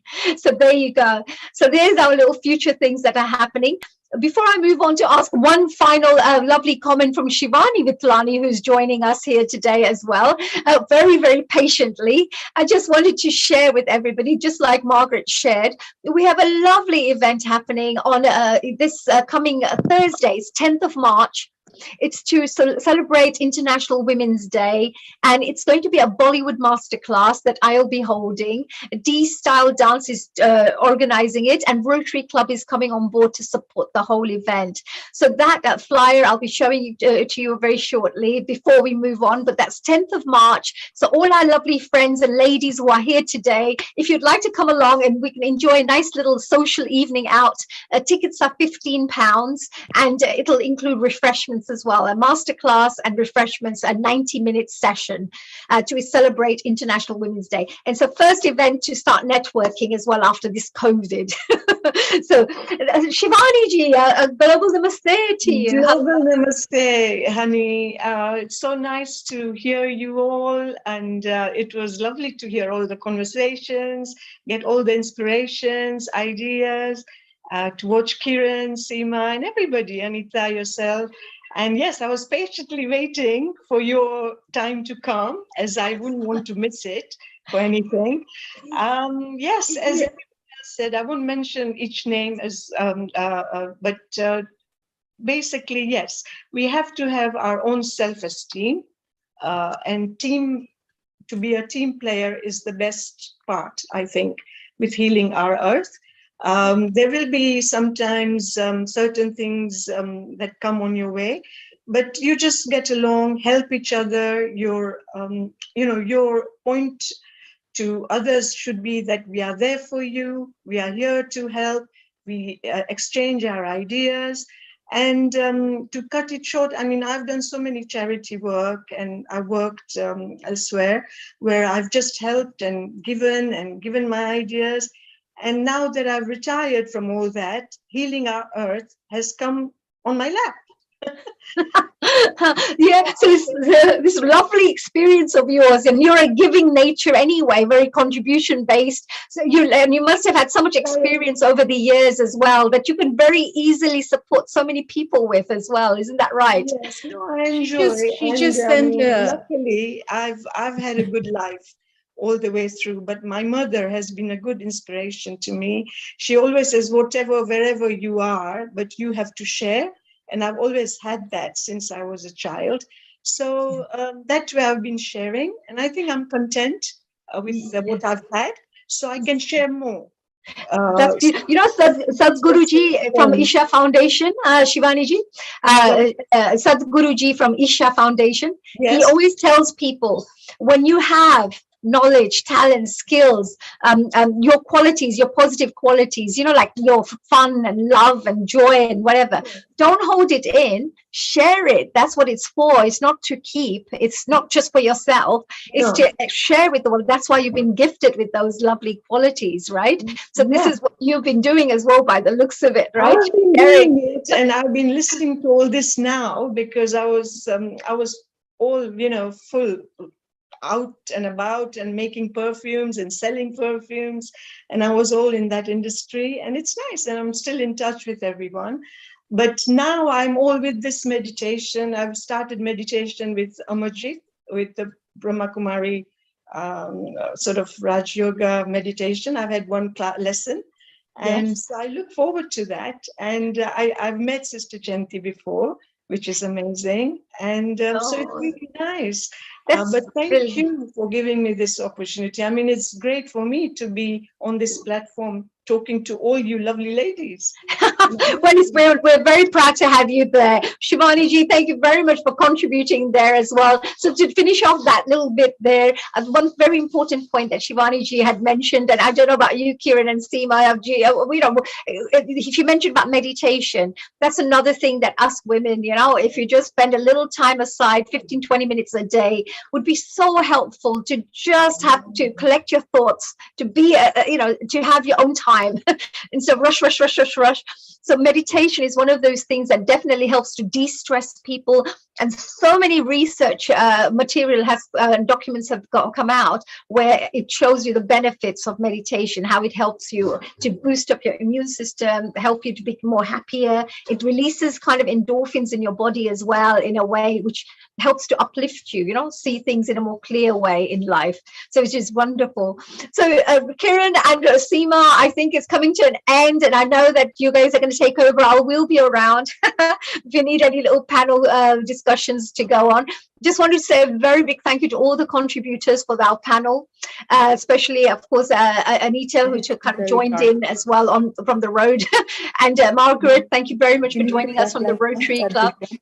And I just wanted to also mention to everyone that, it's women empowerment. It's our final, it's a very interesting launch for us today. And we hope that each and every single one of you out there will be supporting this. And of course, coming together, if you wanted to even contact us and you want to be part of this forum, then do contact us. It's our normal WhatsApp, Healing Our Earth WhatsApp number. Contact us and tell us that I want to be part of this forum, and we would be more than happy and delighted to welcome you with open arms, as our Healing Our Earth is anyway. It's very, very inclusive and very welcoming always. So with that, dear Seema ji and Kiran ji, and of course, I believe you're going to be meeting Ritu very shortly, Ritu ji from Ritu Chhabra. So good luck, enjoy, and I'll speak to you soon. Thank you, honey. Thank you. Thank you very much. Thank you, honey. Please stay on. Don't leave us. I'll be here. Don't you Stay on worry. with us. And I just wanted to say, Kiran, it's been so fantastic. All these wonderful women with all this energy is keeping our fire burning. What are we going to do tomorrow and the next week? We're just going to need to reach out to them more and get our fire, to keep our fire burning more and more. Talking about fire burning and inspiration. A wonderful lady, a woman who is in health and wellness. Ritu Prakash Chhabra. She was born in Tehran, in Iran, and in 1999, Mrs. Chhabra established the Mukul Madhav Foundation as she wanted to formalize and add structure to the many social programs she had carried out over the years. Live to give. This is something Ritu really lives by. This is a lesson she learned at a very young age.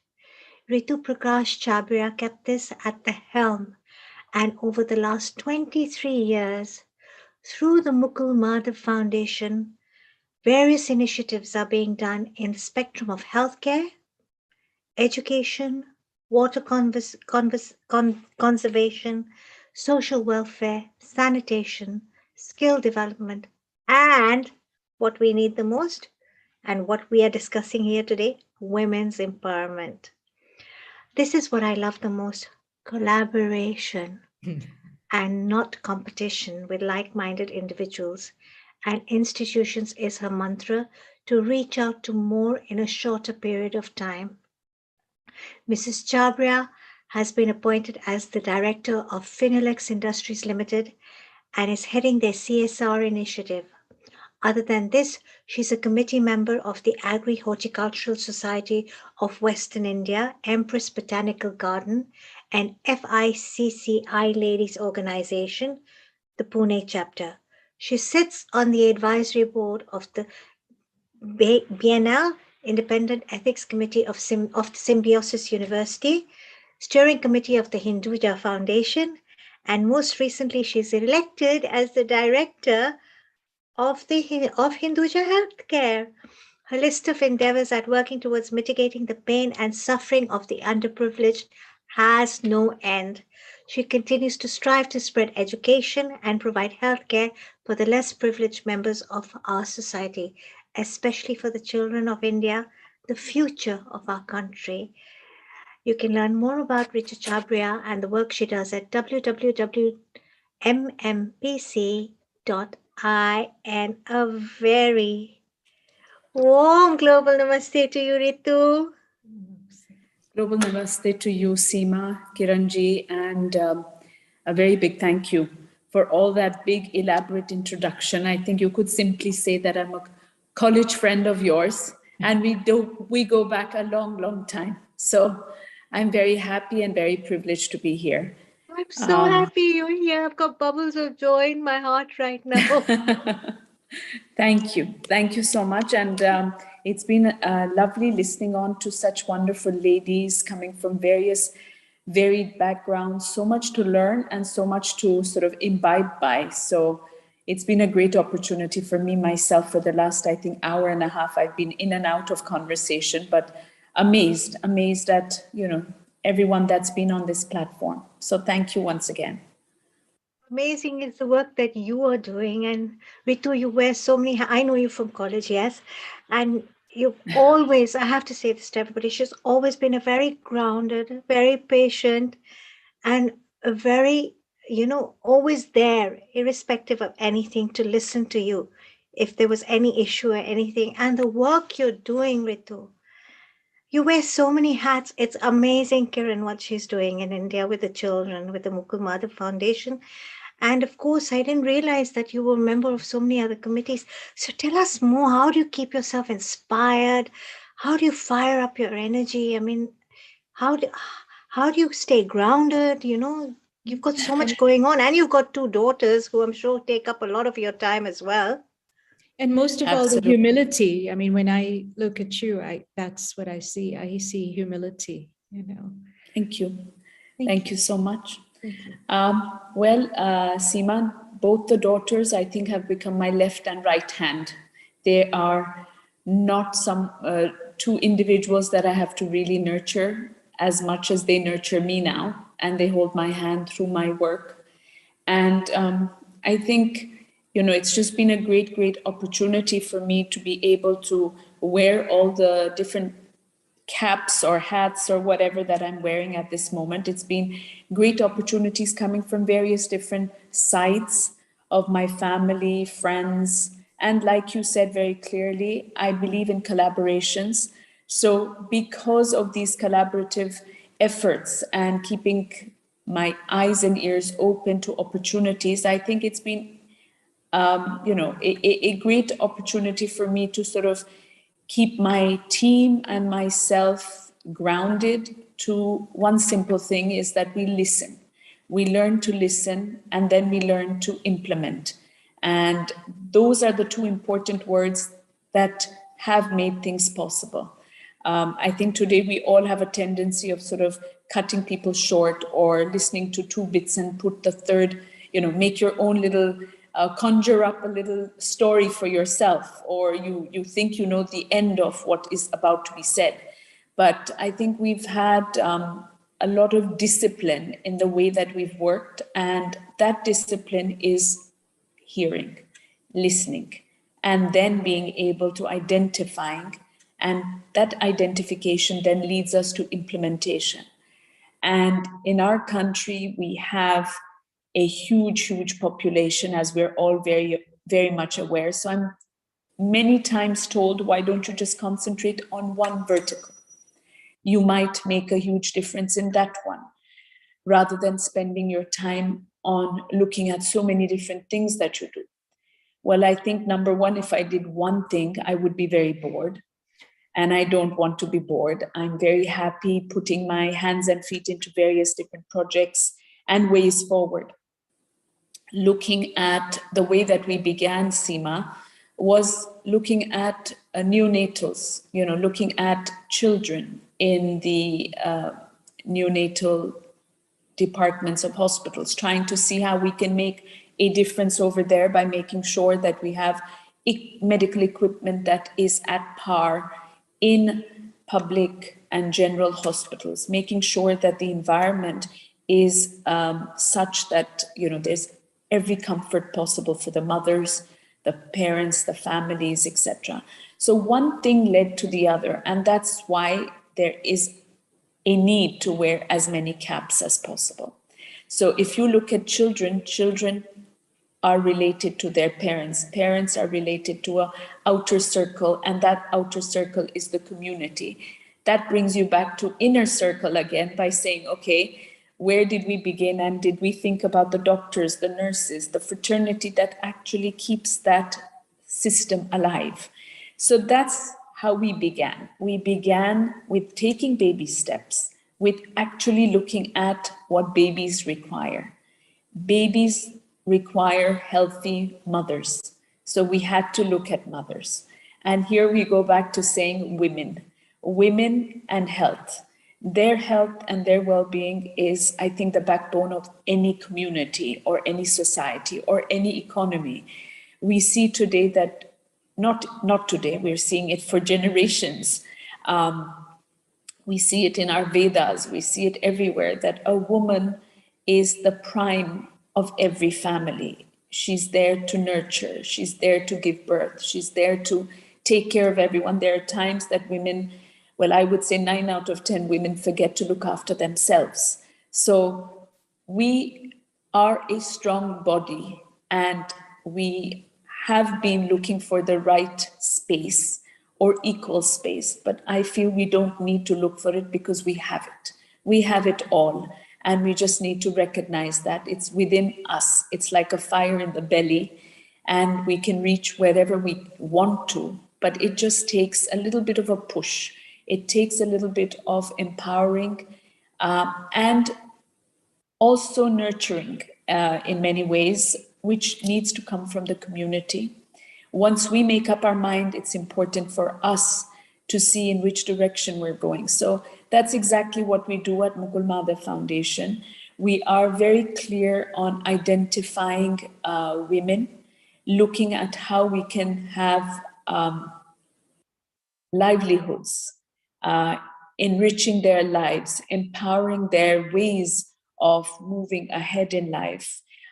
We are working primarily in the rural spaces. So as you know, in rural, education is not at par with urban cities or urban areas that we are all sort of flying into and flying out of. Going into rural and interiors of rural is where we have found women having a huge problem of recognition, problem of being overburdened, problem of not having opportunities, problem of not being literate, always being given a back seat by saying, okay, let the sons go to study and the girls need to learn how to sort of fetch the water and do the cooking and do the cleaning.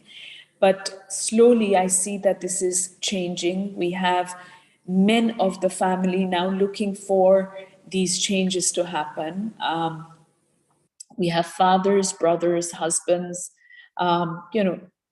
people surrounding women who have recognized, or they need to be pushed into recognizing that we need to give the best we can. That's the way we have started working with women, working with their needs, listening to their needs, and seeing how we take it forward. So health and well-being of women has started for us at Mukul Madhav Foundation at a rural space where we started nurturing ASHA workers, A&M nurses who are at primary health centers, by making them empowered with better, better ways of being trained, constantly upgrading them with knowledge, and making sure that there are enough amenities available for them to be sourcing it for the betterment of the community that they are looking after. So if I'm talking about ACE, we have, first of all, 28 states in India. Each of these states have huge number of primary health centers. We've got rural hospitals. These go into government hospitals, corporation hospitals, and then they come to the private hospitals.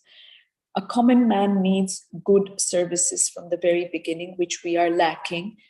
That's the area where we're working on by ensuring that we pick up on these primary health centers, providing the best medical facilities, simple things as glucose strips or blood pressure machines, stethoscopes, antidotes for scorpion bites or snake bites. These are all in limitation. So, you need these available where people are living within their communities. So I think we've really sort of deep dived, jumped into the fire, trying to look for ways and means of talking with the district health officers, talking to the collectors, the chief executive officers of those areas, the sarpanch, heads of the family, trying to really make them understand that we are there with you, working for you. So help us identify. It's been a great journey of making people realize that we're not there for any other reason but to give back, and recognizing what they need us to give back. So as a result, we've done a lot of collaborations. And when I say collaborations, we've had to work with local NGOs who know the needs of the community, and they've come on board. And that's been the lucky part, because we've had them come on board for them to be able to speak to us. They've been able to speak to us and tell us exactly what they're looking at. And we've worked our ways around. So we identified problems like sanitation. There's no proper sanitation. We've managed to make sure that 22 villages in Maharashtra have become open defecation free. We've identified the problem as toilets are needed. So not building community toilets, by building individual toilets. Now, how did we get this going is that we've had the community working with us. So they do something called Shramadhan, which is using their own talent and being trained to build these toilets. We've been able to teach them how to build the toilets, maintain the toilets, and ensure that these toilets are now being used by young girls, women who had to sort of look for dusk in order to get out to go to the toilets, or they would get out during the times that they felt that, they had their own privacy. Now they don't need this. We've got toilets which we have built where we have solar panels. We've got them next door to themselves, so it's not a common communal toilet. Each one looks after their toilets. We do random checks. We do a follow-up, a monitoring, a supervision for how they are maintaining the donations that have been made to them. We stumbled upon a point where we realized that women during their menstruation are forced into sort of leaving their homes for those 7 days. And they actually banished them into the wilderness. These are the places that we were able to speak with the community, find out why they still practice these. Why do they still practice what was thought ended many years ago? But we were told that this was because women themselves want to do that. They get time off. They get time off from cooking, time off from nurturing, time off from cleaning, washing. So they preferred being sent out. So I said, well, if we need to do that, then why not prepare something for them, which will be a home of dignity, a home which we can call a holiday home. So we went on building this, and we've built 10 of these period homes. They're called period homes, in brackets, holiday homes, so that we are able to have women in each village utilize these 8-bedded homes, which are made in the most sustainable possible way, providing them private toilets, showers, and also making sure that they are empowered during the time that they're there by providing them with sewing machines, giving them proper training on sewing machines. So they are not only sitting there and chatting away and taking time off and relaxing, but also able to make something out of what they can. Then we have put them in touch with the local authorities. So in June 2020, we saw these women were providing masks. That's what we needed during COVID. Other than that, what they're doing right now is making their own cloth sanitary towels. So each time they use, they put back a rupee, and that's how they're generating. So this has been a novel and very practical solution to what we saw needed a solution. And the best part is that the men of the community came forth. So we did one, and we had the next village come up to say, can you do this for us? As a result, we're making the 10th and the 11th one, which will be ready by June as well. So looking at the health and nutrition, we went back to programs that are being practiced in various parts of Maharashtra, where we're working with the nutrition of women while they're pregnant.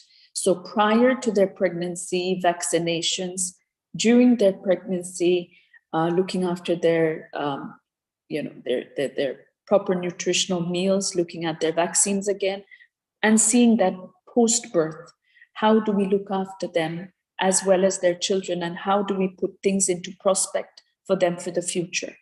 So good practices, good nourishment, the health of women, health of babies, trying to avoid malpractices during birth, which give rise to various different problems such as cerebral palsy or various different sort of non-ending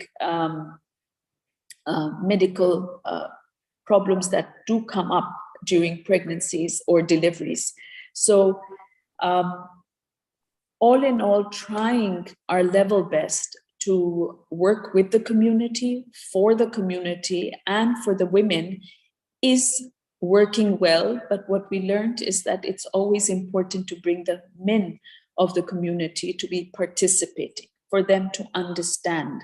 So, having met men in these communities, I've learned one simple thing is that they do care, but it's just that they want to follow traditions. But when you want to break those traditions, talking with them, communicating with them, and making them a part of the change has made our programs very successful.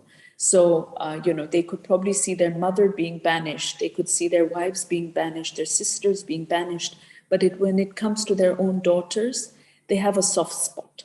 It's softer spots than they've had ever before. So when it comes to their daughter, they don't want them banished. And that's why they helped us build these holiday homes. They helped us build the toilets. Those were two very important projects that we have been able to do since 2017.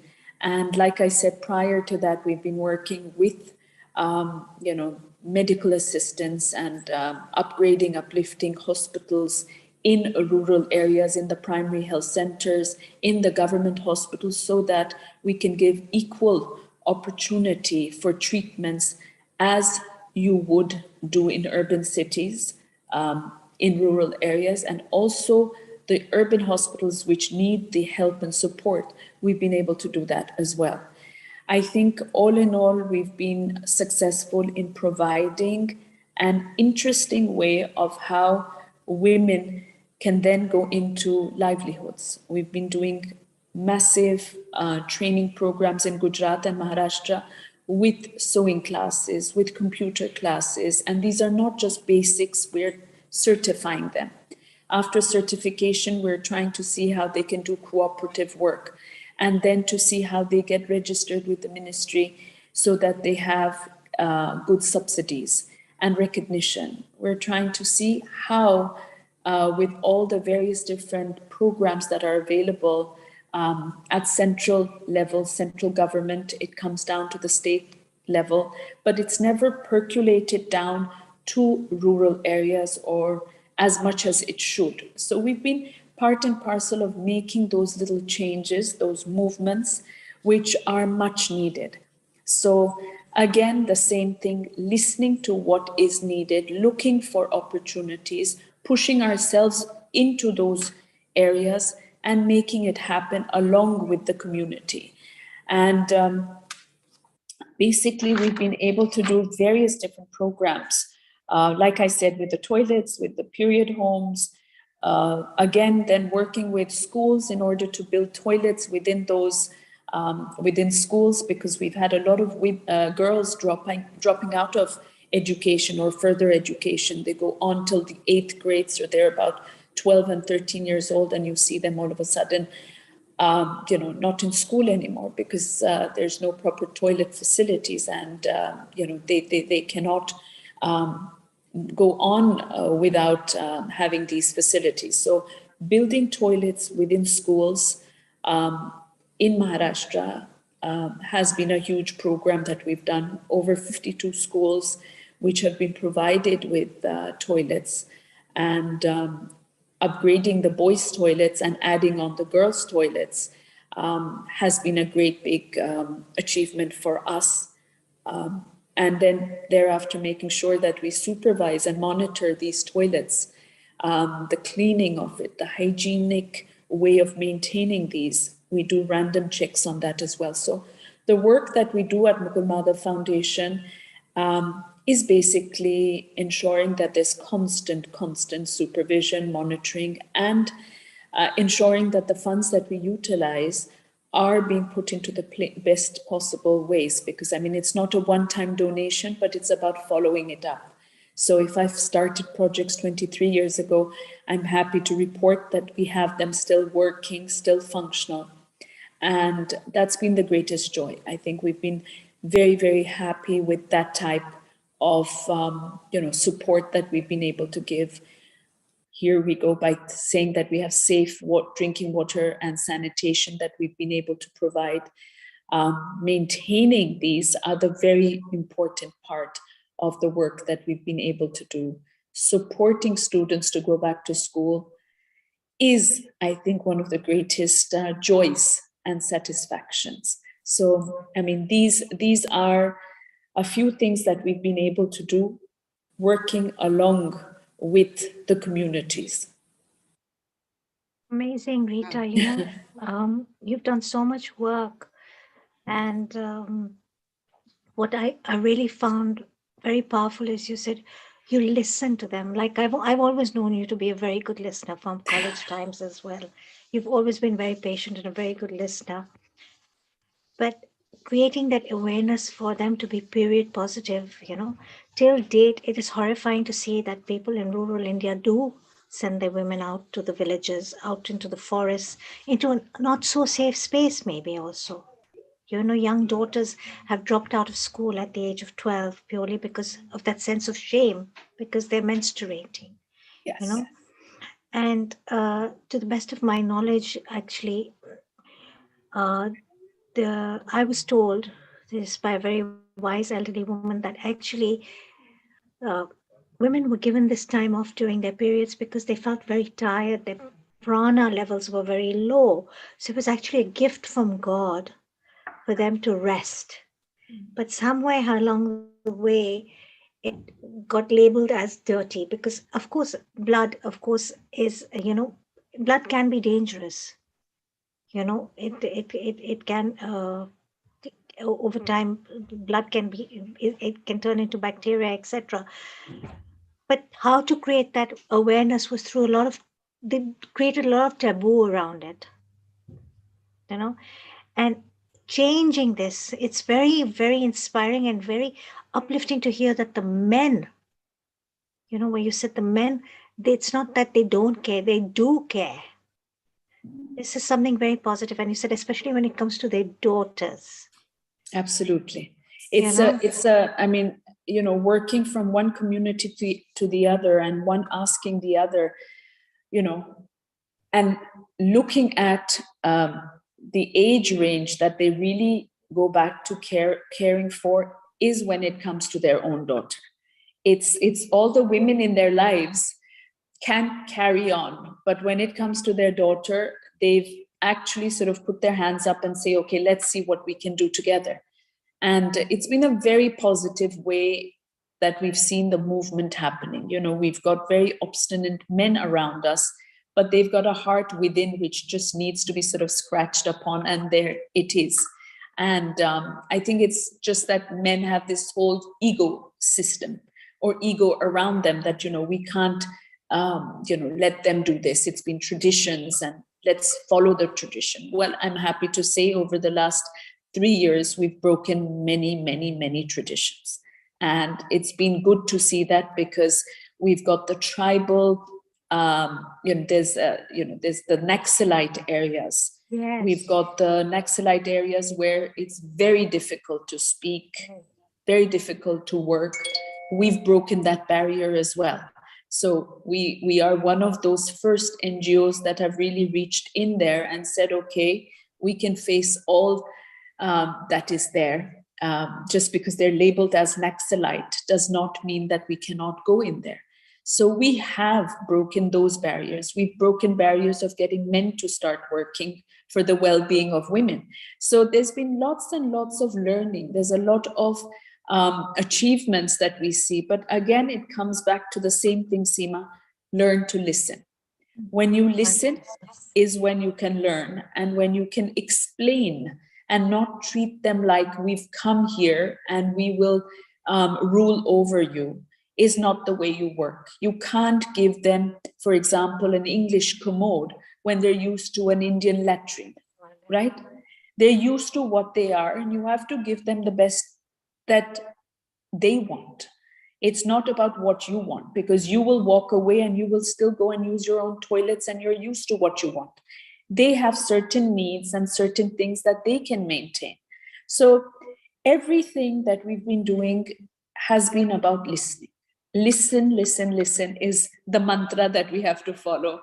And the second motto that I've always said is live to give. So, you know, collaborating and bringing people together definitely has made a great impact on the amount of work that we could do. So if we could do 10 toilets, we have another 2 being done by other people. And I'm happy to say that it's not only my project, but I'm sharing my thought and my project and my way through with other people. So it's moving. It's like a, you know, great big mission that we've started.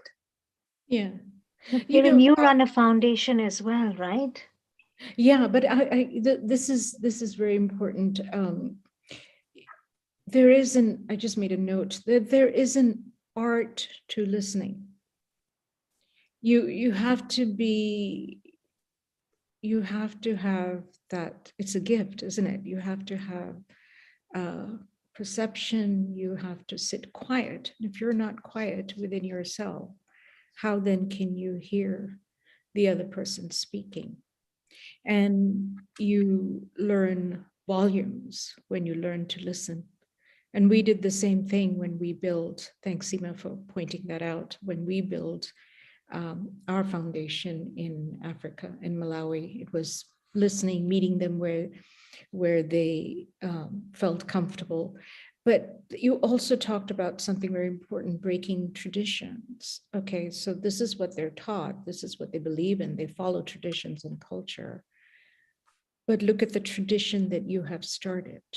It is a whole new tradition. So essentially they're following that because maybe 1 or 2 men who went before them were brave enough to say, no, I have a heart for my daughter, so I'm going to listen to this foundation, to what they're doing. I'm going to hear them and I'm going to do something. And these leaders have now set up this tradition of men who are following them. So traditions can be broken. They can be walked into and accepted, but it starts with the learning and then the education that you put forth there. Go ahead, Seema. Thank you. I believe we have a video, one of your videos to watch. I'm really looking forward to seeing this. Lovely. Take a moment and think. Think about how you could make this world a happier place. Now open your eyes. What did you see? Was it something that filled you with hope? Something you care about? Did it bring a smile to your face? Did it bring back a fond memory? Or did it show you a better tomorrow? Was it you alone? Or were there people? People who remind you every day that there's so much more to you than just you. Because people need people. People like you. People like all of us. This belief in people and in their power to change the world we live in is the very foundation of what we stand for. Mukul Madhav Foundation. A foundation that has been working towards shaping a better world by spreading hope and happiness. Having established ourselves in the key areas of development over the last 2 decades, we strive to change the landscape of social change. Kids aren't kids if they can't go to school. That's why we ventured into the sphere of education by supporting students for primary, secondary, and higher education across various fields, making sure that classrooms are the only place where young kids work hard. With the goal of making quality education accessible to the remotest areas, we established our dream project, Mukul Madhav Vidyalaya, in a small village called Golap in Ratnagiri district. Equipped with state-of-the-art infrastructure and offering a host of extracurricular activities, the school has been transforming the lives of underprivileged students. Nurturing the curiosity of these young learners, we made sure if kids couldn't get to the classrooms, we could bring the classrooms to them with a one-of-a-kind project, Science on Wheels. Continuing this endeavor to support young dreams, we offered educational programs, infrastructural support, midday meals, and teacher trainings across schools, fulfilling the dream of our late founder, Shri Prahlad P. Chhabria. Today, we make an effort to guide the people of tomorrow. And while we worked towards building this holistic learning process, we also made sure that these kids don't miss school. By working towards basic needs of health and hygiene, by conducting regular health checkup camps at low-income schools. And not just for the kids, we have also been conducting health checkups for geriatrics, along with conducting free diabetic checkup camps and camps for early detection of cancer. With the aim of making quality healthcare accessible to all, we provide medical care to patients in need and develop key infrastructural facilities at various medical centers, along with strengthening the pillars of healthcare by training the healthcare workers. Our long-standing partnership with Sassoon General Hospital bore fruit when we achieved a major milestone in 2017 by establishing a state-of-the-art 59-bedded NICU for infants. We launched Mission Cerebral Palsy in 2015 to make a difference in the lives of children affected with the condition. With more and more collaborative endeavors over the years, we provided physical and emotional support to these young kids. We made an effort to make sure that the journey to realizing their dreams can be effortless. And we are so proud of these young stars who, with their determination and relentless efforts, have defied all odds. The smiles, the dreams, the unshakable will. These small and big wins are what makes us approach each day with a desire stronger than ever to work towards spreading hope and happiness. With this, we extended our roots to create ripples of positive change by doing our bit to help save the environment. Making clean water accessible to all, we initiated various water conservation projects across Maharashtra. We've been providing regular support to clean and desilt reservoirs by increasing the water capacity, along with providing villages with water storage tanks and installing rainwater harvesting systems across villages and institutions. We also initiated various other projects like beach cleanup drives and tree plantations in the effort to provide a greener future for generations to come. With a larger aim to make India open defecation free, we provide regular support to individual households by constructing individual toilets equipped with solar lights in the tribal village of Palghar. In this endeavor, we have also constructed toilet blocks at various Zilla Parishad and low-income schools.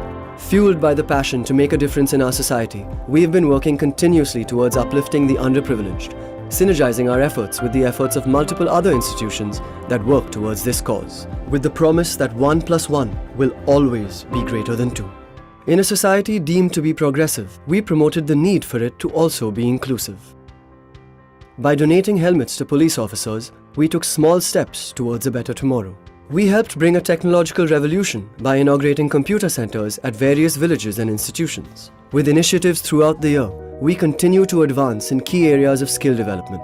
Challenging the mindset of yesterday, we strive to empower the women of today with initiatives that create employment opportunities and help shape the future of the leaders of tomorrow, the leaders of an equal tomorrow. With every book held, every sapling planted, every life saved, and every steady step, we move towards a better tomorrow. A tomorrow for the people we care about. And we would like to thank like-minded individuals and institutions for making this possible and always supporting us. So the next time you close your eyes and think about how you can wield this power to enable change and make the world a happier place, think about Mukul Madhav Foundation, because we believe in the power of people. People who uplift other people. After all, people need people. People like you. People like all of us.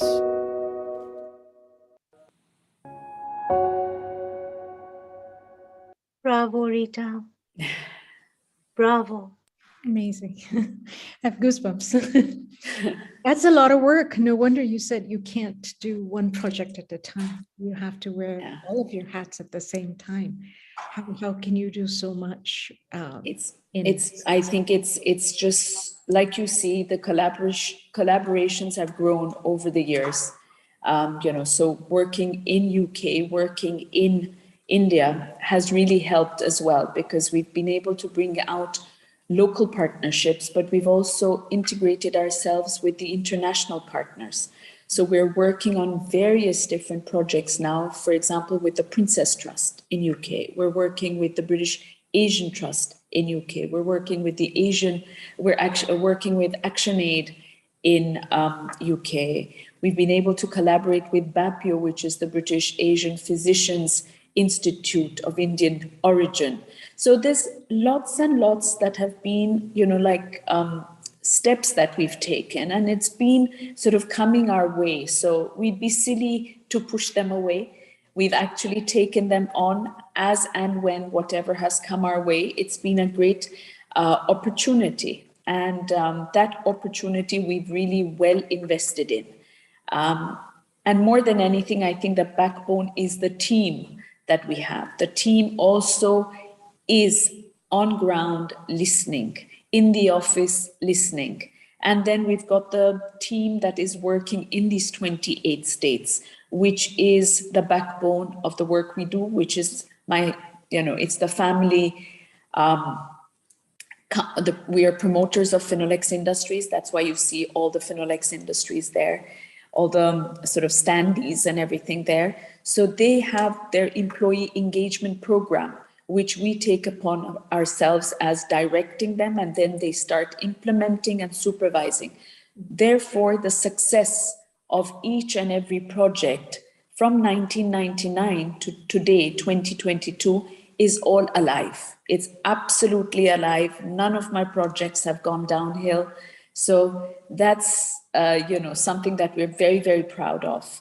And again, listening, teamwork, and planning and implementing after we've had a listening ear is the biggest thing. So the biggest problem, I always say this, and I continue to say this, is that if we have to listen, that's how we've got into, for example, when we built the neonatal, we made sure that, like we have babies being born abroad, they do not, they don't get a discharge until we have a hearing test, and we have a hearing test as well as a eye check before babies go out.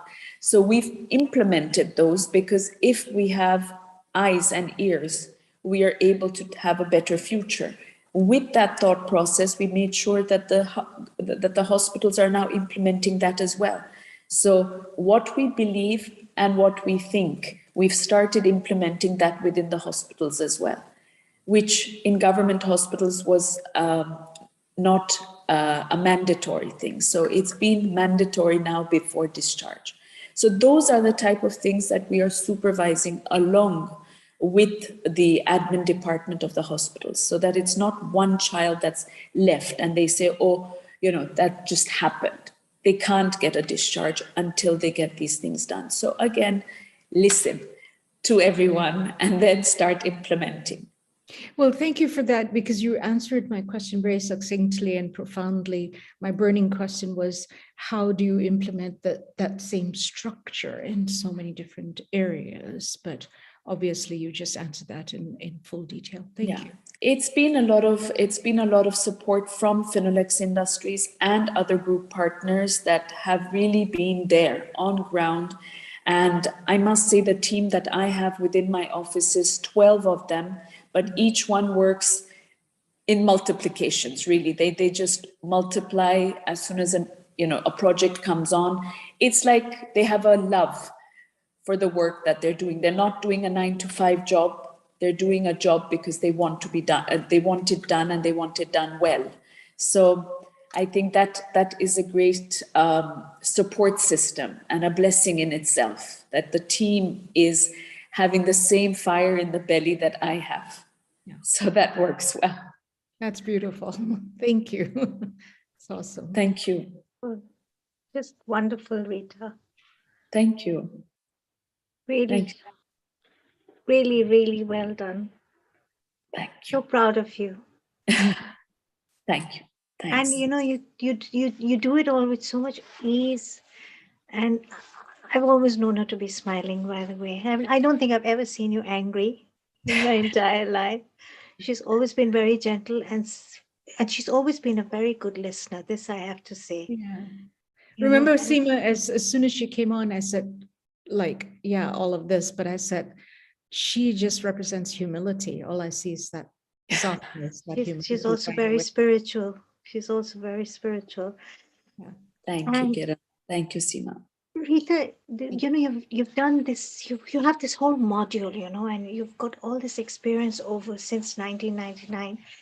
And I'm sure there are other charities, I want to ask you, who have reached out to you. Do they want to implement your model? Well, I don't know whether they want to implement fully, but they're parts of what we work on. They do want to know how we do it. And we're very openly helping them out, because I believe that if we have a success story, by sharing that success, we'll just multiply the effect.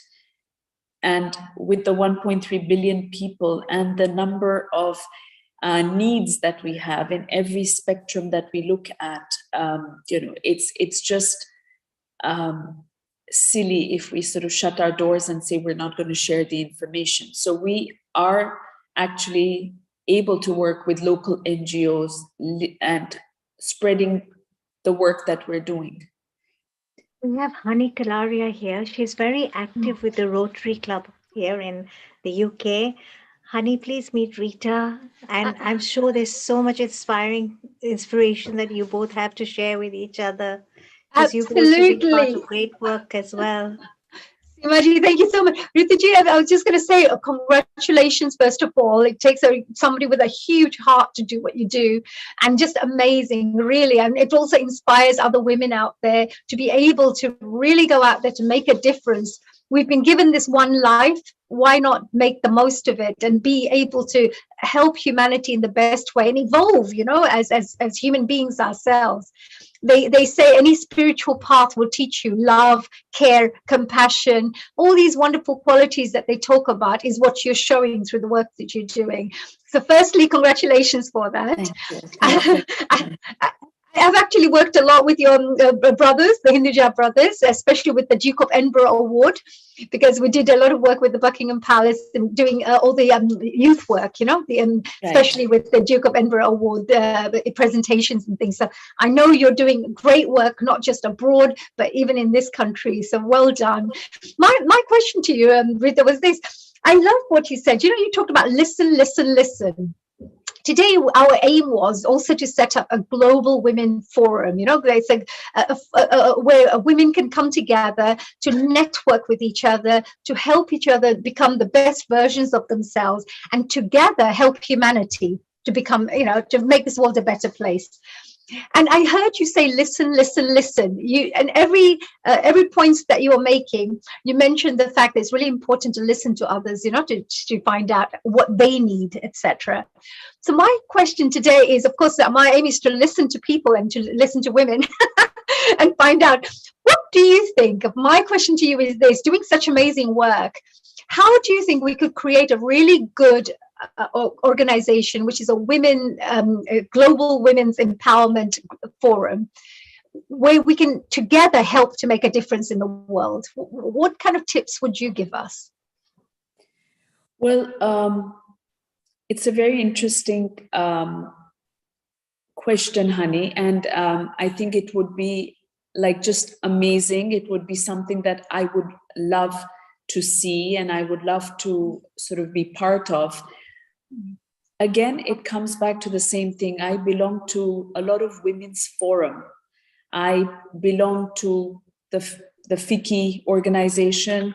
I belong to various different inner circle, ladies circle, etc., etc. Not very active, but I'm there. I'm there, and I'm again contributing where I can, because with the mammoth of the work that I have, it is always overlapping with what's happening in one of these, ladies organizations and everything. So I can contribute, and therefore I am there. What I do understand is that, first of all, women have a problem with being women. Being in the same room with a woman sometimes is difficult for women, and I don't understand why.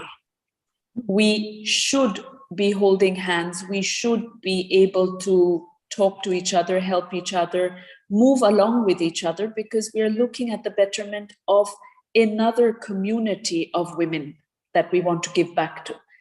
That's the way that I feel we need to. We need to move with a movement. And I think we all know that, but somehow it sort of stops somewhere. And that little, that little component is something that we need to erase. And it's difficult. It's difficult because we all come from different backgrounds. We've been sensitized to various different things. We have seen a different version of what I have seen, you may not have seen, and what you've seen, I haven't seen.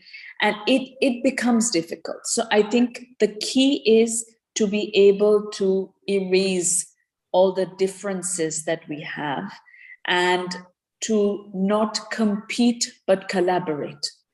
The words that I always like to use, and I always say, and I was the chairperson for FICCI in Pune for the year 1920. I know that's the only thing that I saw. I had more than 497 members, but the numbers that showed up to any event was anywhere between 50 and 60.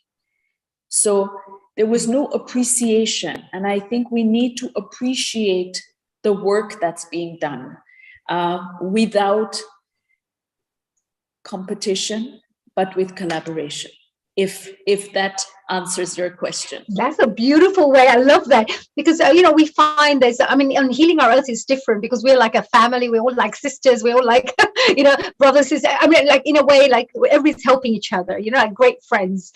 But what you said about this collaboration is very important, because sometimes you do find that when women come together, unfortunately, I think if you have self-belief and self-confidence, then you'll always want good for everybody.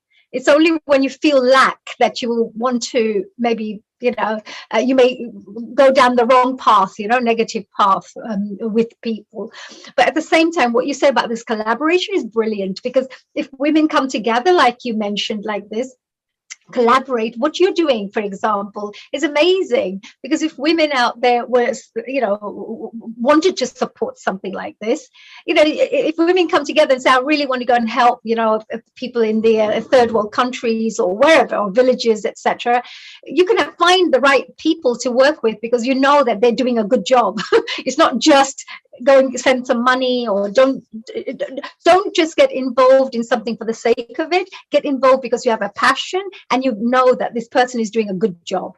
So if you're doing a good job, if Seema's doing a great job with her, let's say her programs that she does on healing our earth, everybody wants to come and support. Everybody says, right, well, I want to send us a recipe here. I want to do this. I want to do that. So in the same way, if women come together and you trust each other, everybody has the right intentions, everybody wants to do good work for the world, then you can trust each other and work together in a collaborative manner, as you mentioned. I love that collaboration. I think, I must say here that I have had the opportunity of learning so much from the women in rural India. I have been able to learn and make changes because they have led me that way. So for example, when we gave these toilets, we went in speaking about these toilets and said that, we want to help and build the toilets. The first thing was, why do you want to help us? What do you gain out of this? It took a while to make them understand that I don't want anything from you. I want to work with you to make a better lifestyle. Everyone has toilets. Why don't you? Why should you go behind trees? Or why should you wait for it to get dark to send your daughters or your mothers out to the toilets? So basics just brought out. So, okay, we started working on these toilets, and then they said, okay, the men came along saying, can we help build this? Can you teach us how we can build the toilets? Again, the words Shramadan. Shramadan is basically themselves working for the project. So they came in, and the amount of money that I had to spend on the contract labor, etc., reduced. It drastically reduced. I saved money. They were working. They got vocational training in the process. And this is when this woman came to me and she said, whatever you're doing is a pain. And I was taken aback and I said, how can that be a pain if I'm providing toilets and I'm doing all this? Why? So she said, because now I'll have to go down 4 times a day down to the river to fetch a bucket of water. I'll have to get one for the toilet, one for the washing, one for the cooking, and one for the cleaning. So it was simple, but she told me I'll have to walk down, up and down 4 times. Nobody else will do it. That's when we said, why don't we get a solar water well brought up? So it cost me a huge amount of money, but I learned a lesson that if I want these toilets to be functional and I need them to make sure that they're hygienic, they need water. We brought the solar within 45 days of ensuring that we inaugurated the toilets, within 45 days, raised the funds, ensured that we brought this. And that woman gave me a pat on my back. She said, well done. So there's a lot of learning. We cannot go there and thrust upon them. We have to collaborate to work with them for their own communities. And that's where I think the listening came into place even more, Yeah. It was a genius, it's absolutely genius, and shows such a compassion that we get really, really inspired by women like yourself.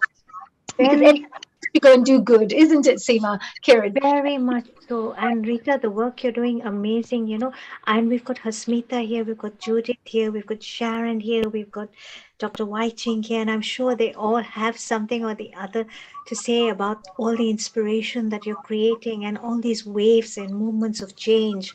So Hasmita, do you have anything to say quickly to Rita? So firstly, global namaste, and Ritu, absolute phenomenal work. So congratulations with all your hard work, very inspirational. So a question I have is that the theme for 2022 International Women's Day is Break the Bias. And there's a lot of focus on the imagining a gender equal world. So you mentioned about, I love the competition and the collaboration bit. That was just amazing. And we often, we focus on a lot of, on what's not going so right, but actually, looking at what's going right. What do you see as a world free of bias, stereotype and discrimination? How do you think we're going to work towards that goal?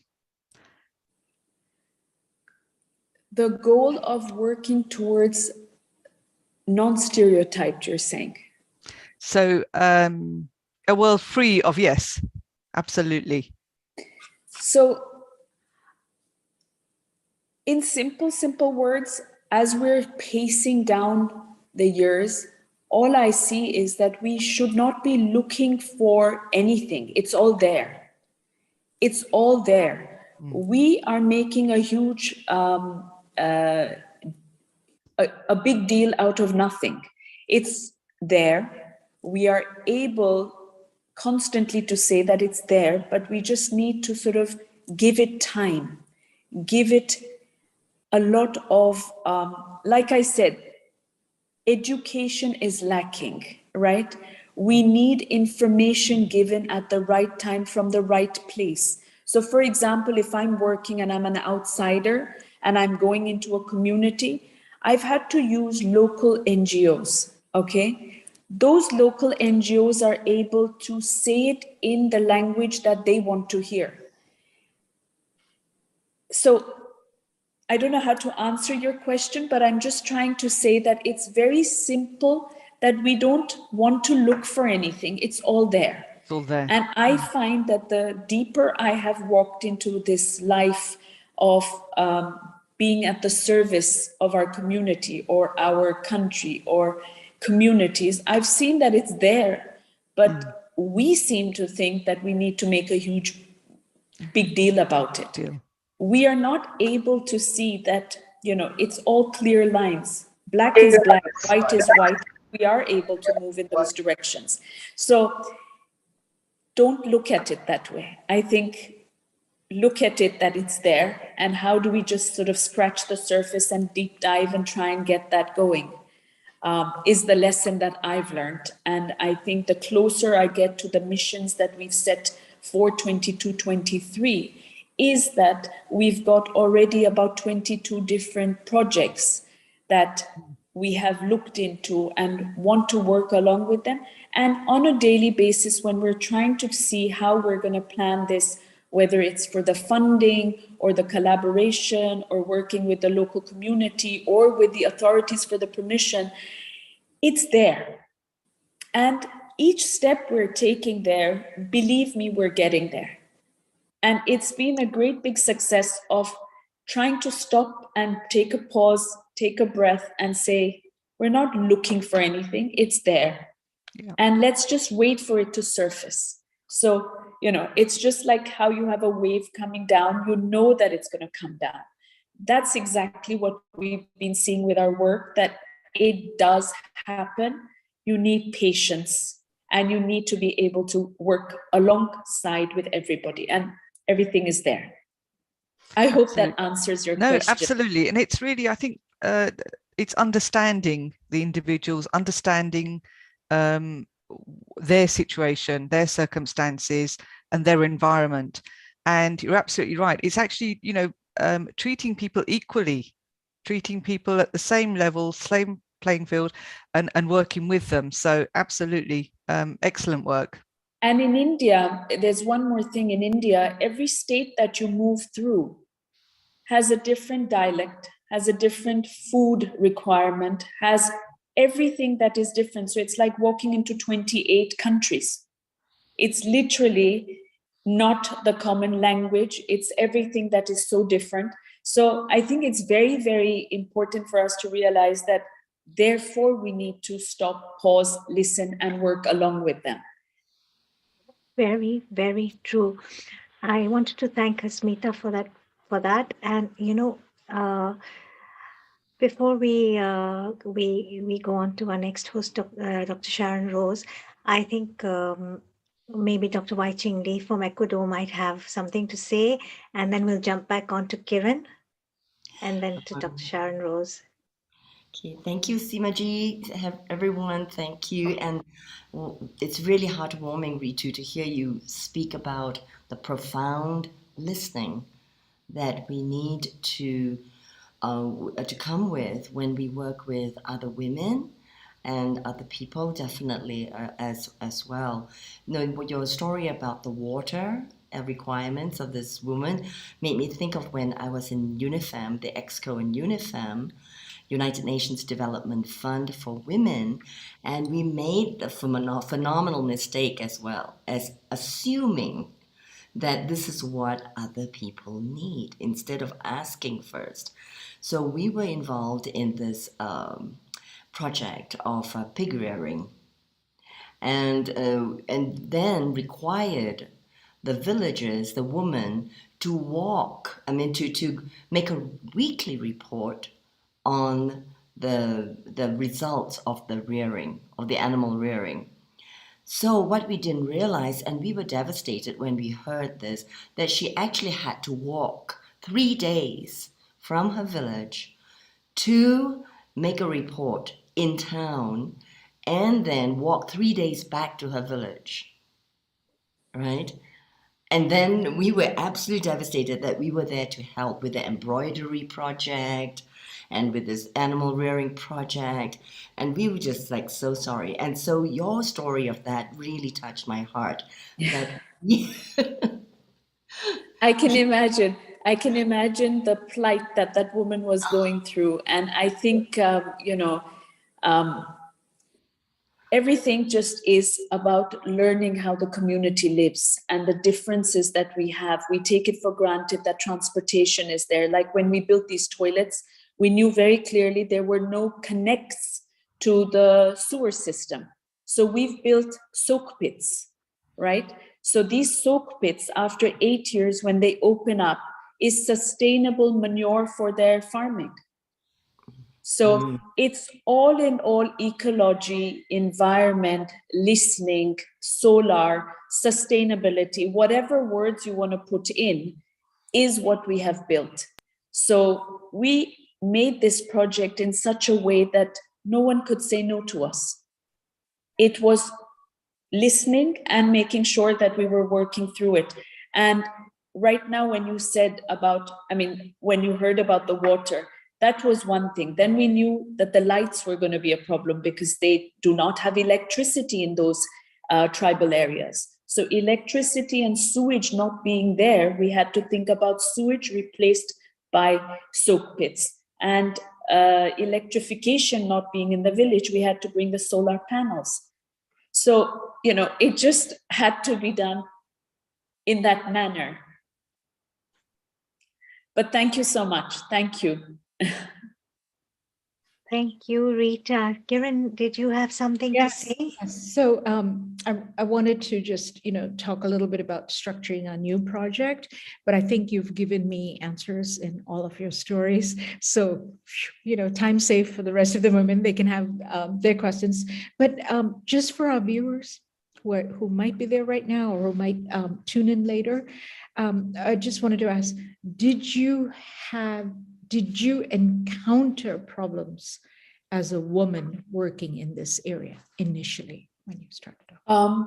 I did have problems with people accepting that I was coming up, asking questions and asking for, information about villages, asking about what is the population. When I was starting to work with my mission, cerebral palsy, working with children with cerebral palsy, we have 1,077 children now since 2015 that we take care of with cerebral palsy. It was very difficult to get the right information from the civil surgeon who maintains these names and numbers and everything. It was very, very difficult. There was a lot of corruption at one point that, give me this and I will give you that. And I work without all this type of instigation. So it was difficult. And, luckily I've got 2 strong families on each side. Each side said, well, if you're having problems, can we help you? Can we deal with your problems? And they used to see me very frustrated. I went through this stage in my life, Seema, maybe you've never seen me that way, but I did go through this frustration and being upset and angry, but I was determined to find a solution for myself. I didn't need my father, my husband, my father-in-law, or my brothers to stand up for me because it was my discovery that children in rural areas with cerebral palsy were not being taken care of. They were not being provided with the subsidization that was provided by the central government. So how do I get it to them? How do they get registered? Why are there only 300 registered? Because when we went door to door, we found 535. They were not 313, they were 535. So I had to open the eyes of the local authorities. That's when the authorities started believing in us. That's when they started giving in to say, okay, you've done your bit of bringing us this information. Now, how can we help you? That's how that step took its place. But we literally, Kiran, went door to door. We went door to door asking, how many children do you have? Do they have disabilities? Do you need help and support? We did this for over 3 months. We then went on to the All India radio to speak to people because they do not have telephones and other methods of being in touch. So we were in touch with them through the radio saying we're having assessment camps. If your children have problems, please bring them there. Now, having taken care of these type of things and hiring marriage halls in order to have medical assessments and everything, that's when the local community said, okay, they're working without ground support from us. Let's go and see what they're all about. So we spent a lot of time, effort, and collaborations with like-minded doctors who came forward to say, okay, we are physiotherapists, we are orthopedic, we are speech therapists, let's all go together. That's when our mission grew to become Mission Cerebral Palsy. And it became a huge thing in 2015. And today, after 7 years, we discovered 313, we've got 1,077 children registered and being treated under our umbrella. So that's how it is. That's how it was. That's awesome. It's amazing. It goes back to the wave you were talking about. You were saying it's all there. Just wait for the wave. When it comes down, it will happen. Exactly. And where there is a will, Kiran, there is a way. She stood strong, you know, and she said, no, this is what it is. She believed in herself and then her mission. She believed in herself. And Rita, I mean, this has been such an empowering session with you. I can't tell you. You really opened the doorway, you know, that small little moves, structured little moves, listening, implementing, you know, one step at a time, like you said, can make a huge difference. It starts with baby steps. Absolutely. Baby steps of listening, assessing, and then planning, and then implementing. 4 very important words you have that so go much, by. You have shared so much with us, a wealth of wisdom with us, you know, and you've inspired us so much. I want to thank you deeply for coming on board today. You know, I feel like jumping out of the screen and giving you a hug, but I'll do that in person when I see you. We'll meet soon, but thank you so much for this platform. It's truly been great listening to everyone and also having questions come forth, which made me also think about certain things. But Kiran, thank you so much and good luck with your work in Malawi. And I am working with someone who is from Malawi. Maybe we can connect sometime soon. I will talk to you about that. Perfect segue. So I was just going to say in closing that just, you know, structuring this new program of ours, you know, this new women's forum, after we have met with some of them, you know, after today's program, and I've got all of my notes together, I was just wondering if I may reach out to you and share this with you and get more guidance on, are we on the right track? This is where we're going. This is who we think we need, an administrator here or a secretary there or someone, and you know, things like that. May I reach out to you? I know you're. Please do. It'll be my privilege and honor to be able to help in any which way that I can. Thank you, Rita. Bless you. Thank you. Global Namaste. Thank you so much. Thank you so much. Bye-bye. Bye-bye. Wow, wow, wow. So much inspiration, so much energy, Kiran. And I mean, you know, I'm feeling all fired up, but let's get more fired up with more empowering ladies. And we have, you know what, Kiran? So Yes. I guess you and I might be signing off now, and we're handing over to Sharon. Definitely. It's been such a lovely day. Thank you, ladies. Thank you, Seema. I hope you continue to, feel better and get some rest today. I will, and thank you very much for coming on board today. It's been fabulous, and planning and implementing and structuring it, Kiran. You're the best. And speaking about being, thank you. I want to talk about being fired up because I'm feeling very fired up right now. Okay. I'm hungry. Get something to eat. Bless you. Thank you. And I'm going to introduce you to our next host, Sharon Rose. So we've traveled. See, we've been in Luxembourg with Kiran. We went to Hong Kong. We came back to the UK. We've been, the beautiful thing with Healing Our Earth is we globe-trotted. We go all over the world. We'll be traveling to Ecuador with Dr. Wai Ching, the United States. So let me start by introducing our host, Sharon Rose. Looking across the landscape of today's society, one can easily see that the definition of what is feminine is mirrored in deep confusion. Rather than helping us to discover ways to heal and empower ourselves and our world, too often we have been taught to look outside of ourselves and our world. Too often we have been taught to look outside of ourselves for answers to our problems, to medicate and numb our emotions. This is very powerful. Or to forget our deep-seated concerns and intuitive knowing by losing ourselves in the superficial worlds presented to us by the media. Very true. Yet the key to health and happiness is to look within. And when one looks deep inside enough, when one lifts off those veils of trauma, one discovers that healing, nurturing power of the sacred feminine current, the Shakti, the yin goddess, is within us. Drawing upon her lifetime of research, how beautiful was that?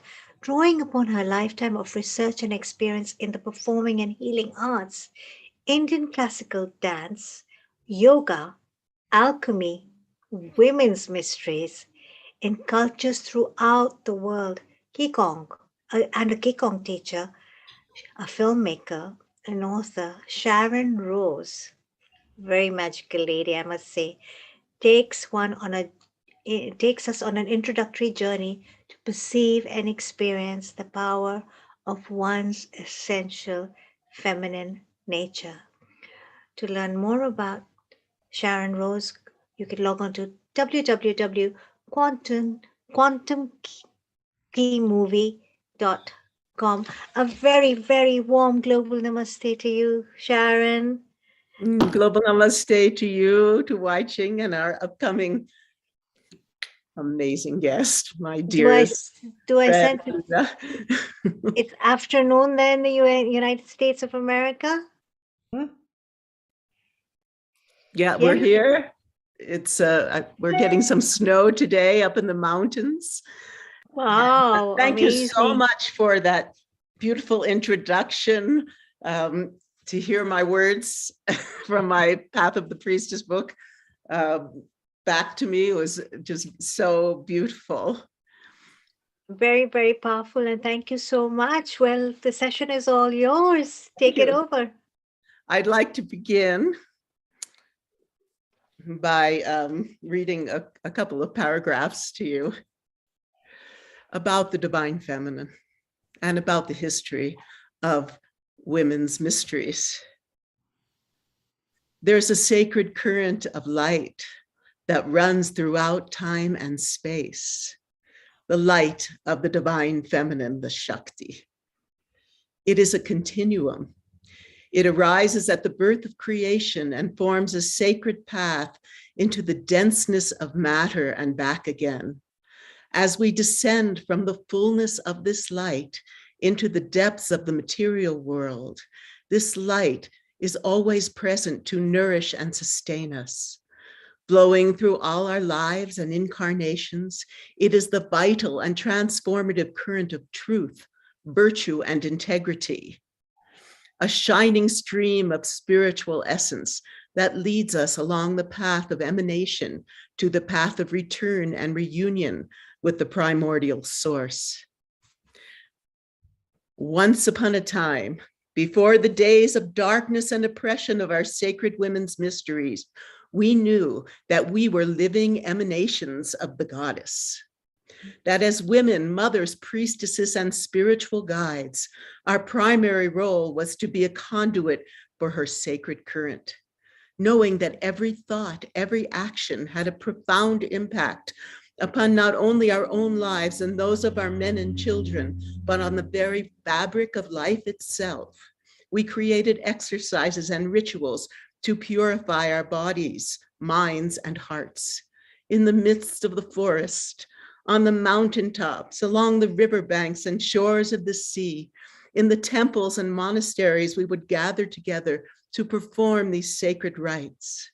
We danced by the light of the moon, raised our voices in song and prayer, conversed with the myriad forms of divinity through our sacred gestures, and sat together in silent communion. Knowing the great goddess was our primordial mother and source of all life, we treated her with immense respect. As her priestesses, we offered our lives to her service. We gave her offerings. As her emissaries, we dressed in her image and emulated her extraordinary qualities. With our feet firmly grounded upon the earth, we would allow our awareness to extend through her vibratory dimensions as we monitored the ebb and flow of the visible and invisible landscapes. Today, living in the midst of a society that in many ways has forgotten her, so few of us even know that the goddess exists, let alone spend time conversing with her, feeling the power of her touch, reveling in the beauty of her myriad manifestations. For until we have a direct experience of her presence, how can we truly know her? It is my great pleasure and honor to bring Leela Sophia Tresimer to our women's event today. She's going to speak about Sophia's lineage through the Western tradition, and maybe even we'll go into Mary Magdalene.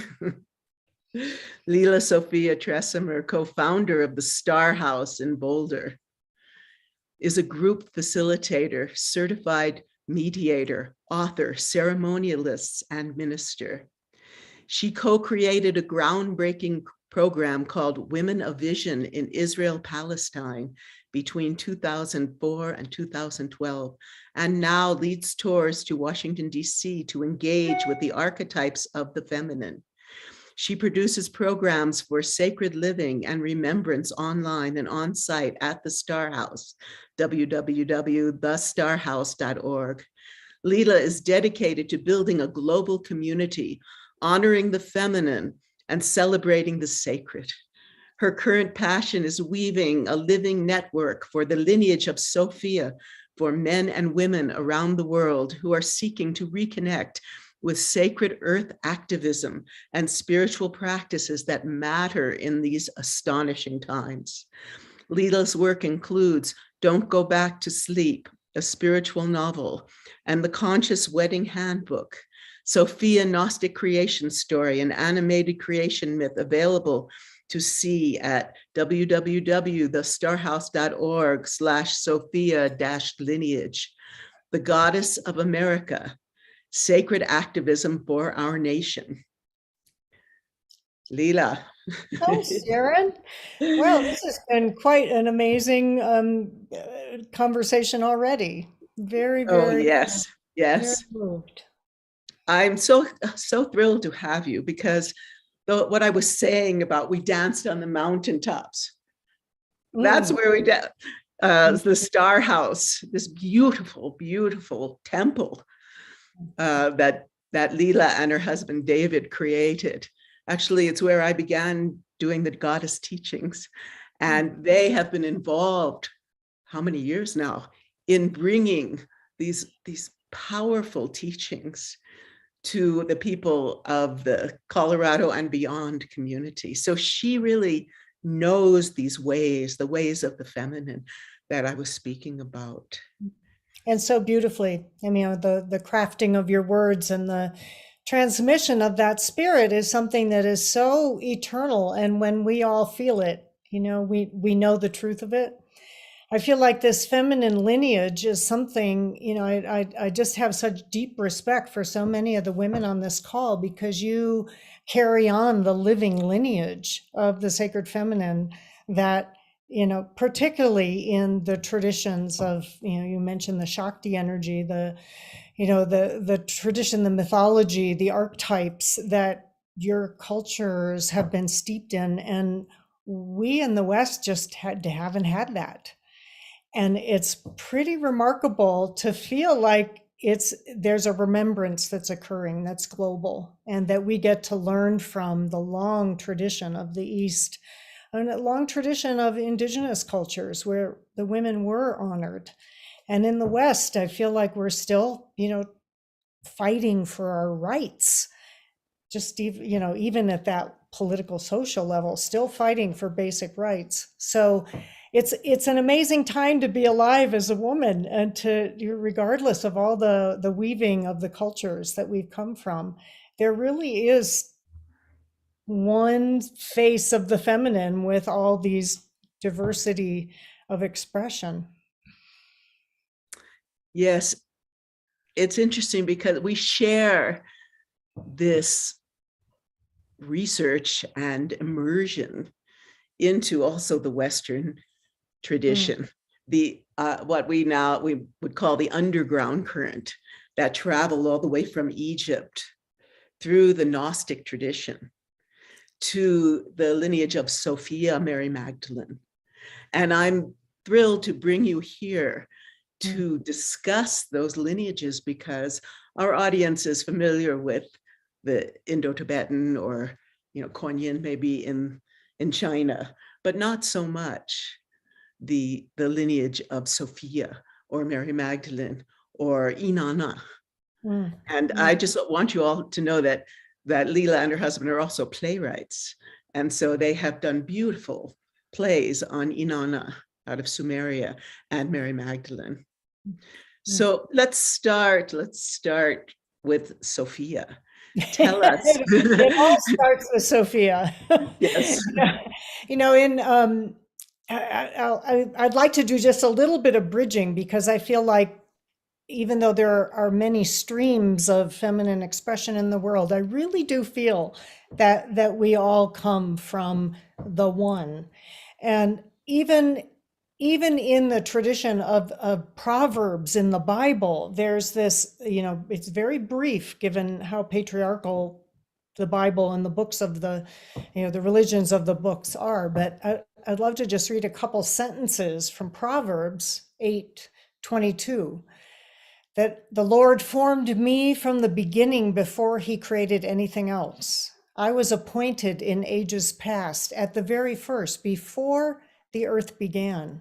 I was born before the oceans were created, before the springs bubbled forth their waters, before the mountains were formed, or the hills. I was born.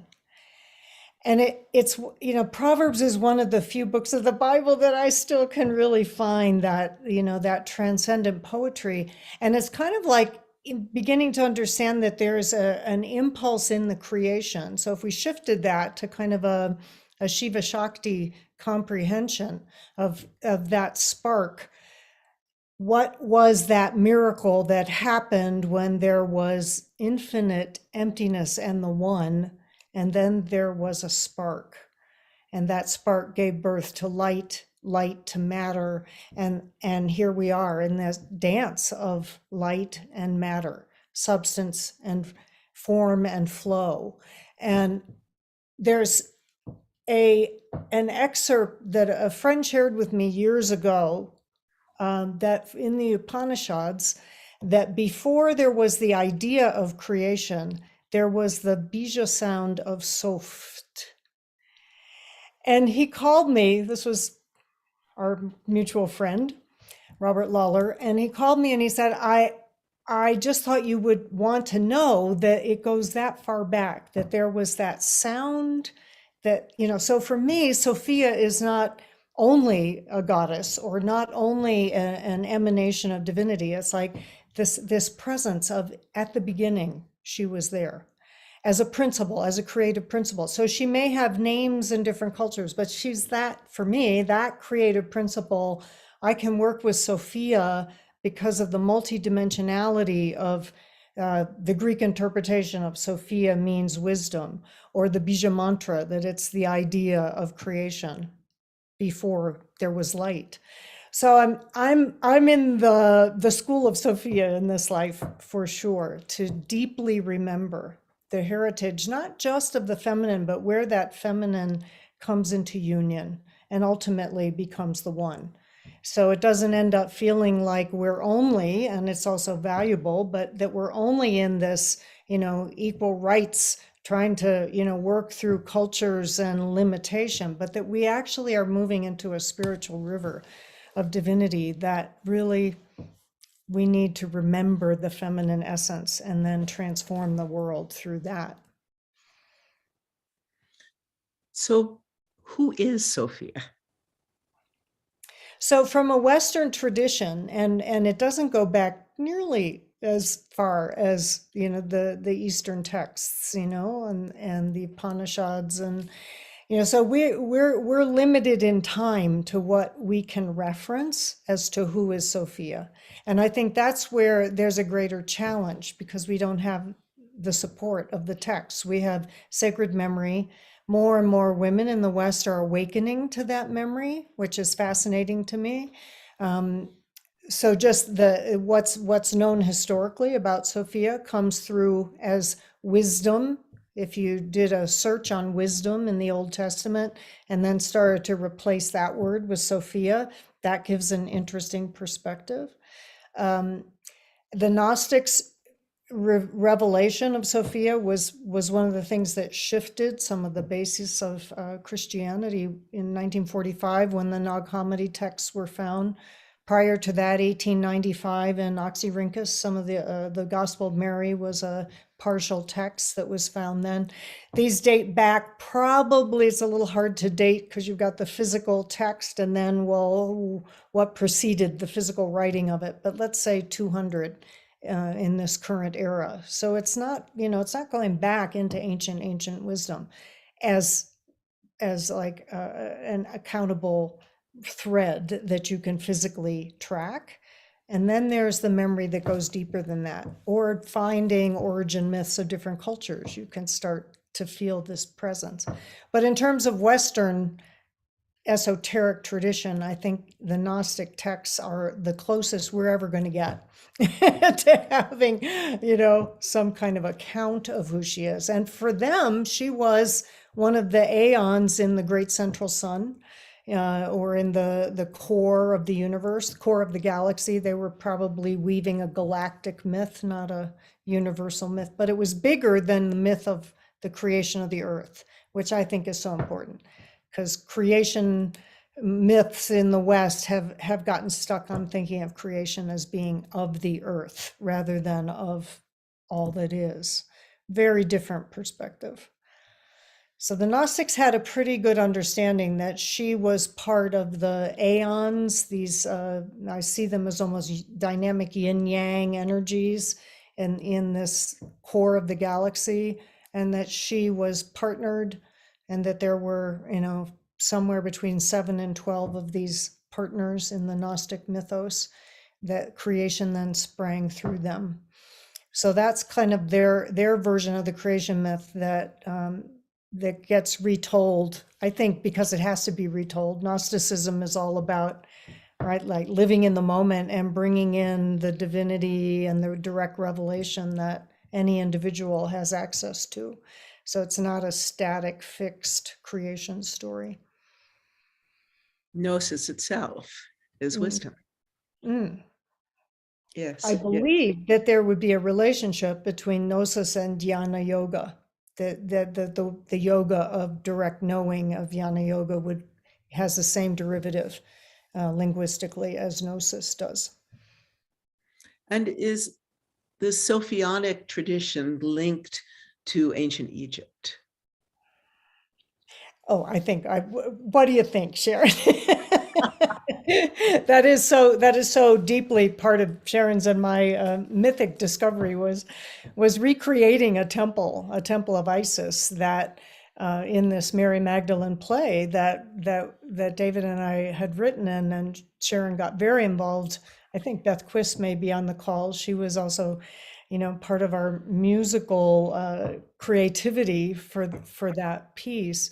That I really believe there's a continuity of divine revelation that can be found, through eras and epochs and yugas even, and that in Egypt and sort of parallel in Sumeria, that this face of the divine feminine was actually seen, understood, known, valued, and that as we progress through time, that gets more and more contracted into power over the feminine rather than co-creation with.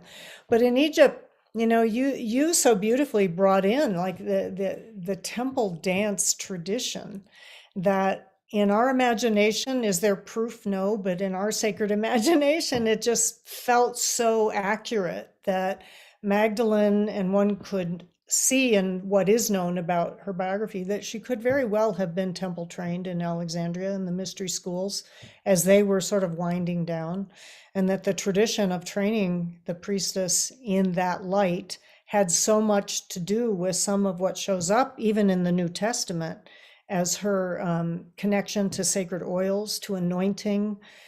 She would never have shown up to anoint the body of Yeshua if she hadn't the right to do that as a working priestess. So she was behaving in ways that were not typical of the women of that time.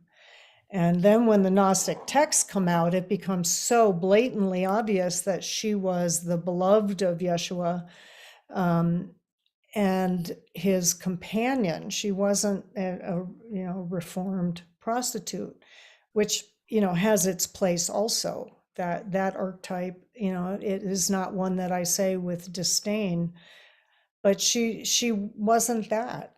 She was made that by the church to kind of give her a place at the table.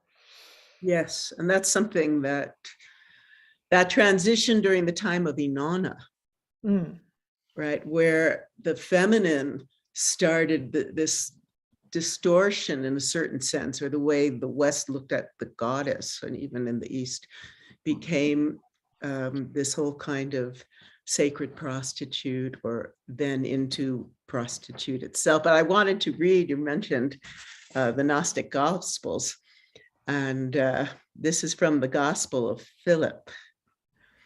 The companion of the Savior is Mary Magdalene, but Christ loved her more than all the disciples and used to kiss her often on the mouth. The rest of the disciples were offended by it and expressed disapproval. They said to him, "Why do you love her more than all of us?" The Savior answered and said to them, "Why do I not love you like her?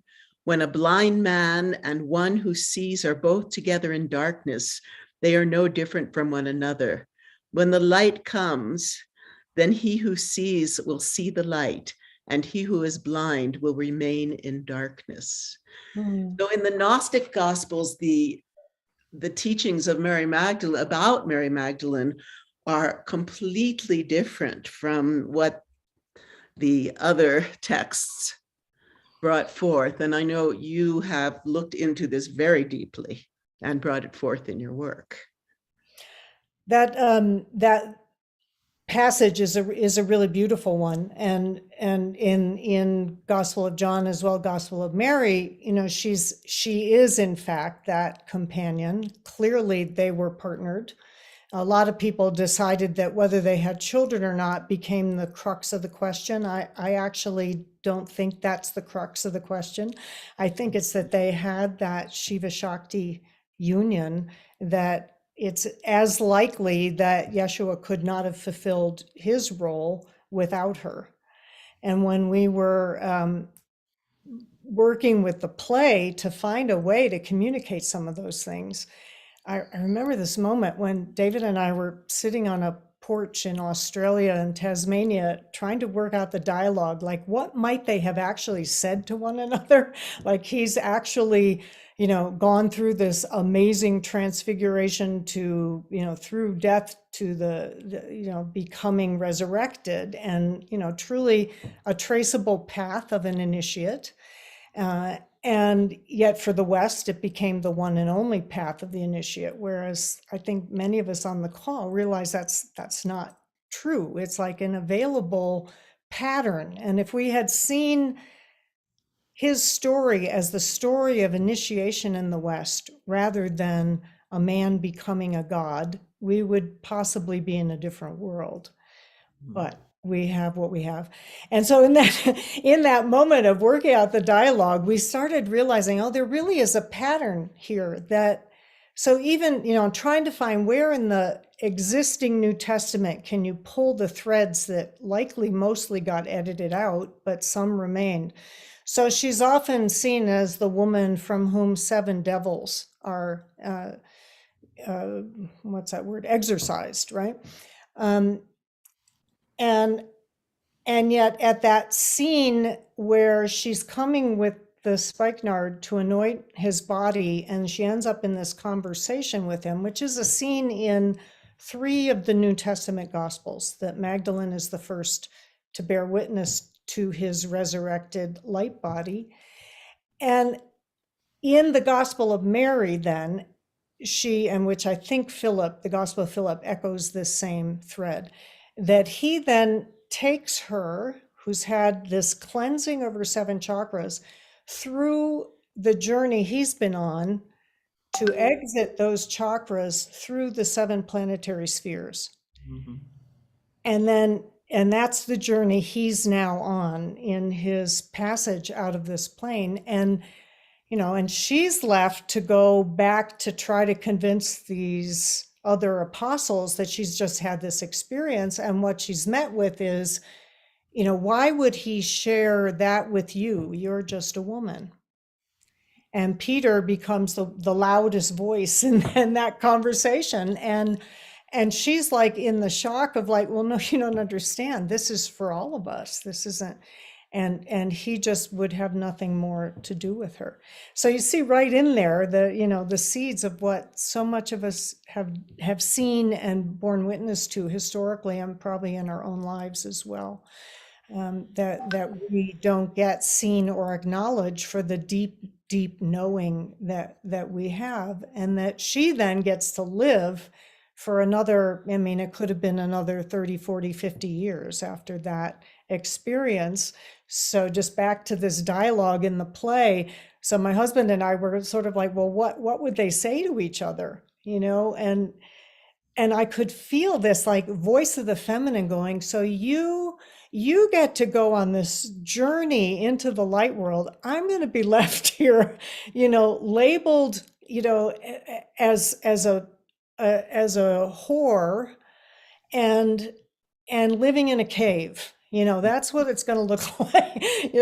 And the church does say that she ended up in the south of France and, left a trail that then became part of the Magdalene's seeding of Gnosticism in the south of France, which then potentially leads to some of the very interesting Gnostic sects like the Cathars that also show up, over 1,000 years after she might have very well walked in the south of France. So there are these breadcrumbs that we're left with, but it's not, they're not seamless. And I think, there's some potential there to really engage our own deep knowing through meditation and conversation and enactment, like asking ourselves, what would conversations like that look like now? I know you've worked through plays in many different ways with women around the world. You worked with the Israeli and Palestinian women, bringing forth these deep teachings. Tell us a little about your methods of working with women in particular to bring this empowerment that we've been talking about all day. Yeah, when we started an organization up here at the Star House, there was a priestess training in 2000 is when it began, and our organizational byline was remember, heal, transform. And that just became like okay, that works as a pattern. I'm remembering something. I need to heal some of my own wounds, and then I need to transform myself, my family, my community, and the world. So that pattern is almost like a toroidal pattern that just kind of keeps coming back to the heart and core of the essence of the feminine. So it had a lot to do with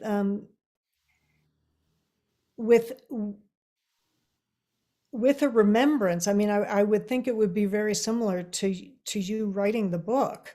Like part of it was research and lacking that in areas of such vital concern. One goes into a certain, help me see, help me be a vessel for you.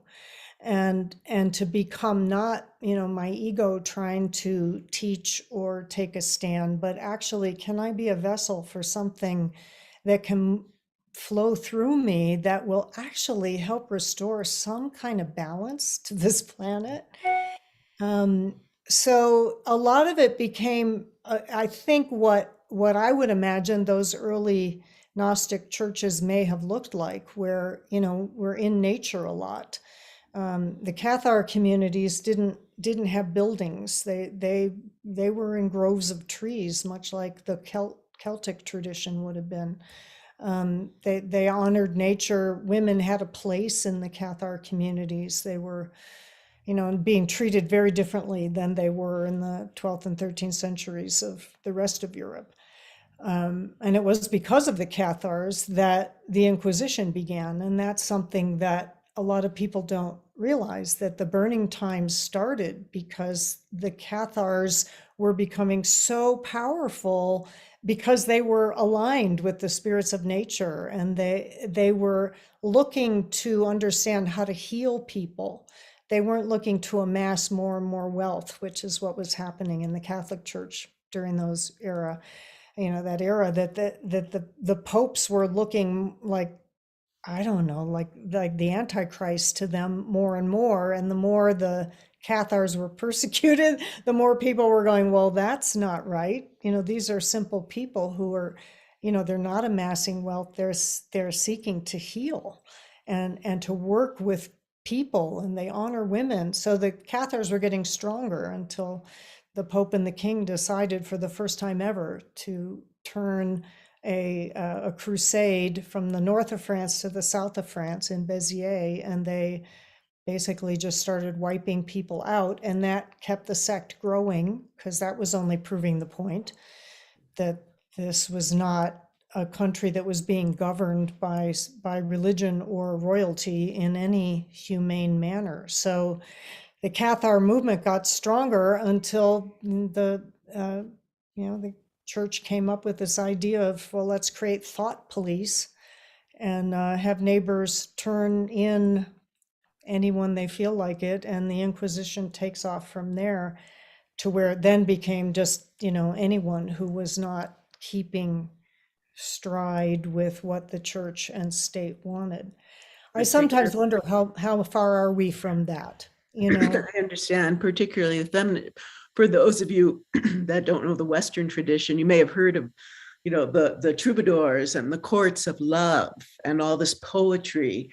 It reminds me of the ghazals and all this, the Persian stories of love. And that's what was going on down in the south of France with the Cathars. And they were just such simple people who really, they would travel among people who had plague and be there to heal them. So it was very deeply spiritual, and they had something called this transmission of the spirit called the consolamentum, which really, to me, is like transmitting the Shakti. And there were no they would be all together in a circle, and they would choose they'd have little sticks to choose, and the person who chose a certain one would be the vessel through which the teaching would come. It was very beautiful. And I would love, I know that Wai Ching is here, and Shanti, Shivani, and Effie Chow, and I see Lakshmi Vyas, Dr. Vyas. And so I'd love to bring some of you in to, if you have any questions for Leela, or if you have any thoughts and feelings about women's empowerment. Oh, Beth is here too. Namaste to you all, Beth Quist. Namaste, Sharon. Namaste, Leela. Like, beautiful. It was so elating listening to this and just feeling the embodiment of my history, personal as well as planetary, just feeling. I'm in Ecuador, Leela. So, and Sharon knows my history in embodying the divine feminine through dance as well, and the temple dances of Bali, as well as the Rakshaki, the movement of the figure eight and just embodying into our body. And I just wanted to say that I'm in Ecuador and wanted to share with everybody that there is such a reverence, as you know, of Mother Mary here, with the Catholic faith being interspersed with the indigenous understanding of Pachamama. So I just found out that why there was so much reverence of Mother Mary was that in the Catholic Church, they found when the Catholic influence started coming in, they found that the Pachamama concept was so strong that the only way to really actually transform and to convert the people into Catholicism was through Mother Mary. Yep. Yes. Yeah, it's really true. And they would build on top of pagan temples and earth-based temples. That happened all through the Highlands of Scotland and in England, and they had to do that because they were true power places.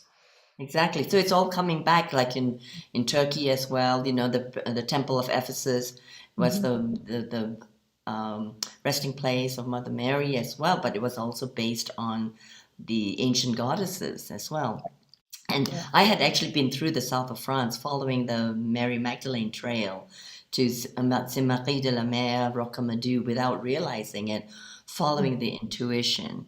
And speaking of following our feminine intuition, in Ecuador, in Ingapirca, which was the ruins that I came from just recently, and Baños, let me share this, that Ingapirca I found out, which no one talked about, no one, I just found out from one source, that it was actually a burial place for a priestess. Yes, and she was followed to the other dimensions by her the followers by drinking the potion from the datura, from the angel trumpet. And they went, and she was covered in beautiful textiles and copper coils, and also she had copper bracelets and anklets, and that's how they all journeyed back. So this is so beautiful because we know it's all interdimensional, and death and life is just a cycle, because this area, Ingapirca, was also one of the largest Canary and Incan marriage, you would say, the sacred marriage of these two great cultures. And there was an elliptical temple where they would observe the stars and also read all the planetary signs of our wisdom in agriculture. So it's bringing back the whole Pachamama concept and reality in planting. So it was really fascinating to learn that. And then also just unfortunately, because we do have a judgment about this, but there were virgin sacrifices. Yes, at that time. But it wasn't like the Mayan virgin sacrifices. It was done in a very sacred manner because of their belief and our belief of the eternity of time, that these young girls were actually offered as messengers to the gods. and that they were not, it was not a blood sacrifice, but they drank the potion of the datura, which was hallucinogenic, and it took them to transcend and transform into a different state as messengers to go and commune with the forces, so that the fertility and the fecundity and the production of the crops would be feeding and nourishing the people. So it was a whole different way of looking at things, and which I appreciated, from a sort of a new perspective kind of view. Just the same as when we look at the temple, and Mita wrote a very beautiful thing in the chat group, that we were goddesses and we were priestesses, and how it was really brought to be desecrated, our role in sacred sensuality. And and if he knows that we are all priestesses, we're channels of transformation with the men, just as Mary Magdalene was. And I was with a group of women actually, and Mother Mary would come through, Mary Magdalene would come through, and Kuan Yin, and we knew that we were the other half. And in fact, we have to be, from the yin perspective, right, Effie, that we are the matrix, the creative force of coming through the seed of life. And so this discussion is like so deeply satisfying for me as we follow the Mother Mary. And also another thing to share from Ecuador is that Baños is an area of therapeutic holy waters.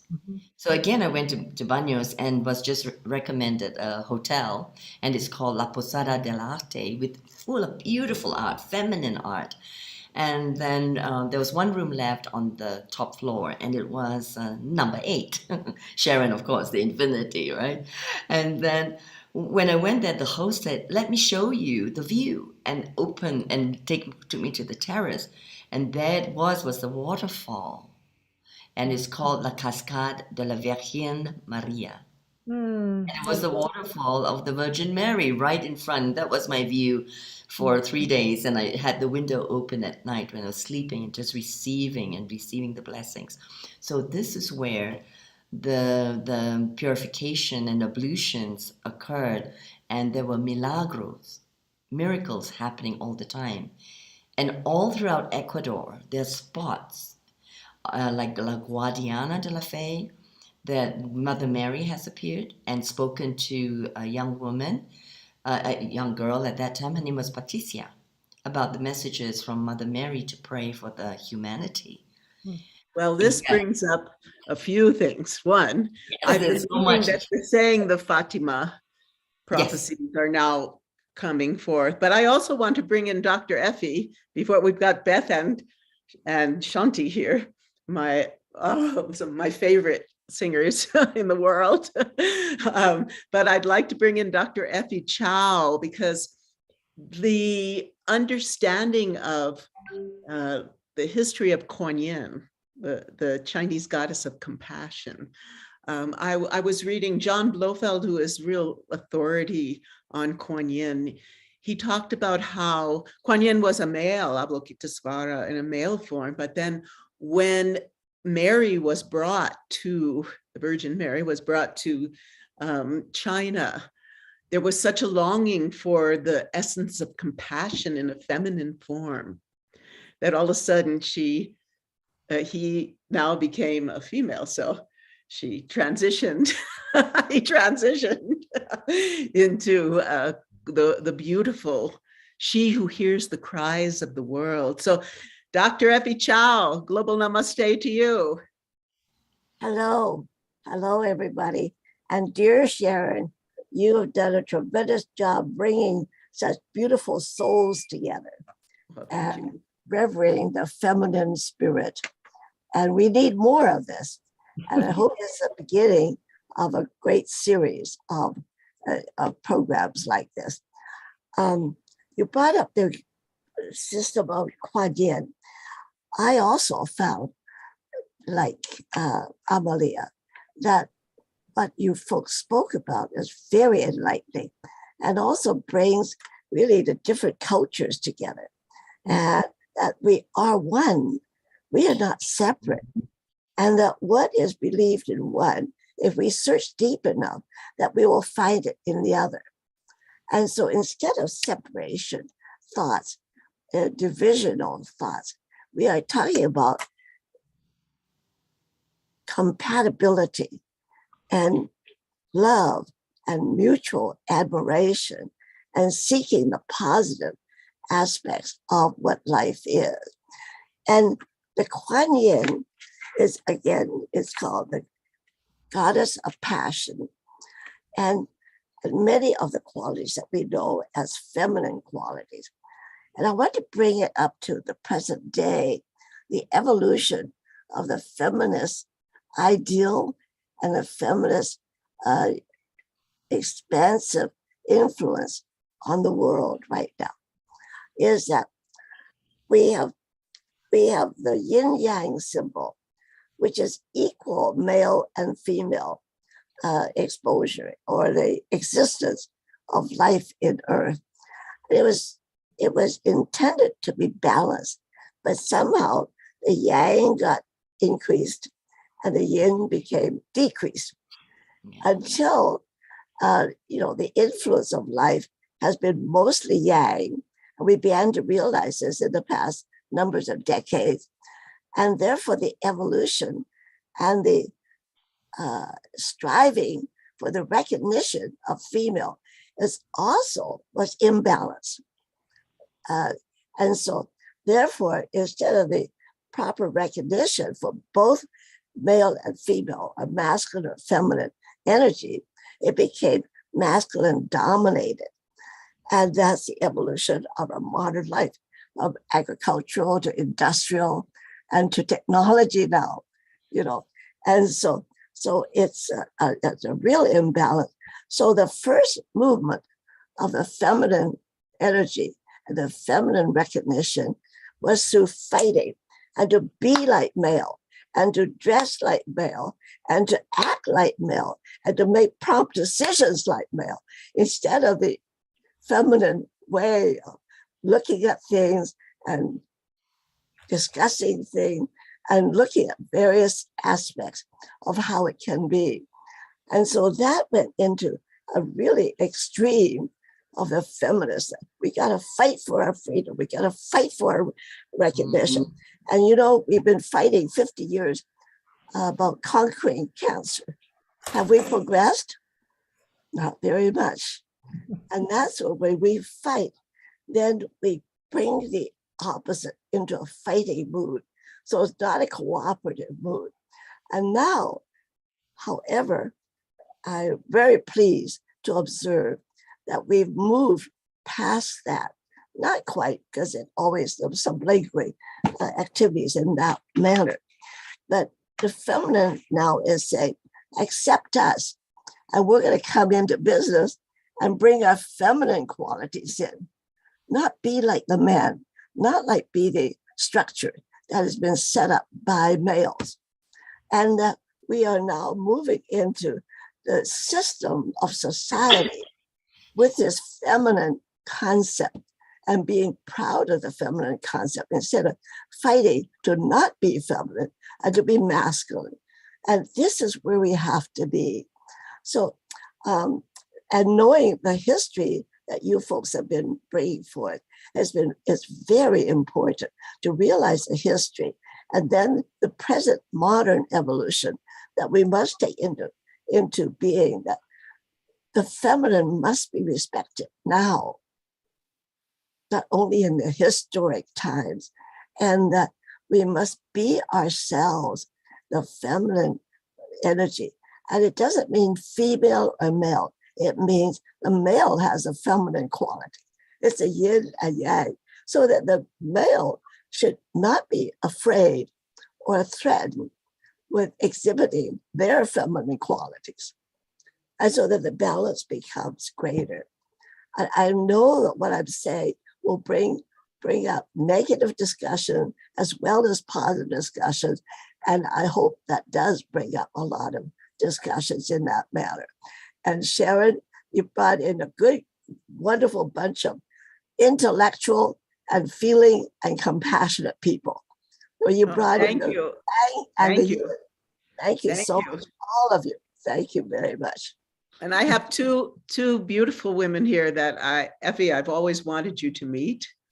Oh, I would. Beth Quist, they're exquisite singers, vocalists, Yes, who trained in many traditions. And I'm hoping that they can also be a part when we do the next, your next event in September, yes, to bring their talents to you. Well, I would love to consider that. Yes, yes. I'm looking forward to hearing them. So thank you for bringing them on. Well, let's say hello, global namaste to Beth. Can you hear me? Hi, Beth. Hi, Beth.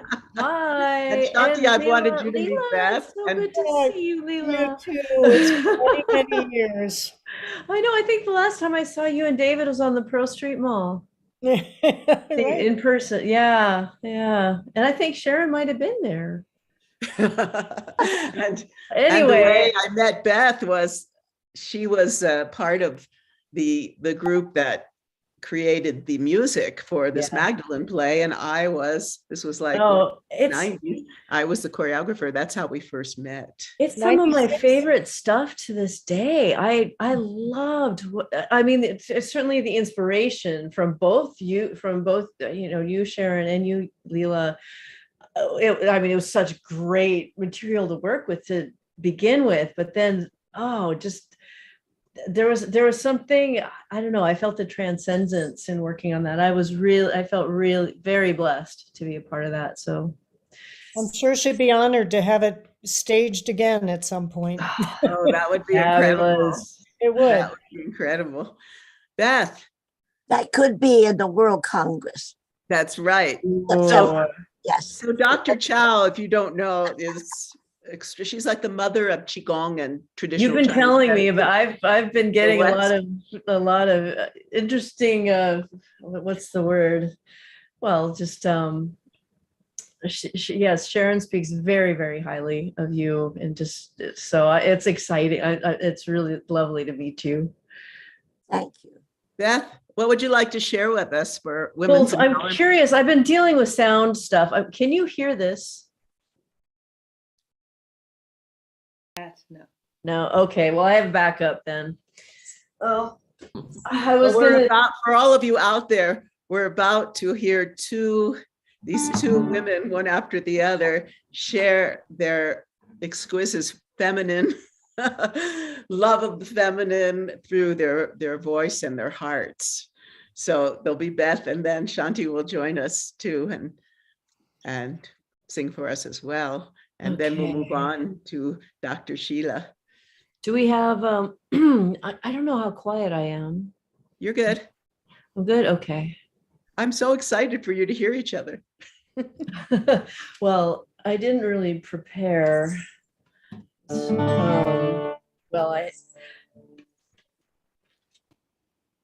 I've been in the recording studio. I've been recording. I'm in Seattle at the moment. I live in Colorado, and I've been recording up in Bellingham. And I just fiercely tried to get everything together. And I was hoping to give you like a really big keyboard mix and everything. And I still don't know how to do that. Someday I will figure that all out. So for now, we just have a little microphone, and I'll use the guitar as kind of a drone. So can you hear a reverb? Did that come through? Check. Not much. Not much? Oh, well, sorry. Check. That's not coming through, huh? I wonder why that is. Oh, well. So it is. You'll get a dry signal even.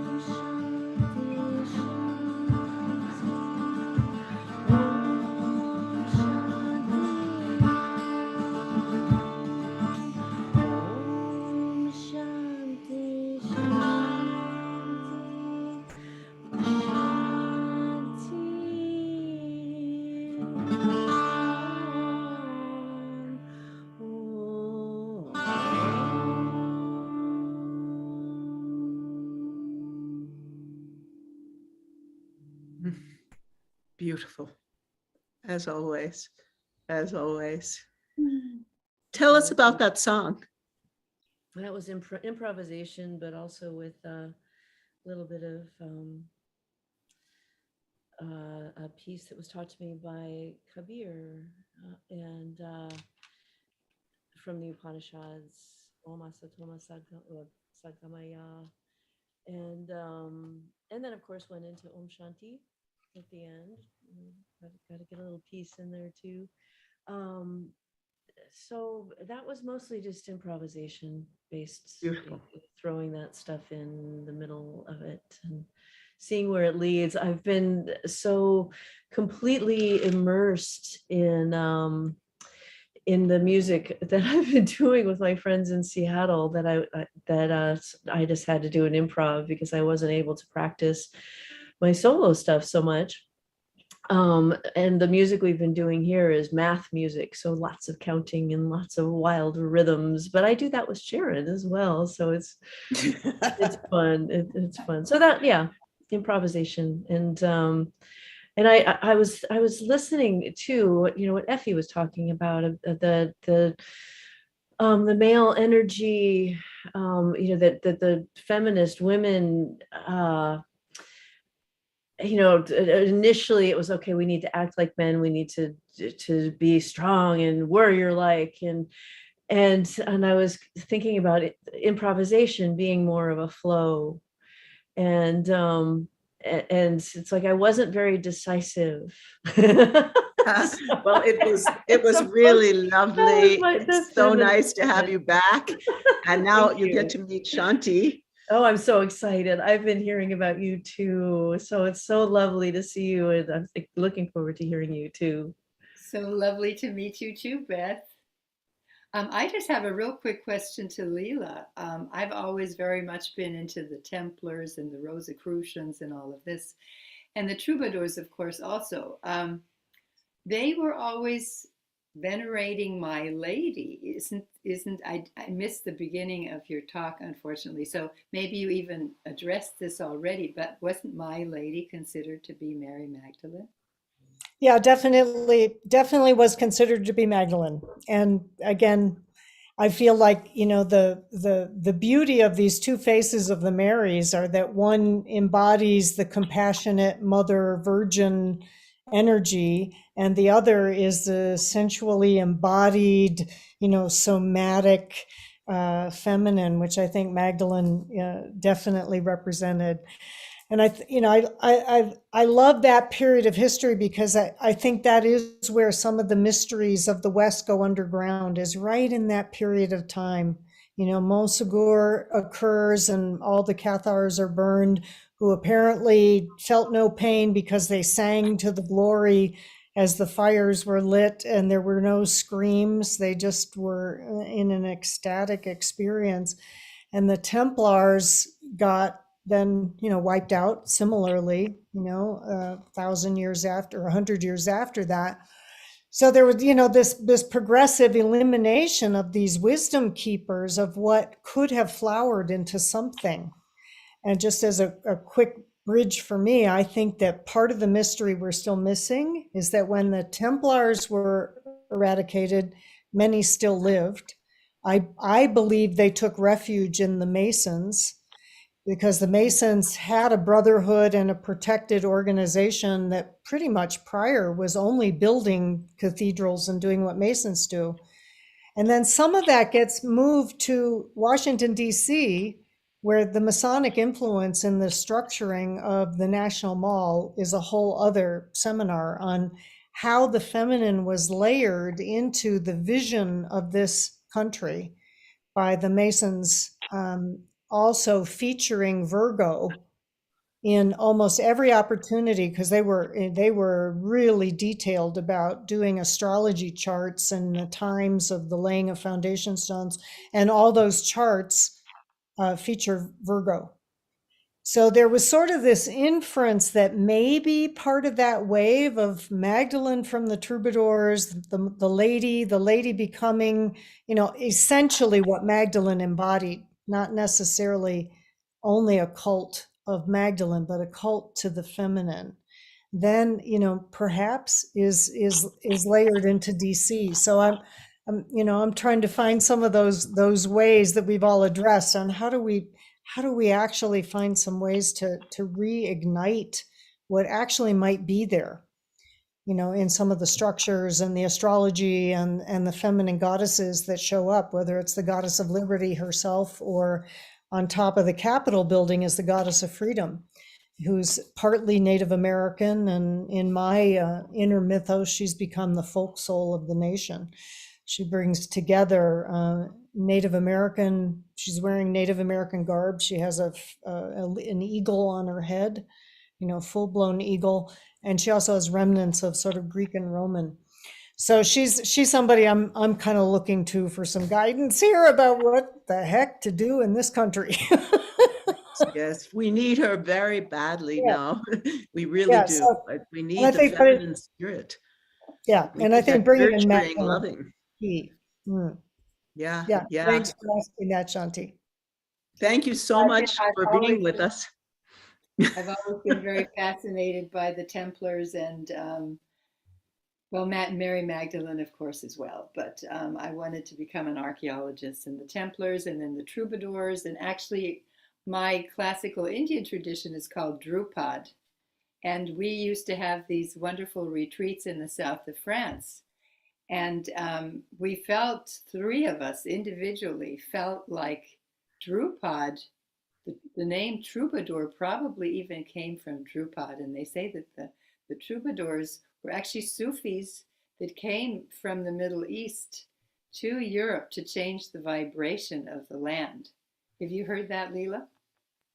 I love that. I hadn't heard that, but I love that. That makes a lot of sense to me.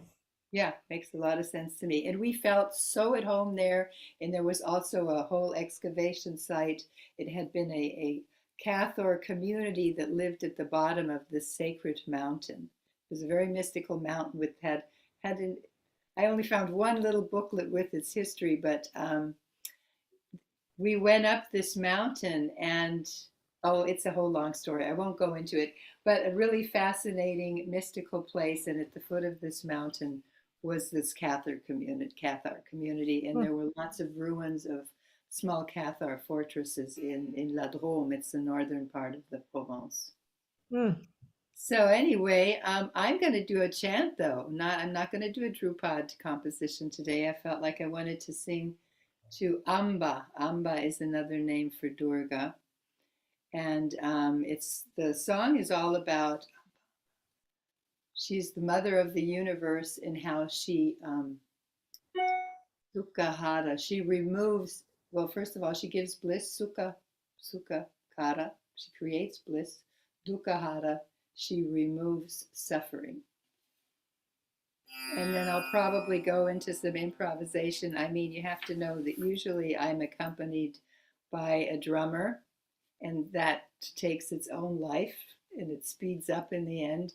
And then I always have one or two musicians. So the kirtan becomes actually very rich. So you can hear the tanpura, okay? Yes.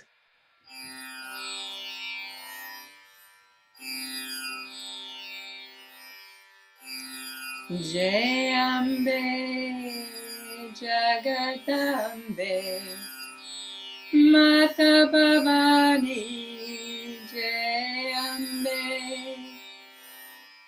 Jai Ambe, Jagatambe, Mata Bhavani, Jai Ambe,